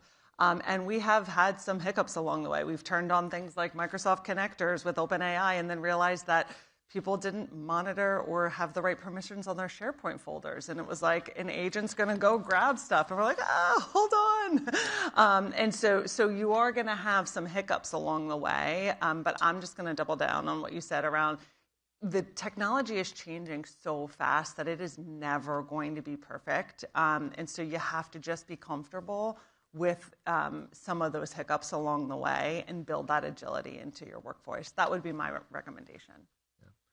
Ilario, what about from your perspective? I think it's a mix between everybody that just spoke. I would say for us, we are a follower when it regards our own organization. And why is that? It is because exactly what Tracy just said about the data.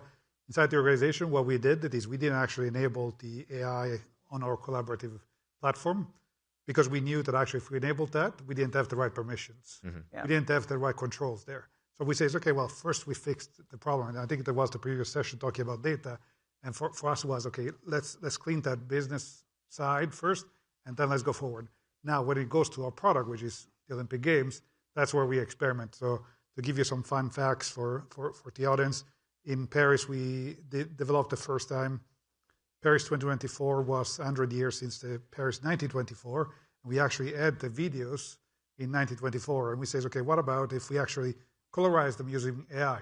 Usually colorization takes a lot of time, a lot of effort, and everything. And we say, okay, well, let's throw inside the videos, let's throw some picture that we actually colored with actually correct stuff. And we actually got a video out where we saw that the marathon back in 1924, when they used to stop to drink, they used to drink wine. So that's something that we actually found out as well. And it was very fun. So when it comes to our product, we are actually very, very going forward. Like to give you an example, last week, and I know some of you will look at that and me saying, wow, it's crazy, but it is like we're already looking at quantum computing for the scheduling problem that we actually have. For LA, we will have 38 sports going on at the same time. To give you an example, for events, which is not sports, for events on day 2 of the Olympic Games, the entire day we will do as many events as the NBA playoffs, the entire season. Wow. So we need to know the scheduling. If something goes wrong, we need to know how to move it because it impacts broadcasting and stuff like that. And I'm sure Niccolo can tell me that I'm right, but it is like the scheduling problem. Also, when I studied back in university, I'm going to age myself. It is the hardest problem to solve. Yeah, absolutely. We only have a couple of minutes left, so I want to turn it to some of the audience questions. It sounds like we seeded a few questions around the small language models. You mentioned, Ilario, that you have invested in building some small language models. How have you thought about your strategy on building versus buying for small language models? Right now, what we do is we actually have selected our language models that we actually use. So we keep going down that path. So it's really, right now we made a selection of the language model we are going to use, and we keep sticking with that. And we have one for the enterprise as well. But that's actually how we have done the selection. Yeah. Niccolo, any additional thoughts on your SLM strategy? Stick with the ones that are provided by the big players most of the time, unless you have very, very specific reasons to use ones made by you. And big players can be also open source, but yeah. Yeah, I think we see very similar kind of characteristics from our use cases at TR. Well, we are just about out of time, so I want to say a big thank you to our panelists. Thank you for sharing your insights and for giving us a peek into your very different organizations. I think it's fascinating to see what 2026 holds for you in your AI journeys. Thank you. Thank you. Thank you. Thank you.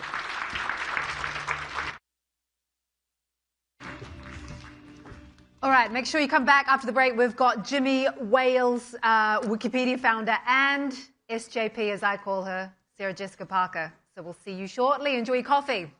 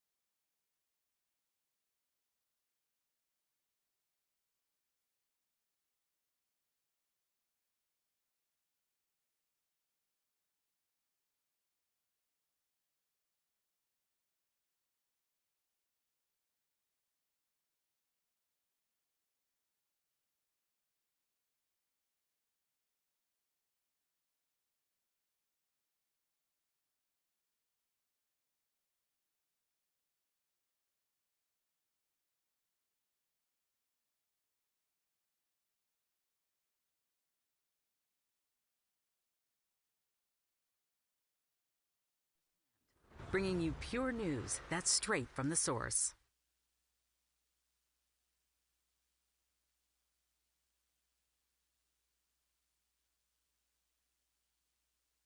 Three, you can hear me now? You can hear me now. Welcome back, everybody. A round of applause to make sure you're awake. It's helping me as well. Thank you so much. Right, we've got really an amazing lineup this afternoon. We're going to have a good time. First up, we have the future of news, how creators and influencers are reshaping journalism. Of course, we know the future of news is not just being shaped by journalists, but by these creators and influencers who really command massive audiences. They set the agenda, they do things that traditional media, sometimes struggles to do, but it does all raise new questions about accountability and about trust. This panel is all about that. So without further ado, I'd like to welcome to the stage the moderator from the Reuters Institute for the Study of Journalism, Director Mitali Mukherjee, who will introduce the panel. Let's give them a round of applause.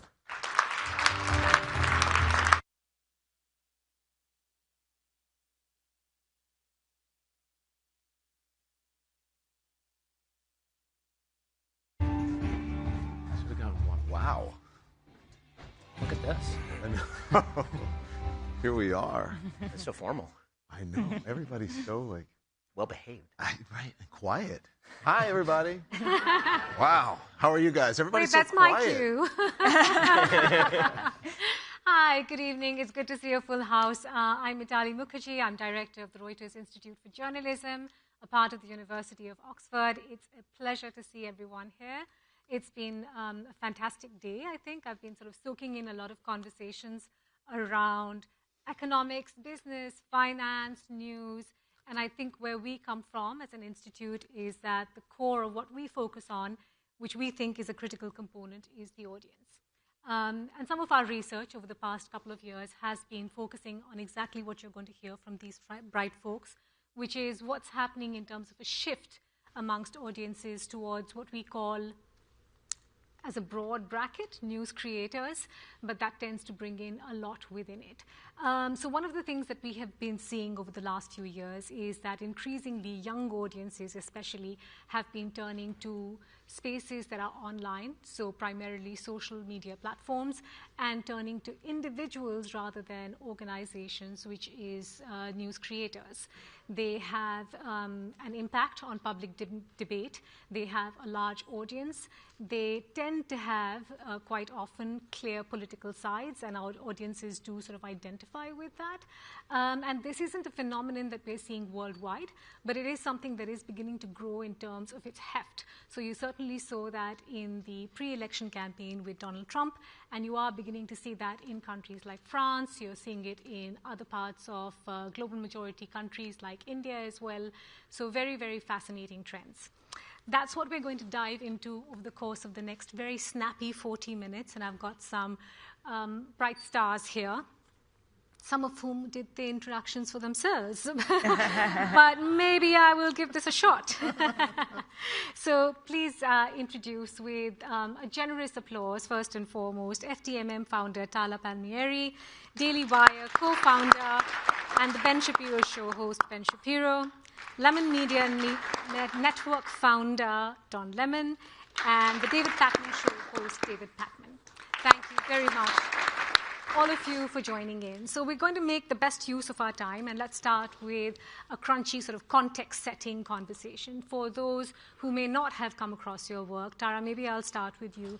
A little bit about sort of your journey to here, why you chose to, because you are one of those who was sort of in the traditional news media space and then shifted to going solo, why you chose to do that, and how you sort of differentiate or define the work that you're doing now versus what you were doing earlier. I would say that I am now chasing the audience, because the audience is no longer watching television anymore. Yeah. They are on their phones, they're watching YouTube, they're on Instagram, they're on TikTok. And I started doing this a few years ago when I joined Puck. I was at Politica, where I wrote a newsletter, which was how people were getting their news, and they still are. And then I made my way to Puck, and then I had a podcast with The Ringer there. And this just felt like the next evolution, to have a YouTube show and to have a Substack, when that is how so many people are getting their news, and then creating reels and shorts for X and Instagram and TikTok. And I felt that I could apply the same rigor of investigative journalism, analysis, just seeking the truth, and that being my guiding force and light in this, rather than politics, commentary, identity. I really feel like what I am seeking is the same thing that I did at a newsroom, at like ABC News where I worked, or Politico, or the New York Post, or the Washington Examiner. I now have the ability as an independent journalist to pursue the stories I want to without having to, think about, does this fit into the identity of a network, or is this something that my editors would like? I can just chase the stories that I've always wanted to, and have really anyone I want on to interview and pursue accountability journalism. And I think I've been doing this for 17 years, so I understand standards of journalism, and I understand how to break through with real reporting. And I'm just using creator platforms now. And I'm using some of the tools that they have used and become so great at, like the authenticity, the showing of the process, talking through with the audience, creating a dialogue. I see that has really worked to rebuild trust, and I think, why not do that with traditional journalism? And what's the story arc, if you will? I mean, the story arc is that obviously I'm an opinion journalist. My opinion is very clear to people. I'm openly conservative. I don't try to hide the ball on that. I don't pretend at objectivity. I try to separate between what I think are the facts, which very often is relying on traditional news gathering sources, and then my opinion, which I'm drawing on my ideology or my centralized values. I've been doing this for quite a long time. I started writing a syndicated column when I was 17. The Daily Wire launched about a decade ago in my co-founder Jeremy Boring's pool house with a couple of podcasts. Obviously, my podcast grew to be quite large. Our company currently does $200 million a year in revenue and is quite a large conservative media company with a reportorial contingent. We have some investigative reporters. We have a White House reporter, but remains a largely opinion-based outlet. And so our audience understands who we are, and because of that, they know that we're not hiding the ball. We're not trying to lie about where we are coming from. The news is refracted through the prism of our values. And again, I try to be very clear on my own show between what is fact and what is my opinion, but I think that that's part of the trust that I have with the audience. Would it be fair to say you've moved on from the news creator to a standalone brand? I think that is fair, although I think that the silos there are probably a little bit overdrawn. I don't know what it means to be a news creator as opposed to a standalone brand. I think you can be a news creator within the standalone brand or vice versa. Don Lemon. Yes. The story. Lemonheads, is that what you encourage your followers to call? Yeah, the Lemonheads. Yeah, tell us the story. So what's the question? What's the story of why you decided to transition away from mainstream media, a space like CNN? Well, I got pushed out of mainstream media. So. Just as long as I'm not saying it and you are. I think but honestly, no, it's okay. I mean, it's reality, and I'm about that and about truth. But I mean, if one of the CMO of my former company said, that if you open you're a walking definition of a blessing in disguise, because I think I got out at the right time, and I know that in the coming months, in the coming years, there are going to be people who will they'll be forced to do what I'm doing now. I didn't have to do this, but I still had more to say. But so what I'm doing is I'm going where the audience is, and the audience is right here on this device or on a tablet, and less so on giant televisions, even though my audience, when I look at my analytics, most people watch me on television. I think it's like 44%, and there's like 42% who watch me on a smartphone, and then it goes on from there to tablets or whatever.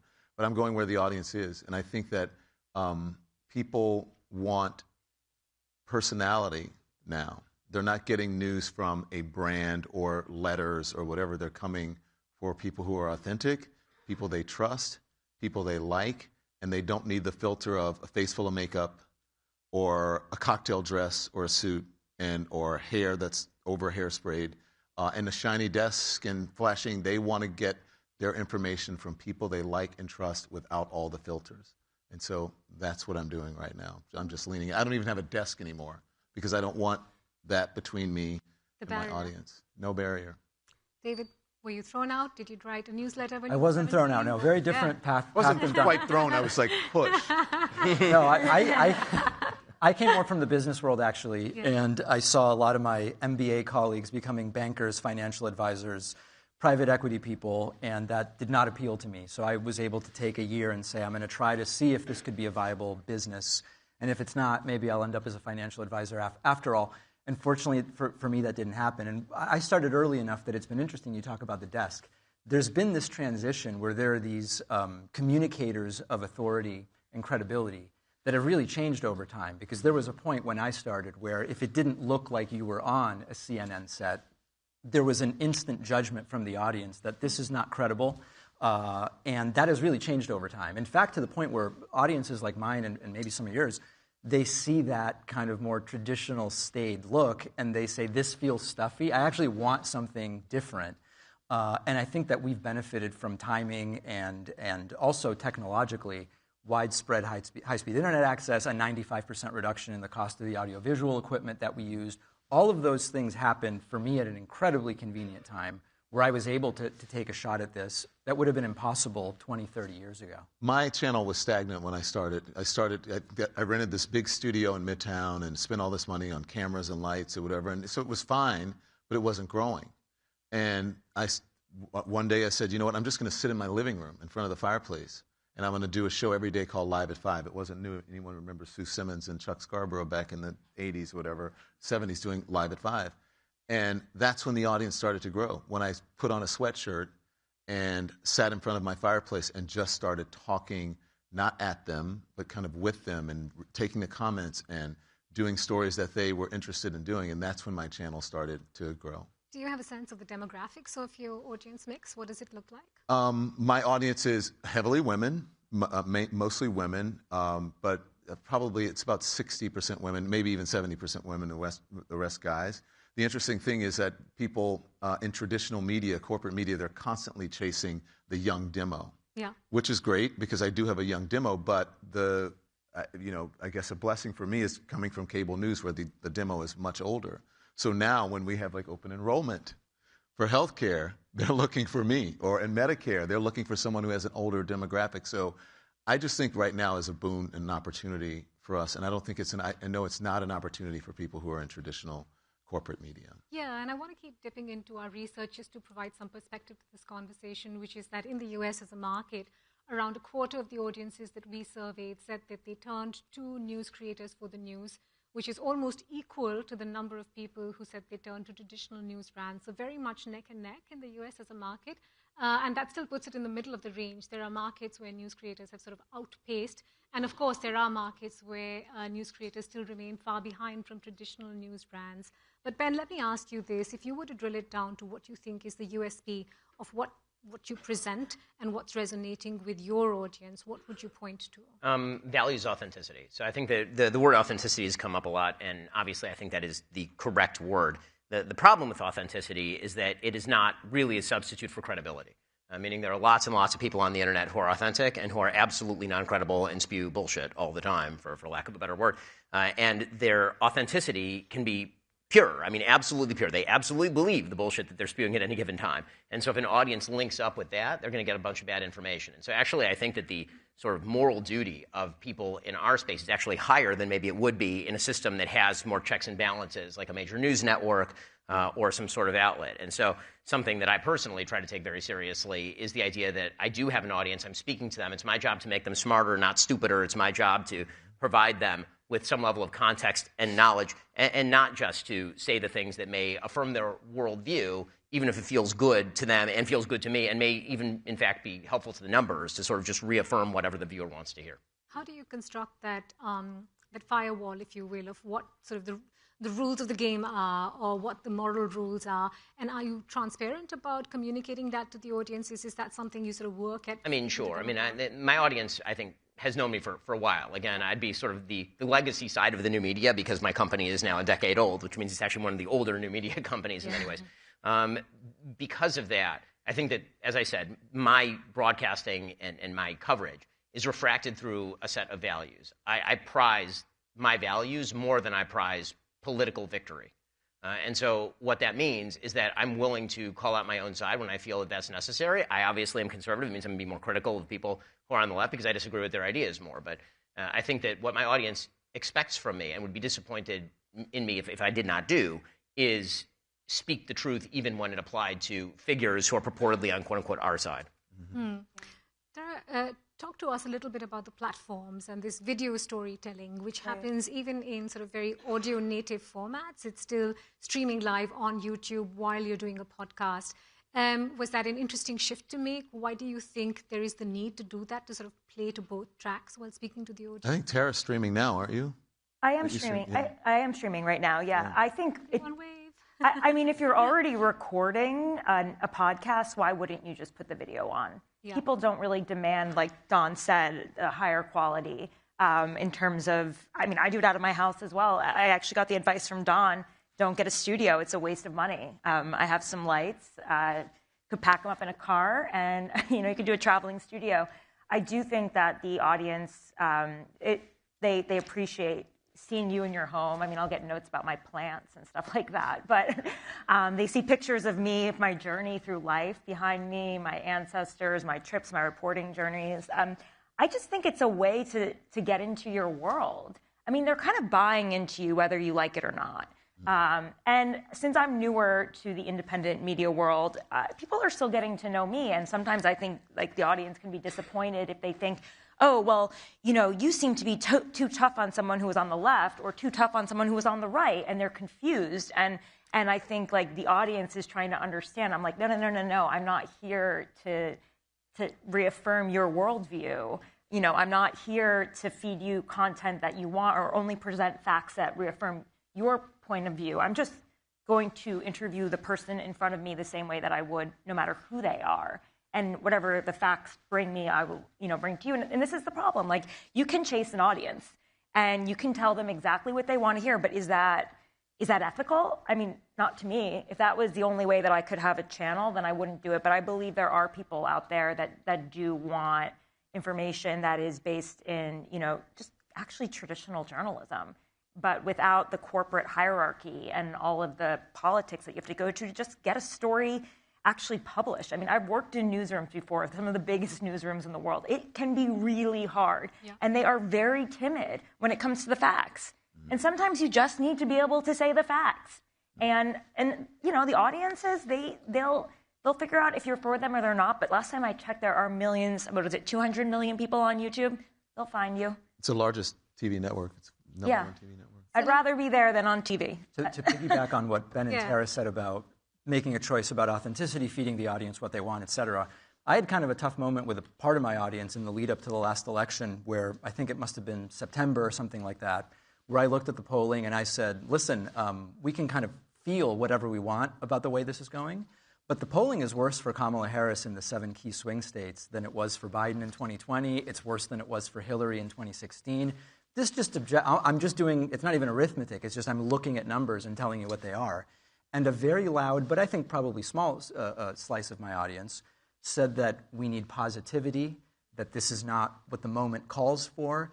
And it was a really interesting moment because I could have just gone back to, guys, this looks great, get out there. But it just wasn't what it was. And depending on where you are in your career and kind of like where your show is in terms of maturity, it could be very tempting to kind of go back to what's the easiest thing for your audience. Because everything is so immediate. If you're doing a YouTube show, I do a live show. When I started, no one wanted video. And it hasn't even been 2 years.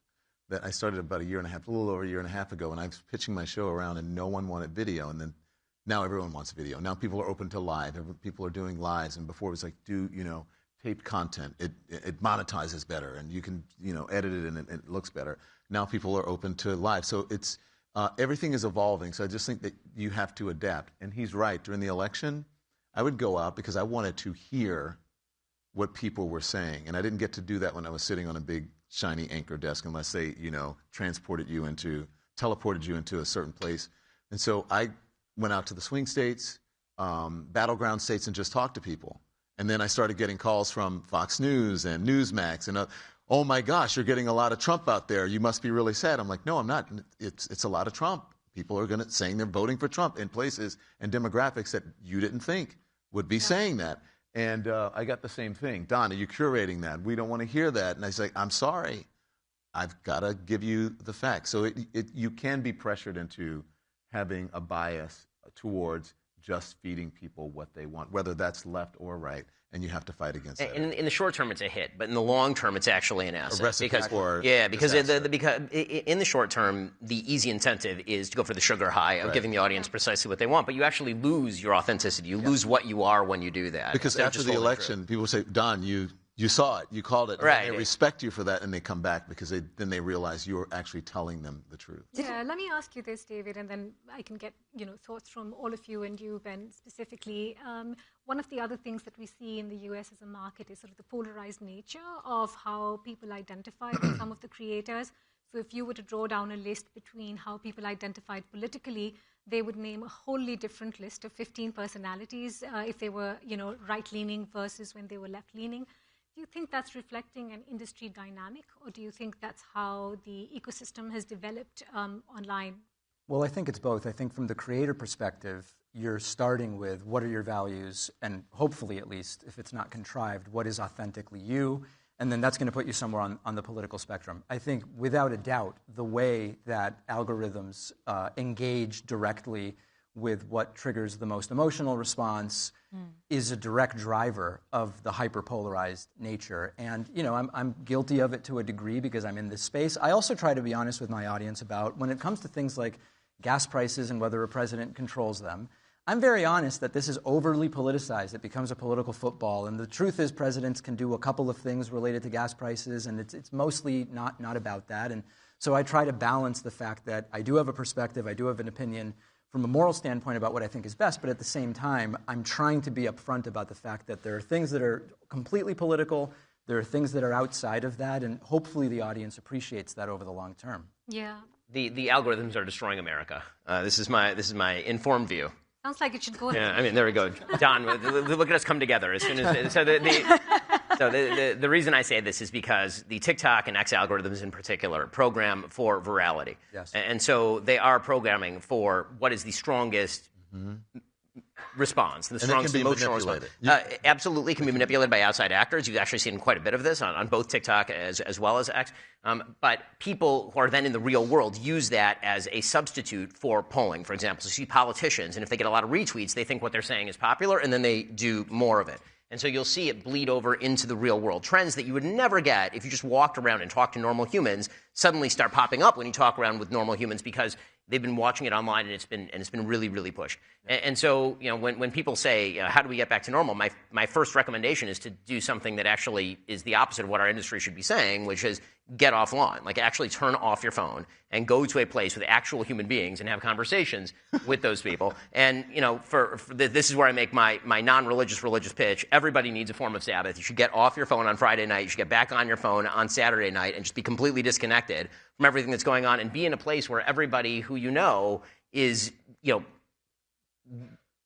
bonding over values and over shared things. That the more online we are, the more polarized we are. And I think that's been the opposite of the way that we've viewed politics for decades in the country. The more informed you are, the better the electorate's going to be. And it turns out that because our informational ecosystem is so polluted and because it is actually programming to the id inside all of us, what that means is that probably the more time you're spending on X or the more time you're spending on TikTok, maybe the less informed you are, and also the more polarized you are, and the more out of touch with reality you are. That's true. People think that they live on. I have a producer who lives on Twitter. And every time I ask him for something, he goes to Twitter. And I said, do you ever do research other than Twitter? Touch some grass. Yeah, touch some grass. But I do. It's interesting that, Ben, you say that because I do every single day.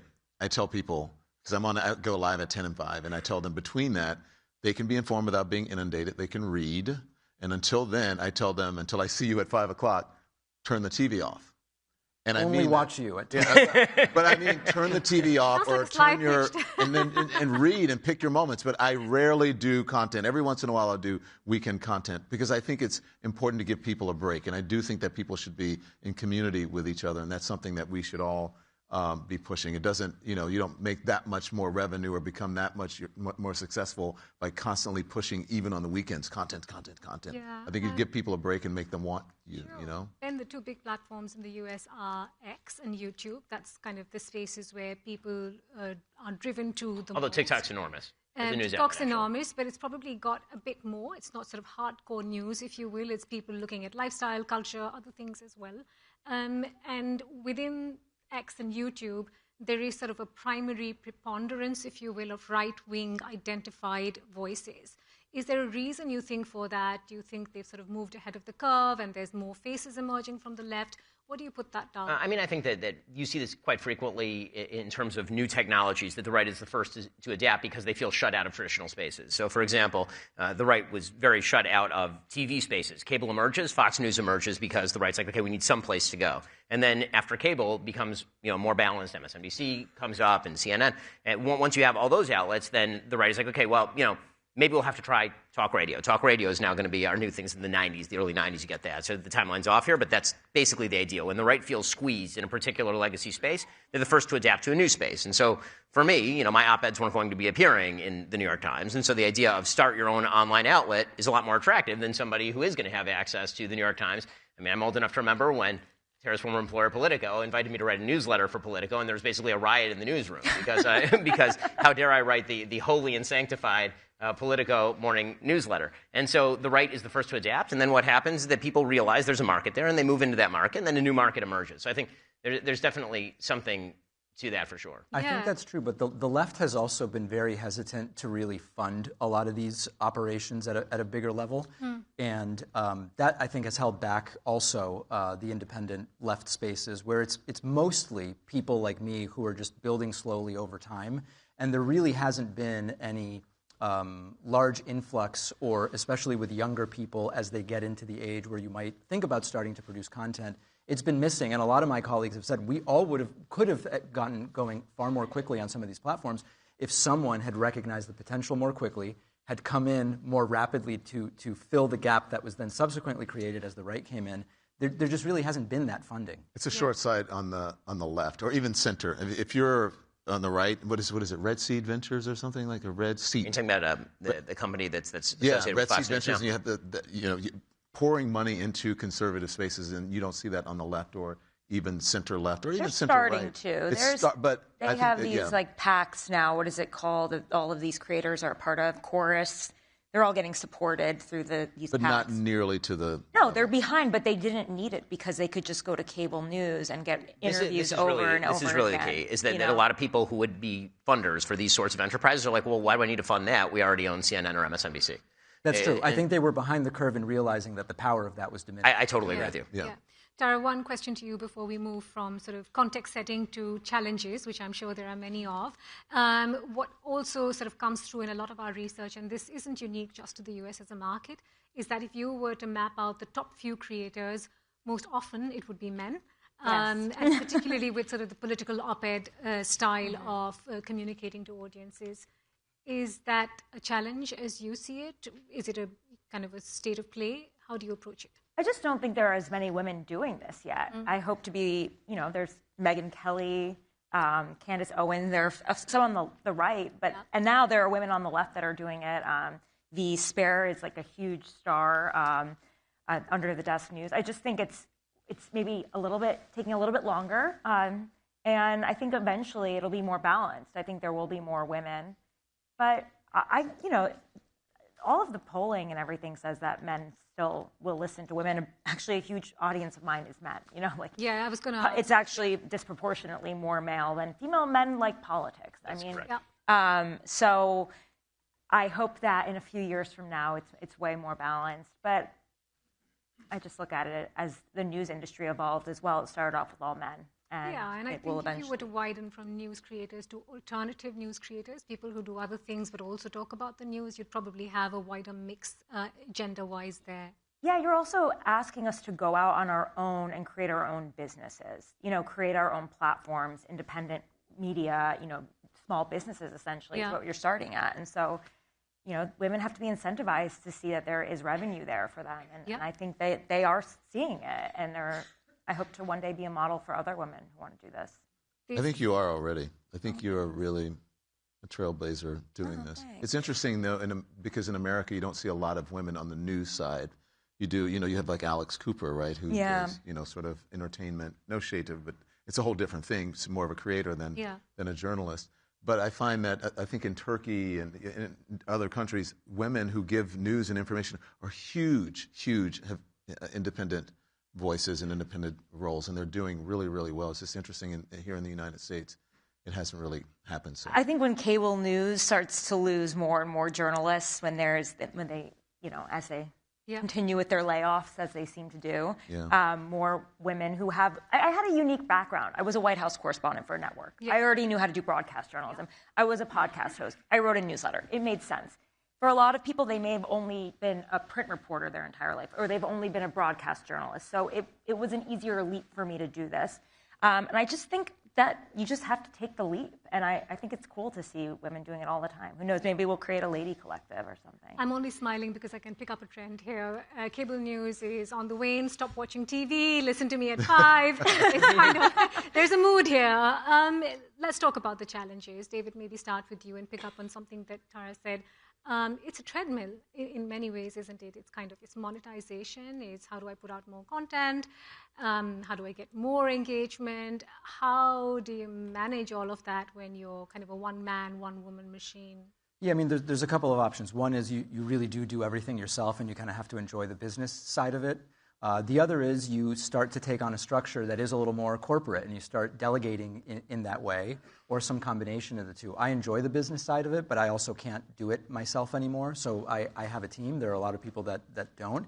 I think one of the challenges is, as it becomes clear that the independent news space can be lucrative and it can be interesting and you can build a large audience, legacy and corporate media is going to want to come into it, and to a degree they already have. You look at some of the largest YouTube news channels, they are legacy companies that have just dumped huge money to rapidly scale YouTube channels. And so you might start to get that same 80-20 or even 90-10, where overwhelmingly those who come in with the funds are going to very quickly kind of scoop up market share. The other thing that's interesting is for a long time when I was doing this, when new people came into the market, I didn't really see them as competitors in the sense that the pie was growing so quickly that it was just great for everybody. I think now it's starting to get to the point, especially as people can only consume so much stuff in a day, there's 24 hours in a day, et cetera. It's less clear to me now. I do think the spaces are starting to get a little bit more crowded, where there's more of a shift between creators rather than we're just growing the pie at the same time that everybody's getting their slice. So I don't know where that goes in the next 5 to 8 years. Don, you yeah, I don't know either. I don't look at people as competitors either. It's interesting because I would look at the folks on other networks when I was in traditional media as competitors. But, we support each other. Tara's on my channel all the time. If she invites me to do something, I'll do it. I can call people. I use my own Rolodex as, instead of a booker, and I get people to come on who have their own independent channels, and we support each other. In some ways, is it because you don't have the framework or structure or support that a traditional or legacy news organization could give you, that it's scrappy, of course, but you need to sort of hold each other close? Yeah, and in terms of what you said about creating the channel, creating channels and legacy media, I don't think that they really had gotten that. I shouldn't probably give away the secret that they don't need to use so many resources to do what they do, because I put on coverage. Jim Acosta, Joy Reid, and I did coverage of 2 different things: a huge protest and I forget what the other event was, and we did it with my small team, which is a team of 4 people doing it. Tara was part of it and we didn't have to have 30 producers and a writer and a control room and all of those things. And it was network quality coverage that people tuned into, and it was actually more interesting because we didn't have it wasn't seen through a corporate filter. We went pushing through a corporate filter and saying, can I say this? Is a boss going to be mad if I happen to insult Donald Trump even inadvertently? Is he going to call the company and say, get rid of that guy on the anchor desk? We don't have those challenges. Yeah, sure. One is the financial burnout, and the other is the creative burnout. Ben, do you want to jump in on that? WTF shut down. Yeah, so I believe I have not missed a day of work that was not a company holiday in 4 years, including vacations with my family, right? Because if you're not on the air, then it's not like there's a substitute host on my show, for example. And so, yeah, it can burn you out. Plus, this news cycle has been increasingly frenetic for over a decade. And I keep looking around going, when is somebody going to take a breath? And nobody has taken a breath, and it just gets more psychotic every single moment. And so at a certain point, it went from being, fun to kind of a drag. And sometimes it goes back to being fun. But the reality is that like anything else, on a daily basis, it sort of depends on what you're covering, whether it's interesting. The news cycle is so fast now that a cycle that would have taken 2 weeks now takes 2 days. And by day 3, you're kind of bored with the topic already, and you got to move on to the next thing, and so is the audience. And so that's very difficult. In terms of the business, I will say I'm in a bit of a different position because we actually scaled like a very large scale company. What that meant was bringing on other creators, some for good, some for ill. And I think talk about that? Not particularly. Hashtag no regrets. Regrets we have a few. But I think that that as all of us kind of mature in our spaces, we're going to have to face a lot of the same questions the legacy media outlets face about who you want on your air, what are the editorial standards, what are the things you have to do, and those are challenges that thank God we have those challenges because we grew so large, but they are challenges for sure. Yeah, I realize we're almost at time, and there's so many questions. I apologize we haven't had time because the conversation was so great, but I encourage you to find the news creators and speak to them. But let me close with sort of a 2-sentence from each of you, and this is a bit of a challenge. One, how do you respond to the observation that news creators are essentially remixers? And the second, if you had kind of a top tip, aside from don't blow up so many resources, what would it be for traditional news media organizations? Do you want to Oh boy, starting with me. Well, I think, so on the, tell me the first one again. I want to go. First one is, are news creators essentially news remixers? Oh, yeah. Yes, they are.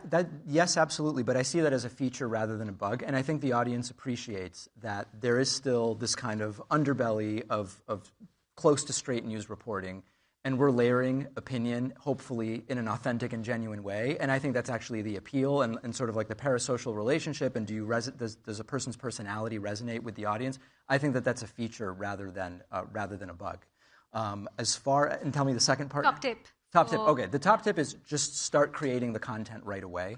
There's so many conversations I have with people who want to start, and they're asking me about publicists, and they're asking me about microphones and lighting and who can print their merch, and all of this stuff is completely irrelevant. The number one thing is get the content onto the platforms as quickly as possible, start getting feedback, iterate based on that. That's really the big thing you have to do. Yeah. Super. I'll say what he said. I do think that certain creators are remixers, and I see a difference between a creator and a journalist. And as long as you say what you are, then I'm okay with it. But there are some journalists who aren't doing journalism, and there are some creators who are actually doing a good job at journalism. So I don't think that there's one or the other. I just think that both can coexist, and that we have to adapt to the new environment. What I would say is perfection is boring. And so if you're going to do it, again, what he said, just do it, and don't worry about it being perfect. And don't let, perfect be the enemy of the good? I think and have integrity. So, yeah, I mean, as far as us being remixers, obviously, we're not the ones who are doing a lot of the core reporting. I think that's always been true. And so sometimes we're spotting a buried lead in paragraph 19 that may be, not elevated in a way that we might find interesting. And I think that is a real service, but to pretend that the legacy media doesn't have a continuing role is silly. I think the question you asked was about tips for the legacy media, correct? So the tips for the legacy media, and I think the number one thing for the legacy media is acknowledge your bias. I think that the legacy media are constantly suggesting that they're fully objective, floating above the fray, fully capable of removing themselves from the sort of day-to-day politics.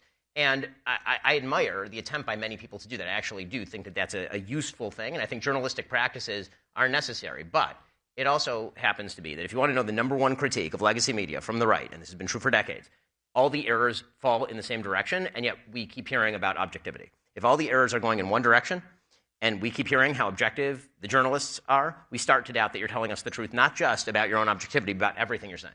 And so I think one of the things that, I'll mention my friend Barry Weiss, I think what Barry is trying to do at CBS News is quite good, actually. I think bringing on people of openly political views from different perspectives to discuss issues is really important, and I hope that more legacy media institutions would acknowledge how polarized we are, and the way to solve the polarization is not to ignore it, it's to host conversations between people who disagree.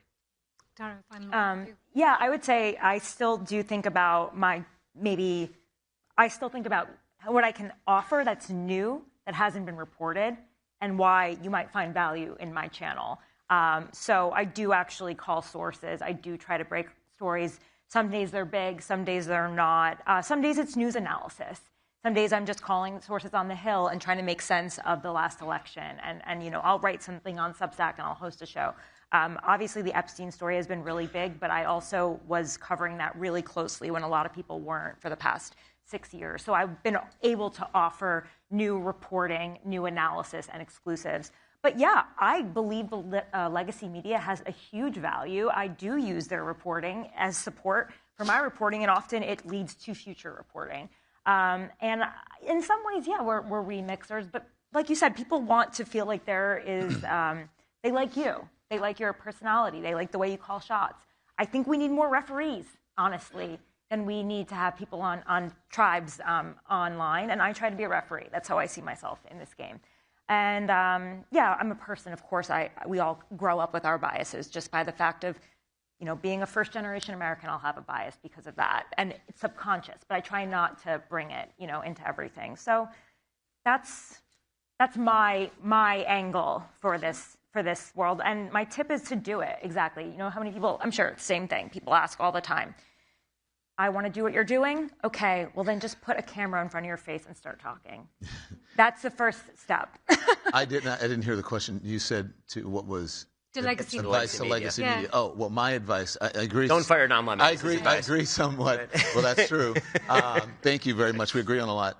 And I do agree somewhat of what you said. This is a conversation that we used to have when he would come on my show. But I don't think that journalists are as biased, maybe as you think. I have a different opinion of what's happening at CBS. But my thing would be for the corporation to get out of the newsroom. Because the problem is not with the journalists, it's with the gatekeepers. And if the corporation becomes the gatekeeper, then there's going to be constant influence from the people that we're supposed to be holding accountable, like the people in Washington, D.C., the people who own things, the wealthy people, the oligarchs, the billionaires. Those are the people that we're supposed to be holding accountable. And if they are filtering, if we are getting information that's filtered through them, and we must do that, or legacy media, then the game is over. And also just the deal making for you know, just to get the interview, the scoop, it's just so political inside of the newsroom. And that's the great thing about what we're creating. We create our own newsrooms. And lose the desk. Completely at time. Big round of applause, please, for our news creators today. Thank you all very much. All right.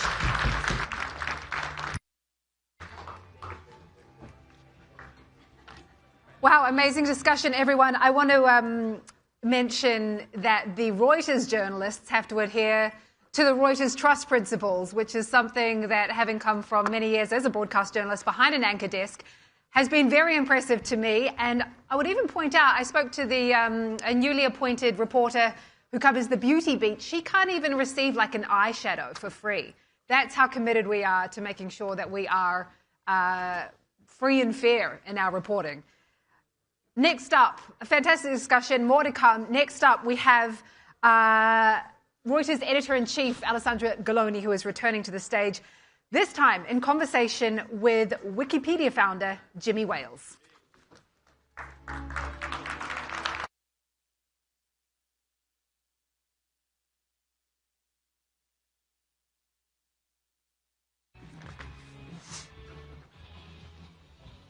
Hello again. Hello. Not again for the first time. Not again for you, but again for me. Feels different in the afternoon rather than the first thing in the morning. Jimmy, thank you so much for joining us today. I mean, obviously, Jimmy needs no introduction, founder of Wikipedia, and also the author of a new book, The 7 Rules of Trust, which is being translated into 20 languages. And in this book, Jimmy uses his experience of 25 years of Wikipedia to, in a sense, reverse engineer or decipher what the ingredients of trust are. And one of the things that's that's interesting about this book is you're reminded how different the world is in just 25 years. 25 years ago, when you founded Wikipedia, you would never think of stepping into a car with a total stranger.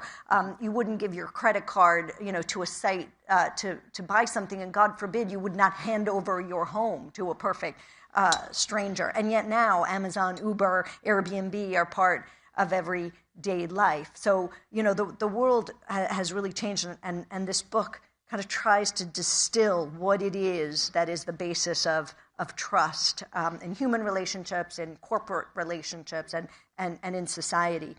But the book actually begins with a very personal tale that led to the philosophy behind Wikipedia. Would you mind telling us about this sort of difficult personal decision regarding your daughter that was in a way the inspiration for Wikipedia? Yeah, so this was back in 2000, December, and Kira, my daughter, was born on December 26th, and at the time, just to set the context, I had been working on a project called Newpedia, the same vision of free encyclopedia for everyone, written by volunteers, but I didn't really know how to build an online community, and I wasn't sure what I was doing and so forth, and it wasn't working. It really wasn't working. Progress was very slow. And one of my employees showed me Wiki just before the Christmas break. And Wiki just means it's a type of software. It's a website anyone can edit. That's the basic idea of a wiki. And I started to think about, maybe we could use this wiki because the Newpedia system wasn't working. It was too hard, too slow. Then my daughter was born, and when she was born, she had meconium aspiration syndrome, which is a problem with the lungs when she's born. And I'd never even heard of this. It wasn't even on my radar as a thing, and had to make a decision, very quickly as to what to do. And so they said, we've got like the world expert on this disease, and he's at UC San Diego. We lived in San Diego at the time. And so he came and, he explained, okay, we're doing a clinical trial. I mean, this is the scary part. If you say yes, I'll go back to my office and I'll pull an envelope, and you have a 50-50 chance of whether you get the new treatment or the traditional treatment. The traditional treatment is just try and keep the baby alive to sort of suffer through it, and there's usually lung damage and long-term problems. And his new treatment was to basically stop the baby's breathing and use this new fluid, protein-based fluid that he had invented, to basically pour it in the baby and rinse out the baby's lungs 4 times. I mean, terrifying. And we had to make a decision, like right then and there. Is this guy a lunatic? Is he a sensible person? Like, what is it like? And so I asked him a couple of questions. I asked, like, okay, she's on this machine and there's this number. What does that number mean? And he just got my personality. So empathy, one of the key things I talk about. And he realized I wasn't the type of person to sort of talk in vagueness to. I needed to know a little bit more about the science and what he was doing. And he didn't tell me this. It turns out he invented the machine. So that also raised some trust. And so we had made the decision to go with the treatment. And she was lucky. She got the experimental treatment, and she's completely fine now. And that's great. As a part of all that whole situation, I sort of rushed home during part of it to get on the internet. Didn't really have internet on our phones back then. And I searched for meconium aspiration syndrome, and there was nothing good on the internet. I found some academic journal articles. I found some possibly crazy blog posts and things like that. And it sort of really doubled for me, like, the world does need this. It needs an encyclopedia. Also, life's too short to not be bold and not to try something. So when I got back to work on January 15th, I'm like, you know what? We're just going to do it. I downloaded some wiki software, put up the wiki. I typed "Hello World," the first words of Wikipedia, and we got started. And that was kind of the early days. And so, it's that moment, which I didn't talk about for years, but it really did sort of, it brought home to me, like, okay, this could be really important, and people really do need clear, high-quality information that's accessible, written to a level of an educated adult and so forth. So in your book, you write that when you founded Wikipedia, and I quote, "This was a time when the internet still felt young and with endless possibilities. There was less cynicism. People were open to new ideas, even ideas that sounded a little, well, nutty. Volunteers showed up to give Wikipedia a try, and in just a few months we had hundreds of active volunteers, and articles were pouring onto the internet by the dozens every day." That sounds like an alternate universe to the America of 2025. In today's political climate, war on facts, historic distrust, right, of news and not only, could you still create Wikipedia today? Well, I think so, yes. But I'm a pathological optimist, and so I always think everything's great. But I use the word pathological to acknowledge I'm not always realistic. That's just how I am. I think everything's going to be fine. That gets shaken from time to time these days. But, I think, there was that moment of great optimism and, all of that.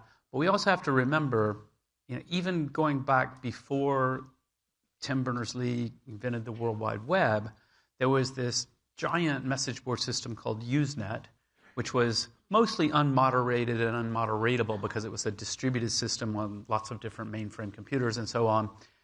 And it was unbelievably toxic. It was horrible. I mean, it turns out people don't actually need algorithms to be horrible to each other. We can just do it for free, And there's a lot of reasons. There's a lot of the elements that we have a better understanding of now. Anonymity doesn't always lead to toxicity, but it is a component often. A lot of atomistic interactions. It's like a drive-by trolling, and you're never going to see the person again, and people don't behave.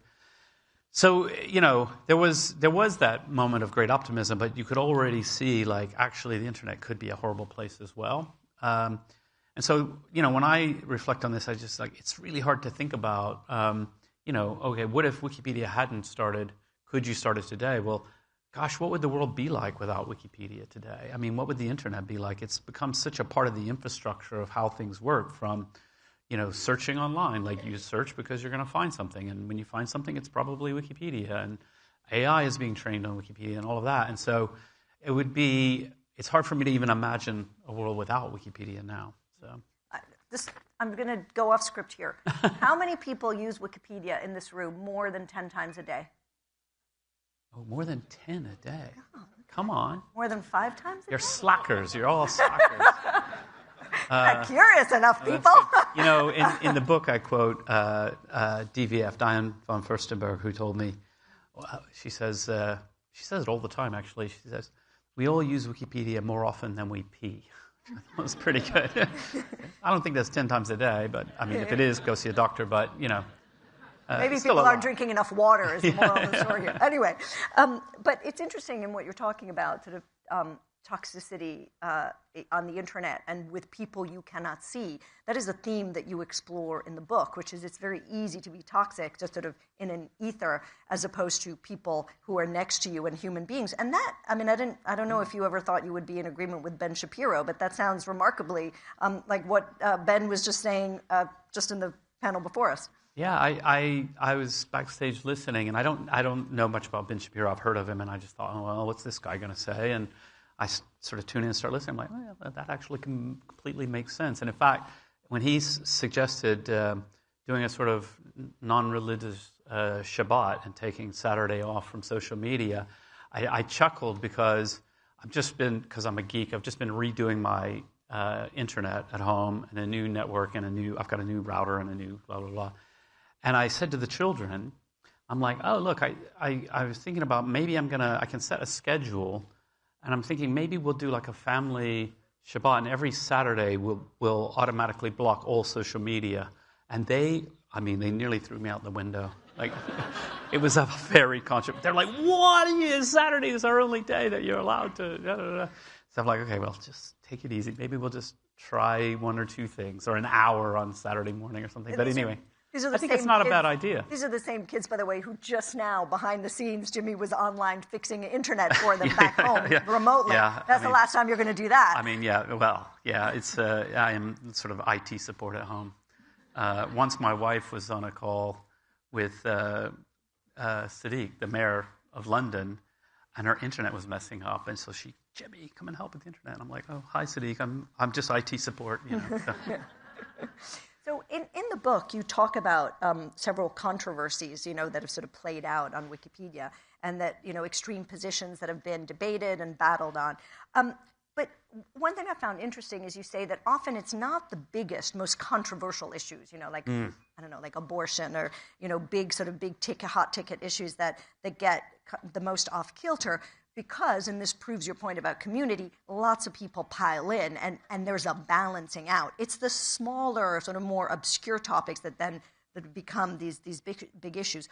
What is the most controversial debate that was the most instructive to you and that played out on Wikipedia?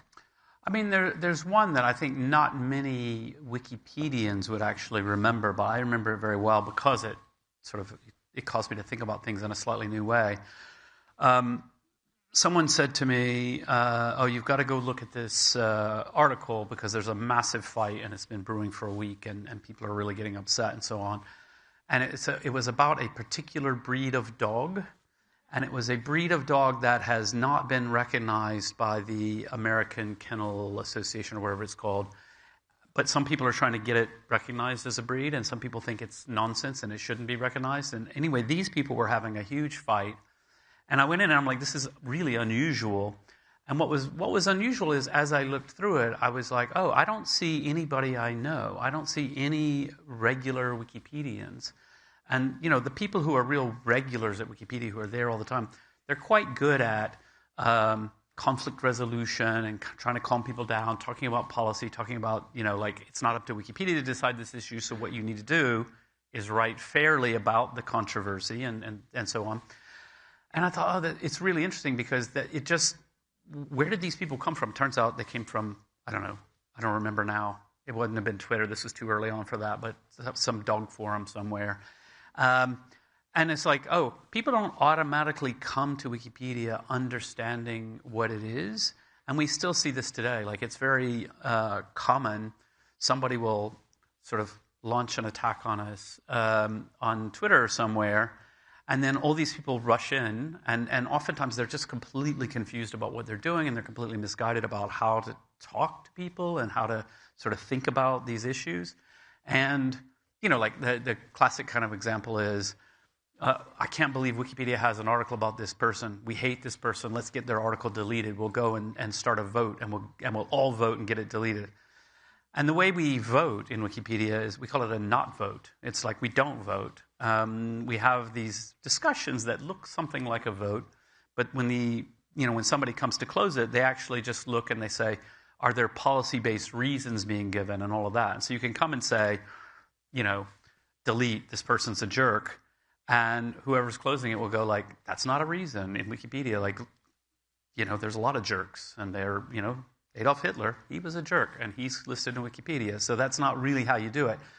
And so it is like this, there's nothing automatic that happens if you get people to come and work on something. It does take a lot of ideas, a lot of philosophy, a lot of coaching, and people do get it. Actually, people get quite enthusiastic about it because finally it's like, oh, we're not just going to bash each other? Great. Actually, that sounds a lot more interesting.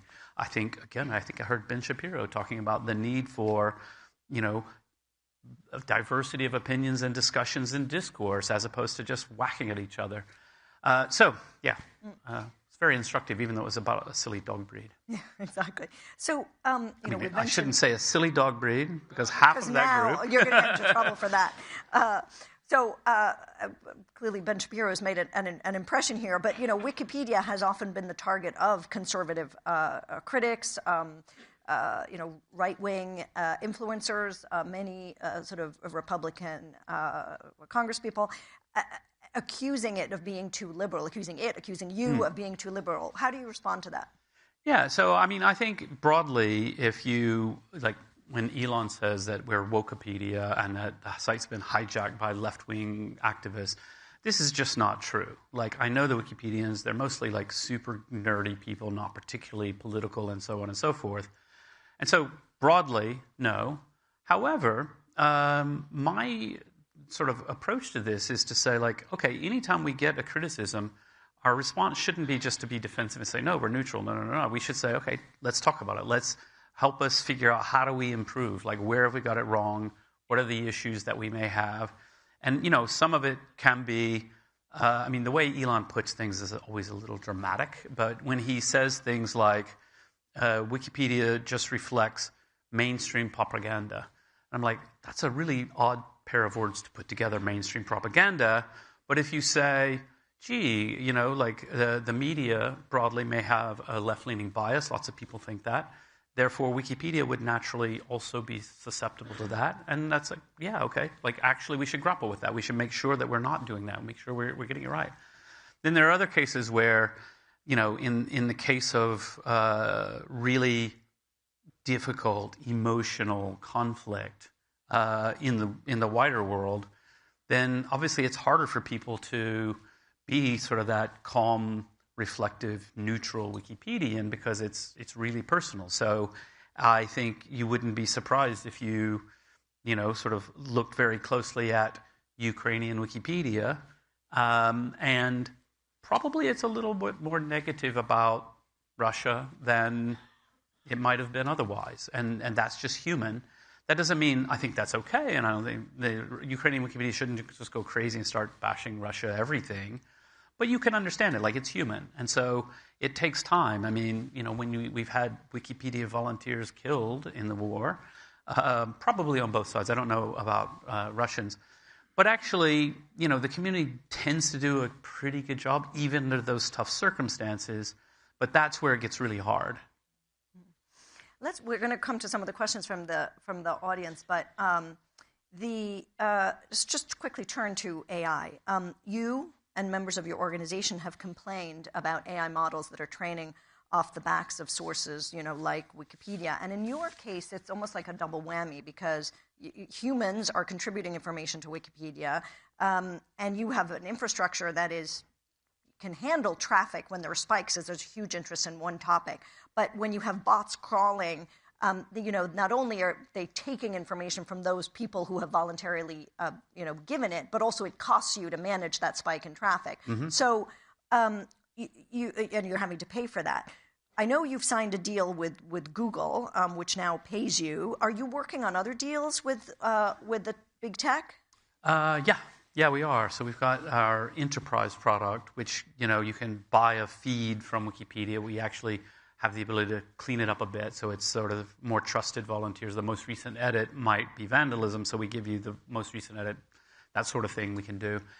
And, part of the argument with them, so everything in Wikipedia is open source, freely licensed. And so, it's not like we're in a different position from publishers who also have a lot of copyright concerns. For us, it's really, it's freely licensed, but one of the requirements is attribution.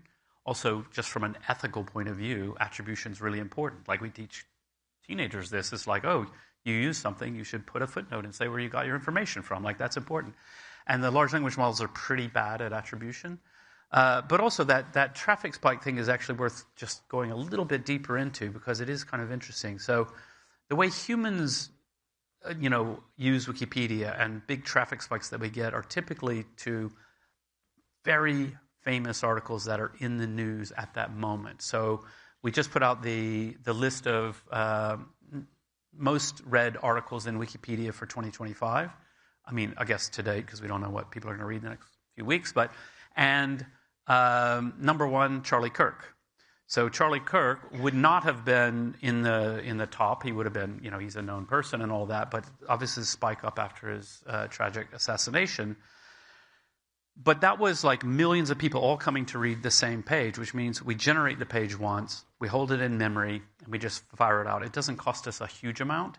Whereas the AI bots that are crawling Wikipedia are going across the entirety of the site, reading obscure pages, which means we have to go to the database, construct the page, compute what it's going to look like, send it out. So we have to have more servers, we have to have more RAM and memory for caching that stuff.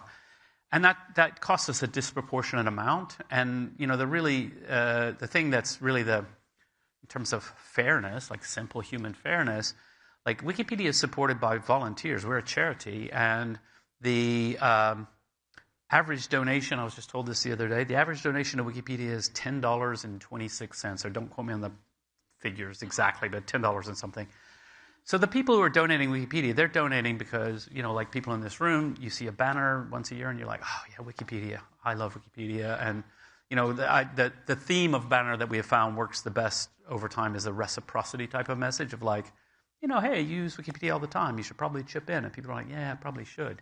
So then they cough up their $10 and, well, those people aren't donating money. They're donating to support Wikipedia. They're not donating to subsidize OpenAI, costing us a ton of money. Like, that doesn't feel fair, even though it's fine if they want to use the content and all of that. So we're just kind of saying to them, and so far... Yeah, so what are you doing? I mean, what's the legal action or stopping the crawling? We're very nice and we're very relaxed, and we... we're slow and... Until you get angry. And kind. Then you better watch out. Like the Incredible Hulk. I don't even know. That was almost a punchline, but anyway. So, Cloudflare's just come out with this product for publishers to block AI crawlers because there's so many of them and there's so many ways they can do it. We aren't using that yet, but it's the sort of thing, whether we do it ourselves or with Cloudflare, I don't know, but it's the sort of thing that we might consider. We're a little bit funny because we're quite ideological about certain things. So free access to knowledge is really important to us. And so when we started the enterprise product, we started charging for the API, but we have like very generous limits for researchers and nonprofits and open source projects and things like that. And we'll continue that. But we do think, there are these cases where it's like, well, you're really slamming our servers. You should be using the API and you aren't. So at some point, we're going to have to say, really, you have to. Would it go to legal? I don't know. I mean, I feel like our ability of soft power to just shame them is probably pretty powerful, particularly because they're chock full of engineers who love Wikipedia, and I don't think their staff are going to like it if you're like, it just doesn't feel good stealing from babies or Wikipedia. So we have to close, but there was actually a question about those who donate. I don't know if we can scroll back down to it, which because you raised it, because you get the banner on, especially now on the 25th anniversary. And asked, do you know the demographics of those who donate? I think that was the question. Right? Yeah, it's pretty diverse. I don't personally know. I think. I would say the thing I do know is geographically, the majority of the money comes from the U.S., and I would say per capita more from the U.S., and that's partly because the U.S. has a much stronger culture of giving and donating to philanthropy and so on, whereas a lot of Europeans think the government should pay for it, and that's just a cultural difference. Obviously, the wealth level of a country matters quite a lot.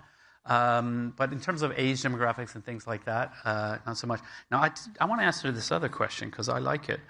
Why does the Wikimedia Foundation keep asking for donations, even though it's managed by Wikimedia and they have more than enough funding?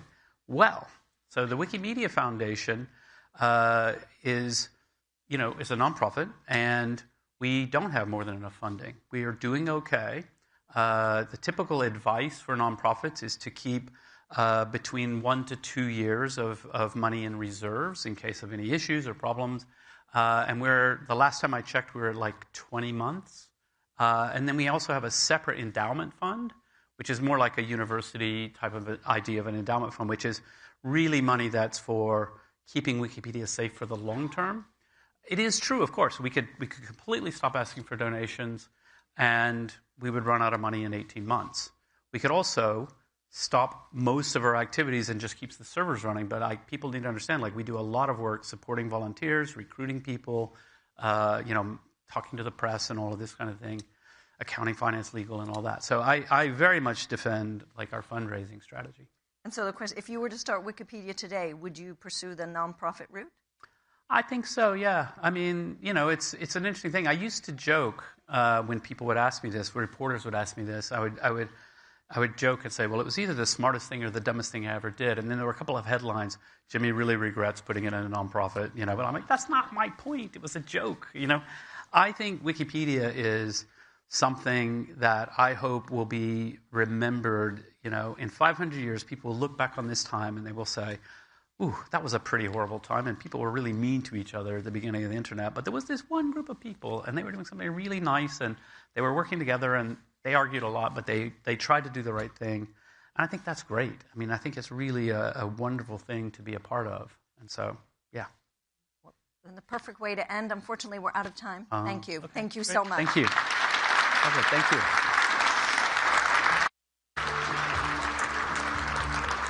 I believe you're going to exit off this way, Jimmy. Sorry. I did a quick wiki, actually, to try and find out what that dog breed was that was so controversial, and I couldn't find it. ChatGPT reckons pit bull. No, okay, we're going to have to do a little bit more of a deep dive on that one. Right, we've got 5 minutes now, but I want you to all get out your phones. Right now, everybody get your phone out. Is it in your hand? We're going to put on the screen a QR code. That QR code is going to take you to a poll. And that poll is necessary because we've got some very important questions to ask you. Right, first off, everyone. Phones out, QR code up. There we go. It's going to take you to the Reuters Events app. It's going to take you straight to this poll, and it's going to give us the poll answers in real time. So first off, the first question, is your business better or worse off now compared to a year ago? As you vote, we're going to get the answers in real time. I'm going to call it. I'm going to give you a few minutes to tell us. Slightly worse off seems to be pretty much the winner there. It's a shame we don't have the real numbers of how many people are voting. Actually, I can probably find that out. This is probably something you've all been discussing among yourselves outside our hope. Okay, I think we're going to call it there. Slightly worse off. I think in these types of polls, people don't ever go to the extremes, really, do they? Okay, we're going to call it slightly worse off. Can we bring up the next poll? I know you're all just here to see Sarah Jessica Parker, but I want to get some intel out of you first. By the way, if there's not enough seats, which there's not enough seats, there are some seats up here down the front if you want to come up and take a seat. Otherwise, we are also streaming in the LSEG lounge, but I know you all want to see her in person. That's why you're here. Okay, so the next, you've already got it. Question is, what will shape global markets the most in the next 12 months? Try and put in like 1 or 2 words. I think they call this a thought cloud, to give us your sense on what you think is going to happen. AI crash. All right, interesting. Bitcoin. AI, pretty significant there. Trump, yes. I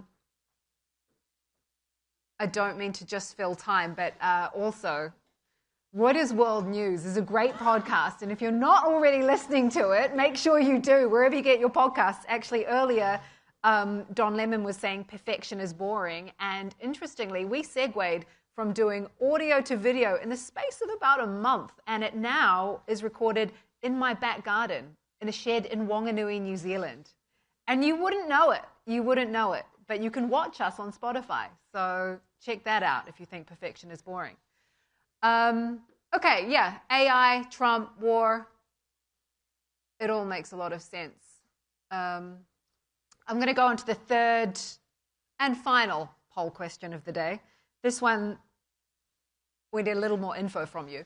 So where do you get your news? And we want you to rank these answers. So what you do is you just drag your answers to the order you want them in, and then you hit submit, and then we'll get your answers on screen. None of you should be looking at me. You should all be looking at your phones.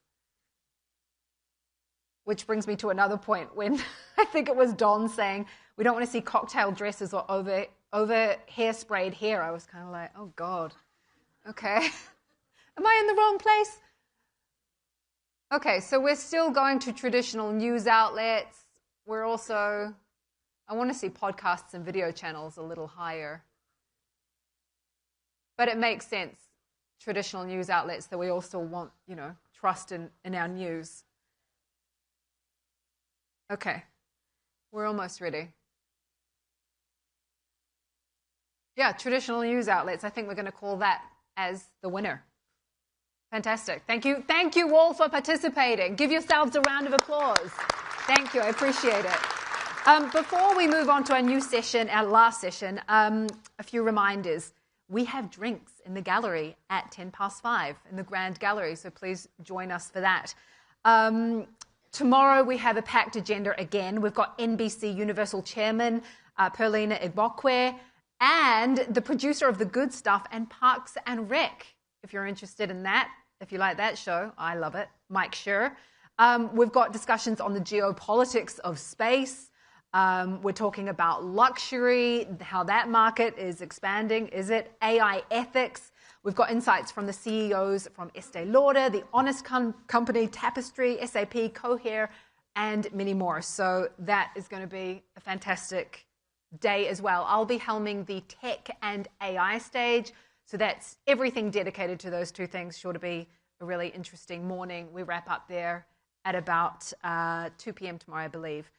But without further ado, I'd like to welcome to the stage someone who feels like a very good friend of mine from the amount of time we've spent together, but I'm on one side of a screen and she's on the other. So we have actor, producer, publisher, and businesswoman Sarah Jessica Parker alongside Reuters editor-in-chief Alessandra Galloni.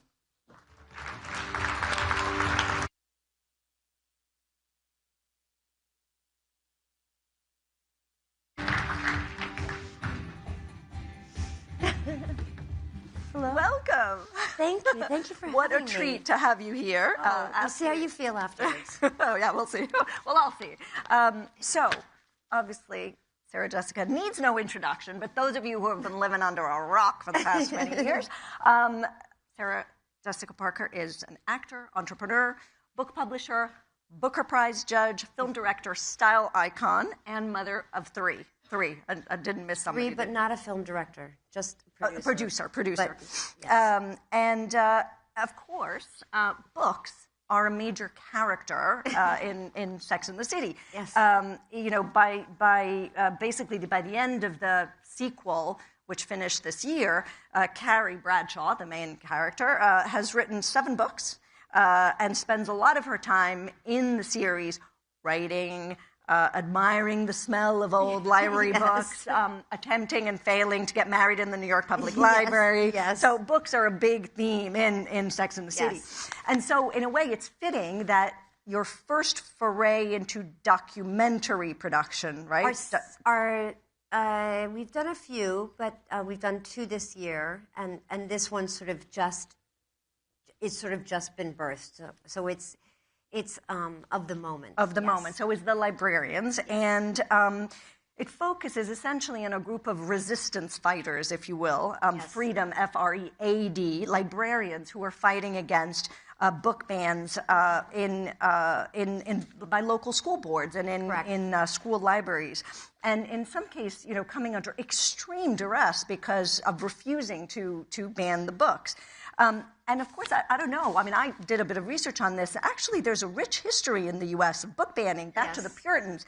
In the 50s, Catcher in the Rye was targeted for promoting communism. Other classics, Charlotte's Web, Goodnight Moon, New York Public Library, I think, The Wizard of Oz, The Hobbit. So, you know, there's quite a tradition. But anyway, this is a remarkable documentary. I really do urge everybody to look at it. And you've pointed out in interviews, some people don't realize, you know, how much book banning actually exists. And so I guess my first question is, why was it important for you to be involved in this documentary?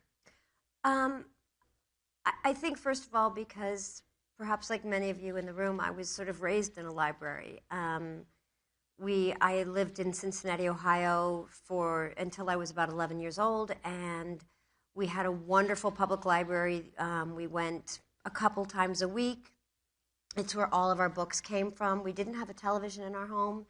We had to have a book with us at all times, whether we could read or not. My mother was an educator. She grew up in a library. And so libraries were just very much a sort of a necessary and fundamental part of our lives.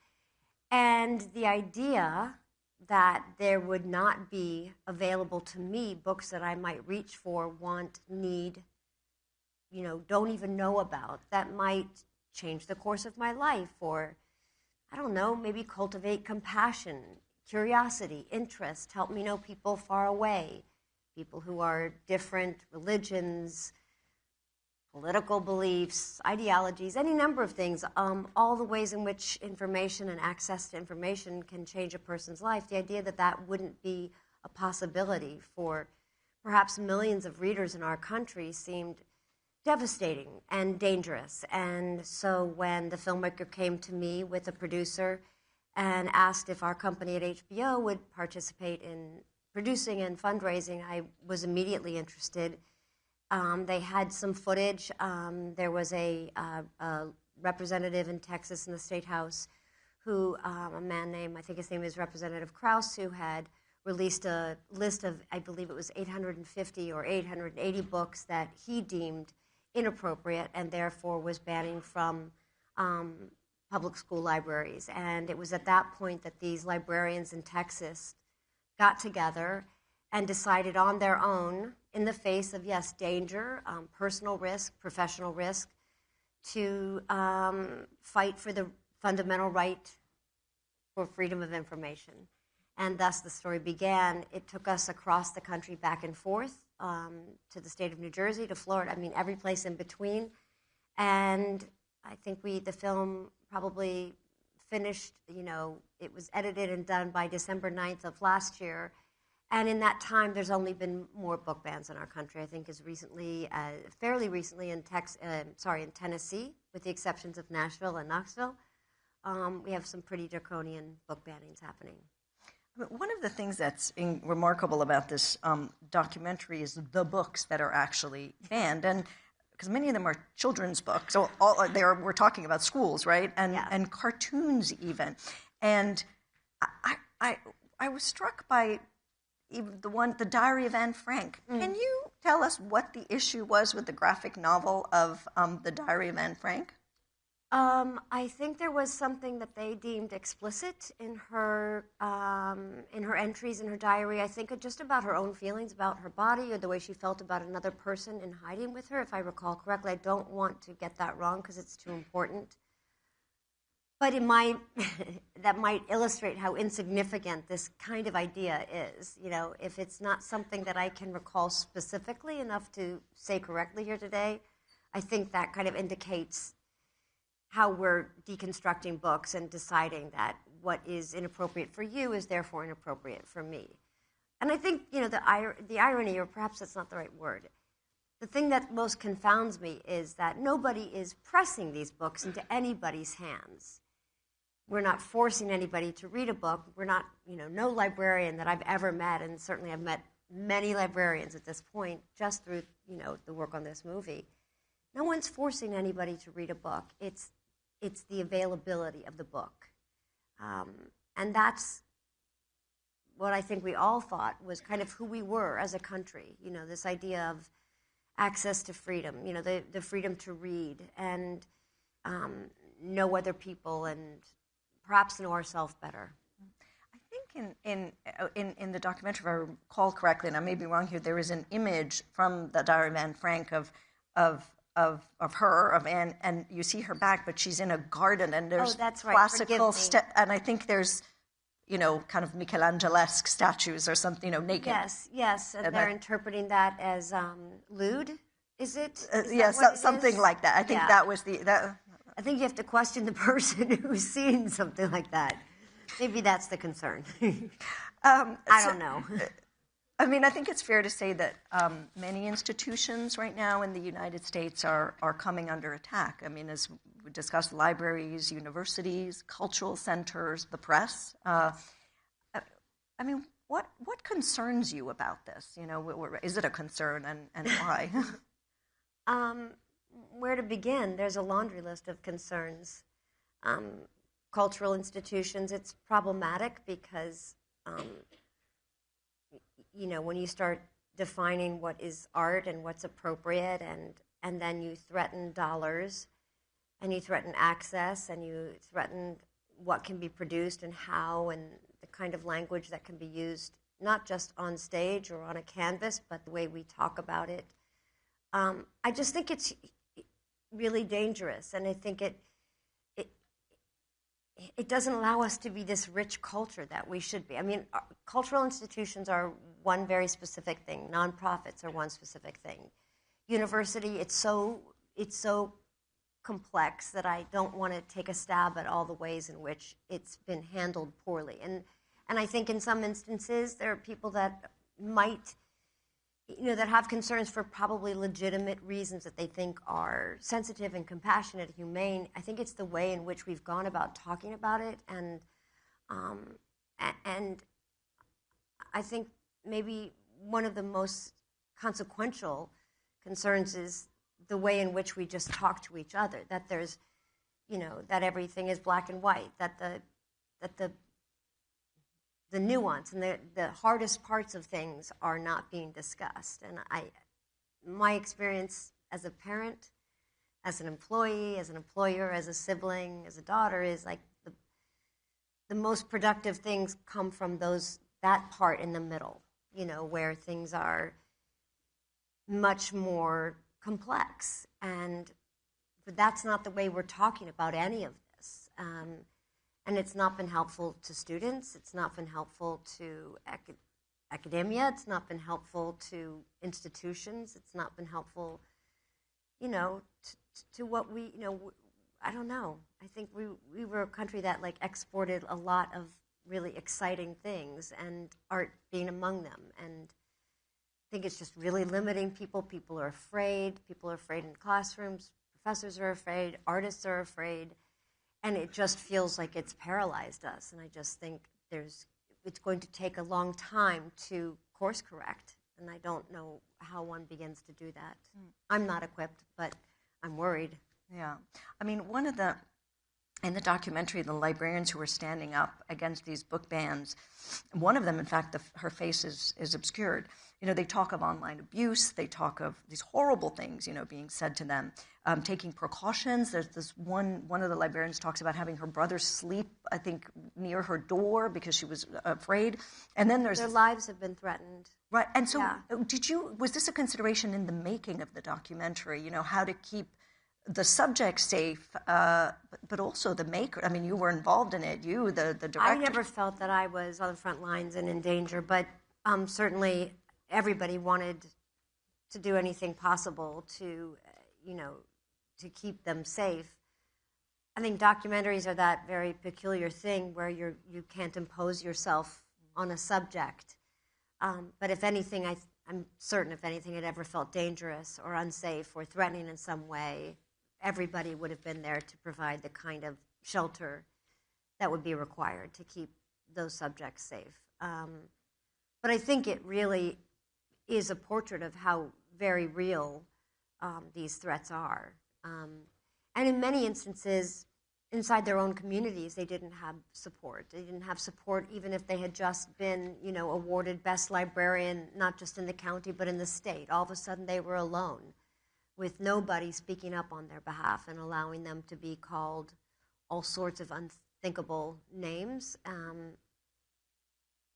Amanda's just had a fairly big apology. I'm not sure if anyone's aware of that, if you were aware of that, but one of the most egregious threats and most kind of libelous attacks was recently settled. I believe she settled for $1 and an apology from somebody, which I think was more important to her than a financial windfall, which I think is it says a lot.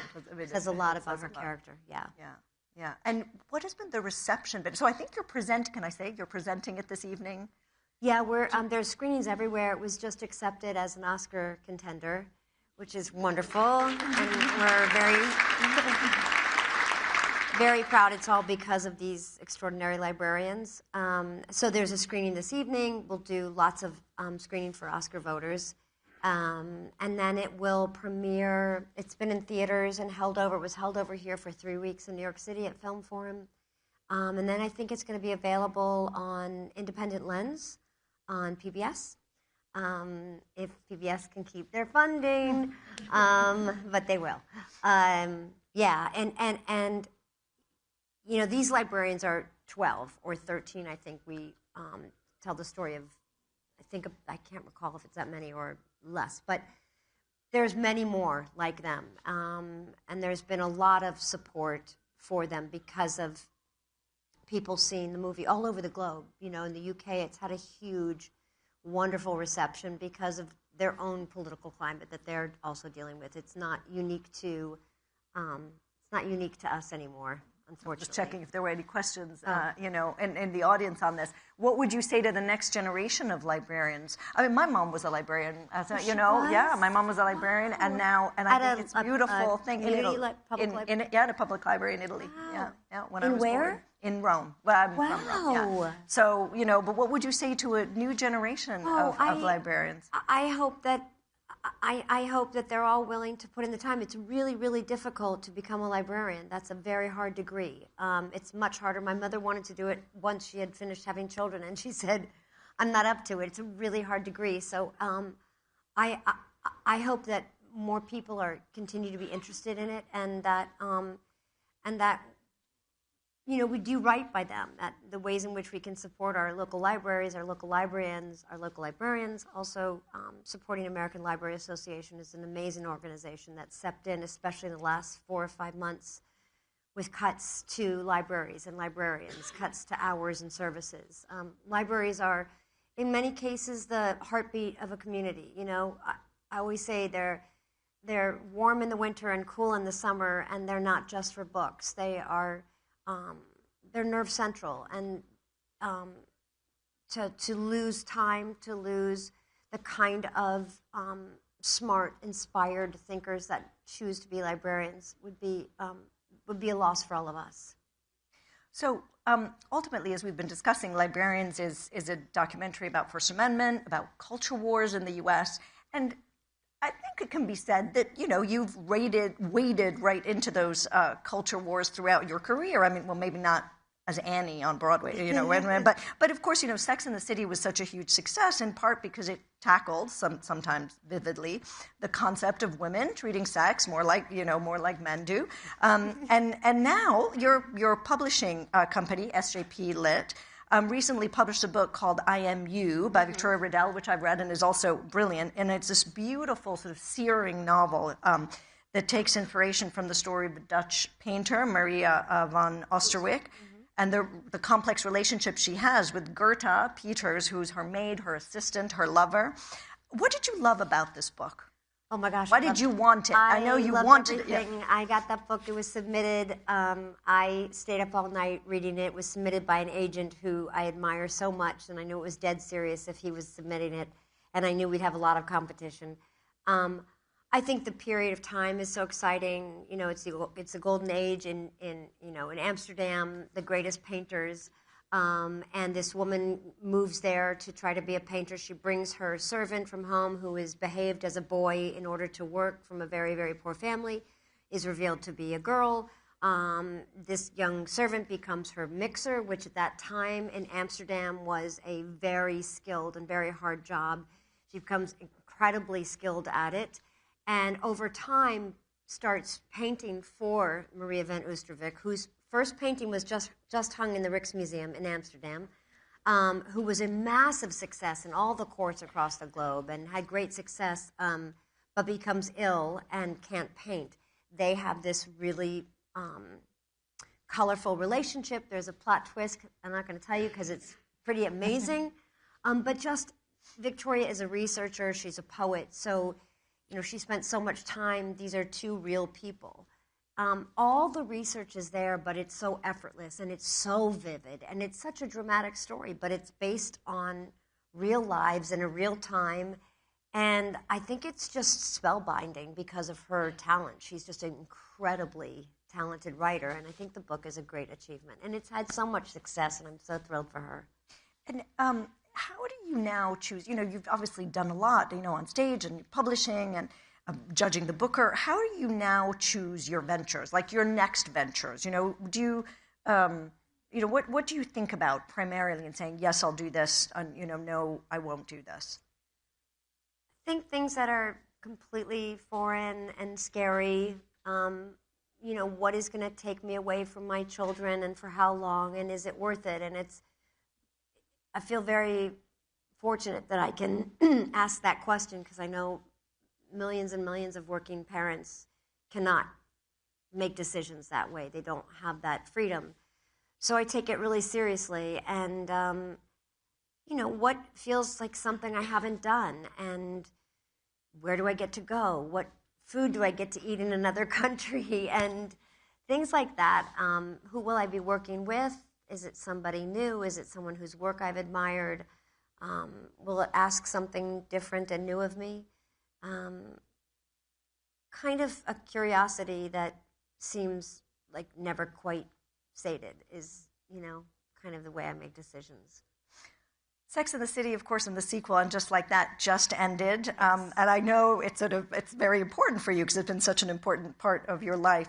And Just Like That was met with mixed reviews. Some of them, including bruising, it was variously called. I don't read reviews, so you don't have to tell me. Oh, okay, I won't tell you. I know you don't actually. And it was a great success. So it was a great success. What are you gonna do? That must have really bugged them. You also don't actually look at the series. Yeah, so you've never actually seen. I don't look at my work, and I don't read reviews. But what would you say that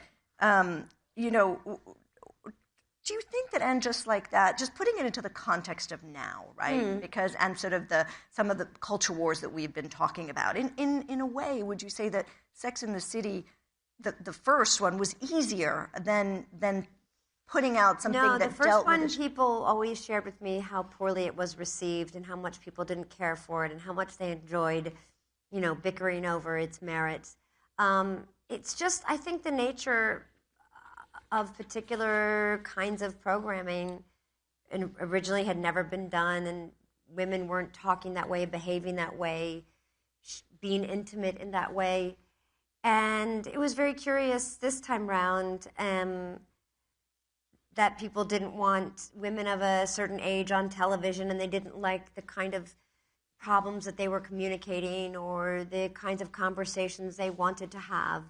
On the margins, like on the periphery. But the truth is there's always been this extraordinary, gang of 10 million plus who were there, for 27 years.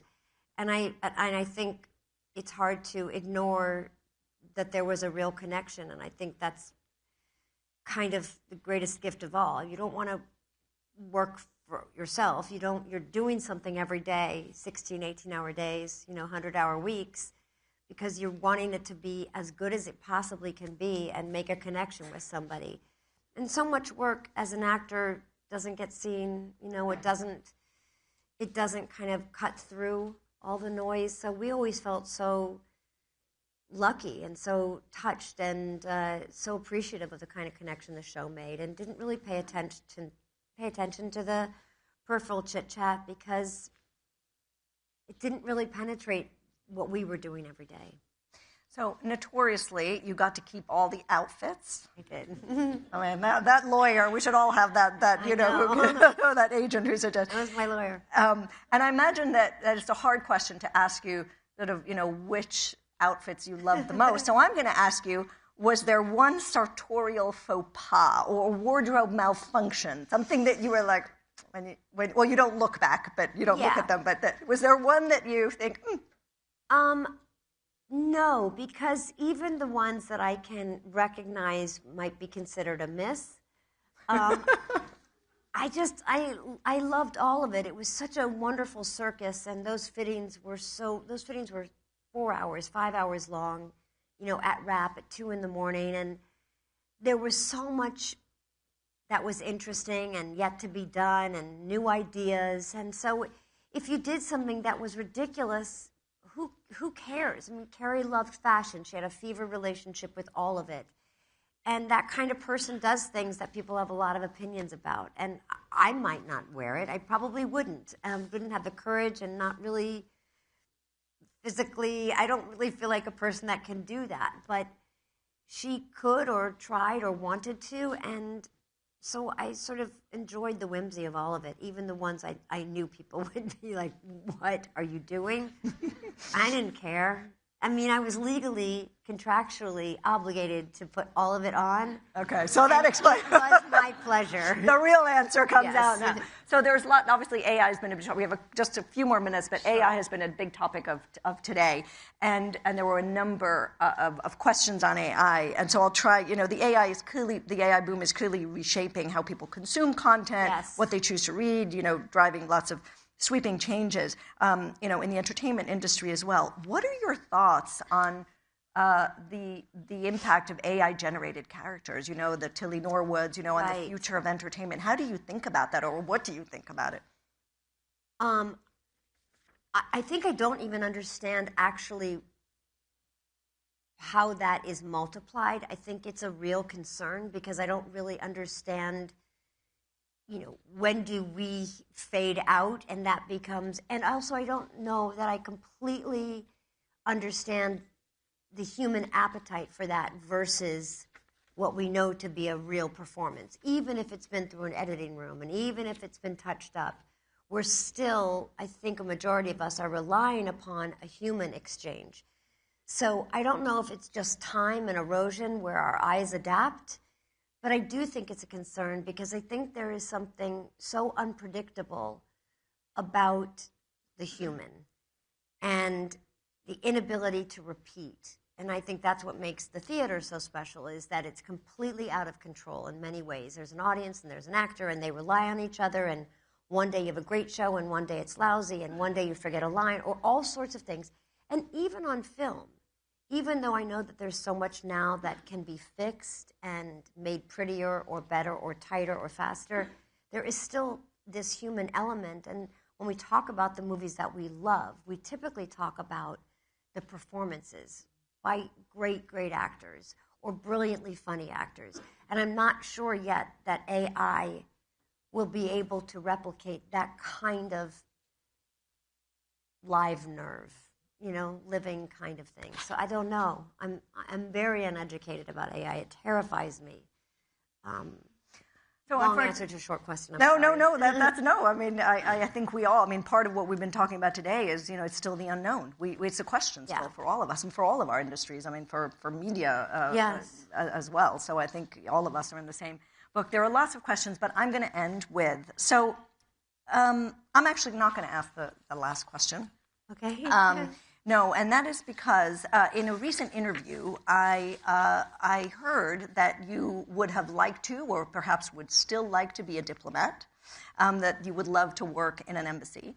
And so I have invited a real-life ambassador here to ask the last question. This is Jane Hartley. Now, Jane Hartley has been ambassador to France and to the UK. And an ambassador to the UK was only the second woman, and the last one had been something like 50 years ago. And so I thought that she could ask the last question. I don't know what it is, oh my gosh, but there I'm you go. Trip over it and make a fool of myself. Jane. Hi. Nice to see you again. It's a pleasure. Can we get the mic?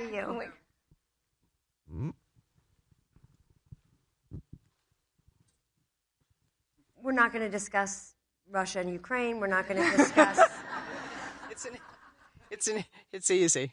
By the way, I was the second ambassador in the UK. Oh, I was the second ambassador in the United Kingdom, and after we had one for about a year, 50 years ago, and I was the second ambassador in France also. Woman ambassador. Second woman, and only 3 people ever have done both France and the United Kingdom. But one of the things I cared deeply. Thank you for your work. Thank you. Well, thank you. And I cared deeply about women's leadership during that time, as you can imagine, and promoted women and cared about bringing women into all of the discussions. Actually, Carrie Russell and I have had many discussions because, of course, the diplomat comes to talk to me and says, "Is this real? Could this happen?" I'm like, "Probably can't, but you can put it in the show." But one of the things I said to her, which I would say to you, is as much as I've wanted more women in the Foreign Service, I actually think, ironically, what the diplomat is doing will get more little girls to say, hey, I want to do that as well. So my advice to you is these jobs are difficult, they're amazing, you can change the world, and you would be great at it. So, you're very kind. Wait, and your question is, what embassy? What embassy? Your daughter's studying Putin. You said my daughter's been studying Putin. I think I need to go to George Washington University for a while and enroll in school there and be better equipped to answer what empathy. I would work anywhere, starting, licking envelopes, collating whatever papers are. I wish I had known this when I was in the United Kingdom, because I would have called you. I think that's the best way for anybody to learn. It's the way I've learned any business that I've been involved in, is you just start learning the whole thing. And I had no interest. I didn't ever mean to communicate that I wanted to be a diplomat, more that I wanted to work in foreign service. And I still believe in soft power and diplomacy and conversations and, the way we can be our best selves and represent our country. And I'm so grateful to all of you and all the work you all do. I really could not mean that more. So I respect your commitment, and you are right. Soft power or soft diplomacy has made a difference in this world. And just one slightly political comment, I'm worried about its future at the very moment. But likewise. If you ever want my career advice, I'm here for you. I will. Okay. Thank you so much. And thank you again.